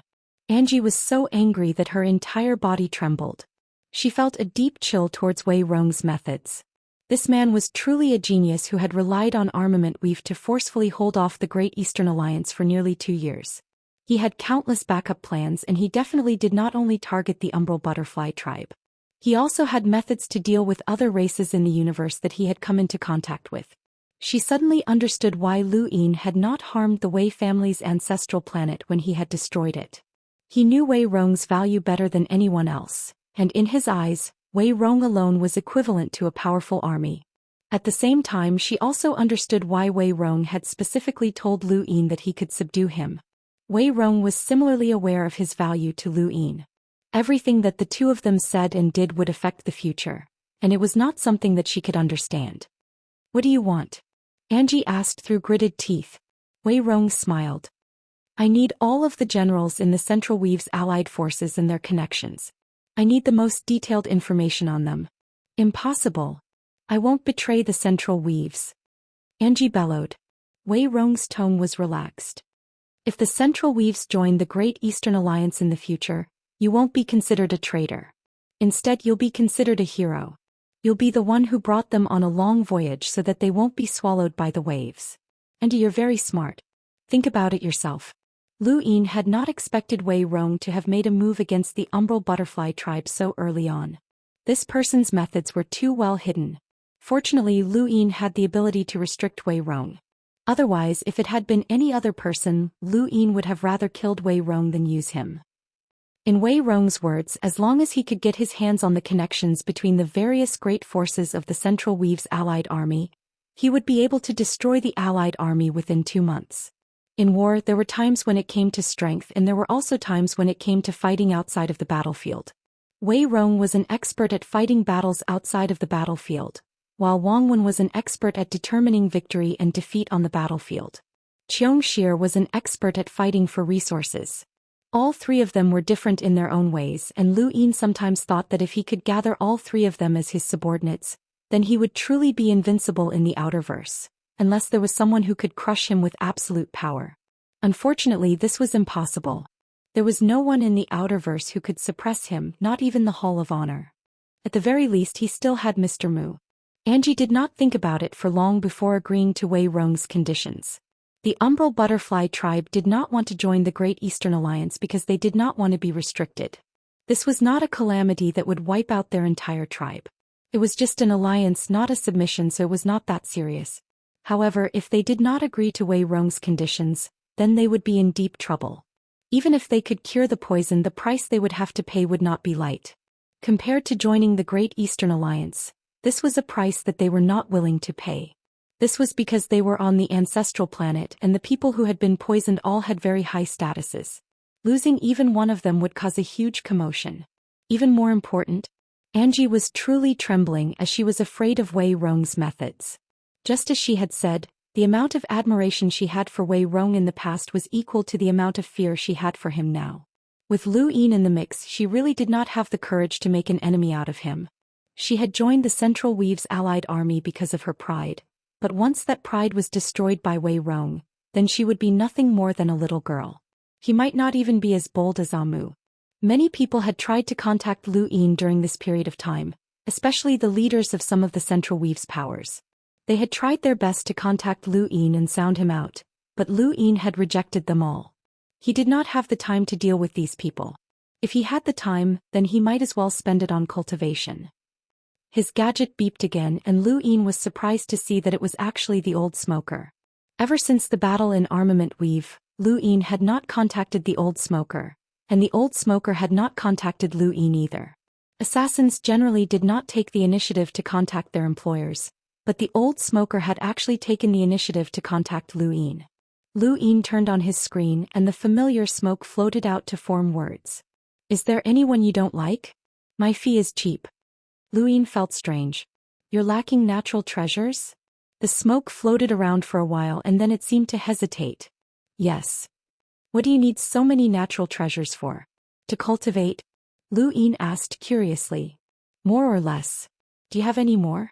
Lu Yin's lips curled up. I do, but I don't have anyone I want to assassinate.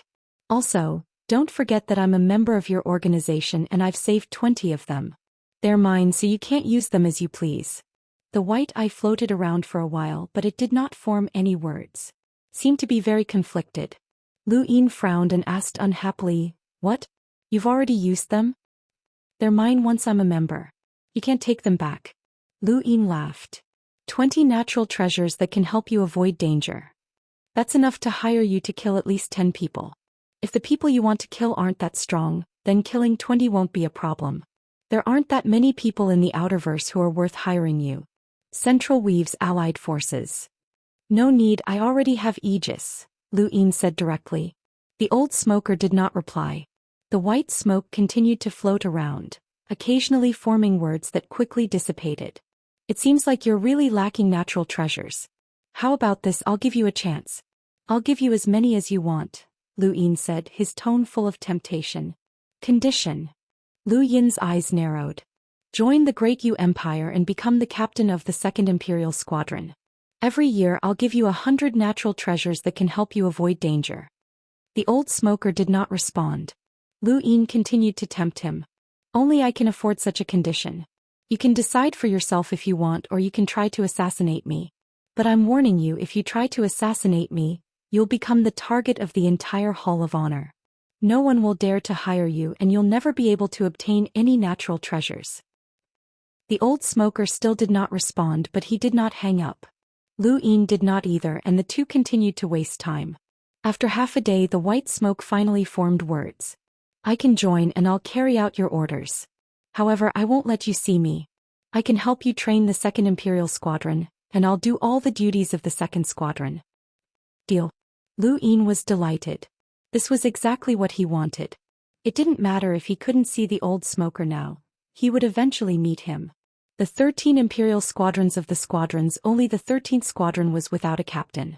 However, Peach, Shalosh and Rocky Anna were not strong enough, and Lu Yin wanted to replace them but he couldn't. Peach had the Temple of Time all behind her, and she could have their experts join the 6th Squadron to assist her. Rocky Anna represented the Anna family, which had become Lu Yin's blade. They had helped him eliminate many people he disliked, and he had promised that he would always be their captain. Shalash was the only one who could be replaced, but he couldn't find a suitable candidate. Now that the old smoker had become the captain of the second squadron, the Great Yu Empire's strength had greatly increased, and it also had a greater deterrent effect. This was exactly what Lu Yin wanted. He didn't know what day it was today, but good news kept coming. After the old smoker had joined the Great Yu Empire and become the captain of the second squadron, the people from Northline Flow Zone had been discovered by the Thousand Eyes pirates, and they were hiding somewhere. Northline Flow Zone had originally been on good terms with Lu Yin, but Granny Chan had purposely leaked information about how he had killed Enlighters, which had nearly cost him his life. After that, she had tried to instigate Top Mist to participate in the assassination attempt. She had even sided with the Wei family during the Armament Weaves War, and they were now mortal enemies. Lu Yin had ordered the Thousand Eyes pirates to keep an eye on the people from Northline Flow Zone. He wanted to use them as bait to lure out Granny Chan and get rid of that old witch. On the same day, a third piece of good news arrived, and Lu Yin couldn't help but check what day it was. To the north of the central weaves, a high temperature had appeared at the border between two weaves. It was said that the temperature had even incinerated the void, and not even hunters dared to approach it. Someone had even tested the temperature, and it could even threaten an enlighter. Lu Yin had already ordered the Great Eastern Alliance to search for an ancient high-temperature tinder. Originally, he had wanted to use the high temperature to absorb star energy, but now he was even more eager to see if the Heaven Flame Stone could absorb the high temperature and recover. Using the Heaven Flame Stone to cultivate was just too fast, and he had become addicted to it. After finding out the location of the high temperature, Lu Yin immediately took a spacecraft and headed there, not wanting to waste even a minute. This was the benefit of being in an alliance. As long as there was something that he needed, he would be able to quickly find it. A few days later, Lu Yin looked at the distorted space in front of him and frowned. The temperature was high, but it wasn't as majestic as he had imagined. The current temperature wasn't enough to pressure him, and it was far less than the heat that the Heaven Flame Stone had released at the beginning. He was slightly disappointed, but since he was already here, there was no need for him to return immediately. With that in mind, Lu Yin flew towards the flames. This place had never been so hot before, but now that it had suddenly appeared, perhaps something that contained such high temperatures had appeared, such as a source box. The flames didn't cover a large area, and the deeper he went, the higher the temperature didn't increase. Lu Yin circled around the area, and in his disappointment he wanted to return to Frostwave Weave. Suddenly, a black shadow rushed towards him from within the flames, tearing through the void with such speed that Lu Yin's pupils shrank. He transformed into runes to weaken the rune lines in front of him, but that was all he could do. The next moment he felt a sharp pain in his chest, and a pair of cold, deathly eyes that didn't seem human appeared in front of him. They were less than 10 centimeters apart, and when their gazes met, Lu Yin felt a chill run down his spine. This was a corpse king. Lu Yin spat out a mouthful of blood as his entire body was smashed into the flames by the corpse king's fist. The corpse king didn't hold back, and it charged forward once more, raising its arms high and smashing down viciously. Thank you, brothers, for your support. I'll be updating at 5 p.m. Thank you for accompanying me on this journey. Thank you. Genius will remember this site's address in 1 second. Mobile version of reading website. Chapter 919. Lu Yin immediately donned his universal armor, and there was a thump as his body was smashed into the burning planet like a meteor. He crashed into the magma and then pierced through the planet before falling into outer space once more. The planet began to crack apart on a large scale before finally exploding with a loud bang. The void distorted and transformed into a black hole. Lu Yin felt an intense pain in his chest, and he looked up to see the corpse king appear next to him. Black lightning smashed down from above, and Lu Yin casually waved his hand to activate the secret art. He managed to divert some of the lightning, but some of it still landed on his body and forced him down. Fortunately, Lu Yin had donned his universal armor, or else he would have been severely injured if not killed. He had not expected a corpse king from the Neo-Human Alliance to appear here, and he recognized this corpse king as the same one that had appeared in Myriad City. In the end, that Spectre clan expert had died, but this corpse king had survived and escaped from Myriad City. Lu Yin immediately realized that this was a trap. The Corpse King did not communicate with Lu Yin as if it had attacked to destroy him. However, Lu Yin had already donned his universal armor, so aside from the first attack that had severely injured him, the rest of the attacks had not had much effect on him. There was another thump and Lu Yin was sent flying once more.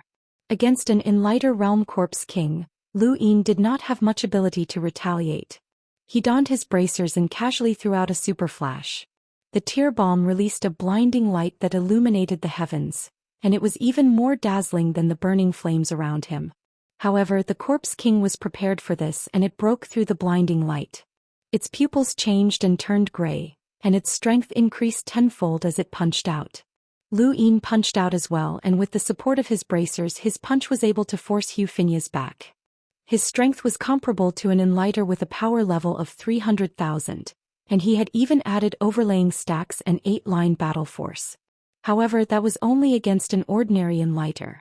This was a Corpse King, and one whose strength had been increased tenfold after using the Grey Eyes transformation. There was another thump as space distorted and turned into a wave that swept out in all directions. The flames that had been burning the heavens were instantly extinguished, and the surrounding planets were shattered into pieces by the enormous force. Multiple black holes appeared in the universe and began devouring each other.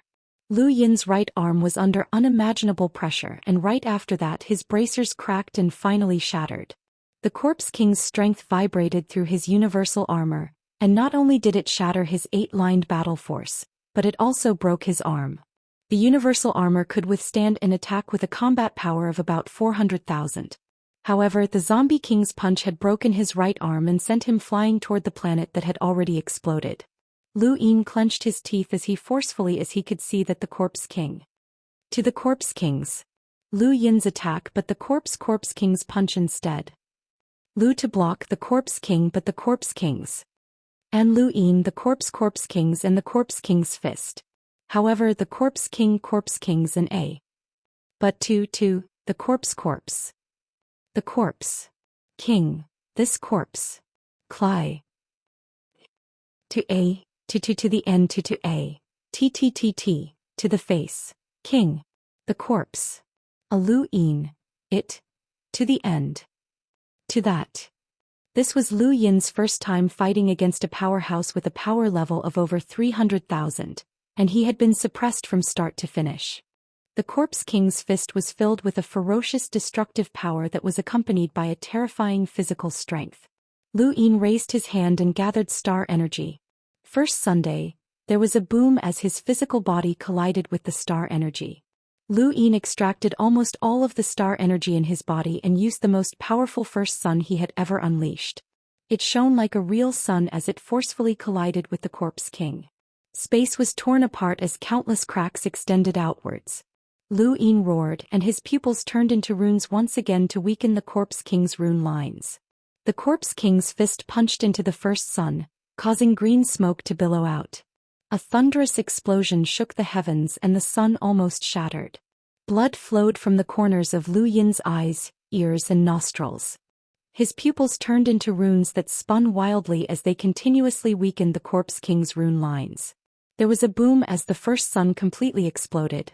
The shockwaves swept through the surroundings, causing space to undulate like waves. This was the first time the Corpse King had been forced back, and its fist had turned black as it had been burned by the first sun. However, compared to the Corpse King's terrifying physical strength, this injury was nothing. Lu Yin panted heavily. His right arm had been broken, and his left hand was trembling uncontrollably because he had used all of his strength to unleash the first sun. The injury on his chest had worsened and blood was flowing out of the corner of his mouth. He looked battered and exhausted. "Is this the despair you've brought me?" Lu Yin shouted as he stared at the Corpse King. Across from him the Corpse King did not say a word. Its eyes were deathly still as it stared at Lu Yin. It slowly raised its right fist, and its body suddenly vanished as it launched another attack. At the same time, Lu Yin caught sight of another black shadow out of the corner of his eye. The Corpse King's rune lines were not much weaker than the Corpse King that he had just fought. Another powerful enemy. The Neo-Human Alliance had not given him a chance to live, and they had set up a trap by sending out 2 Enlighter Realm Corpse Kings. This should be the Corpse King that had stolen true insight back in Myriad City. Against these two corpse kings, even Elder Lohar would have died without a doubt. However, Lu Yin was Lu Yin, not Elder Lohar. He had plenty of methods and external items. There was a thump as Lu Yin's abdomen suffered a heavy blow followed by his back. He received dozens of punches in a row as the two corpse kings took turns attacking him in an attempt to break through his universal armor.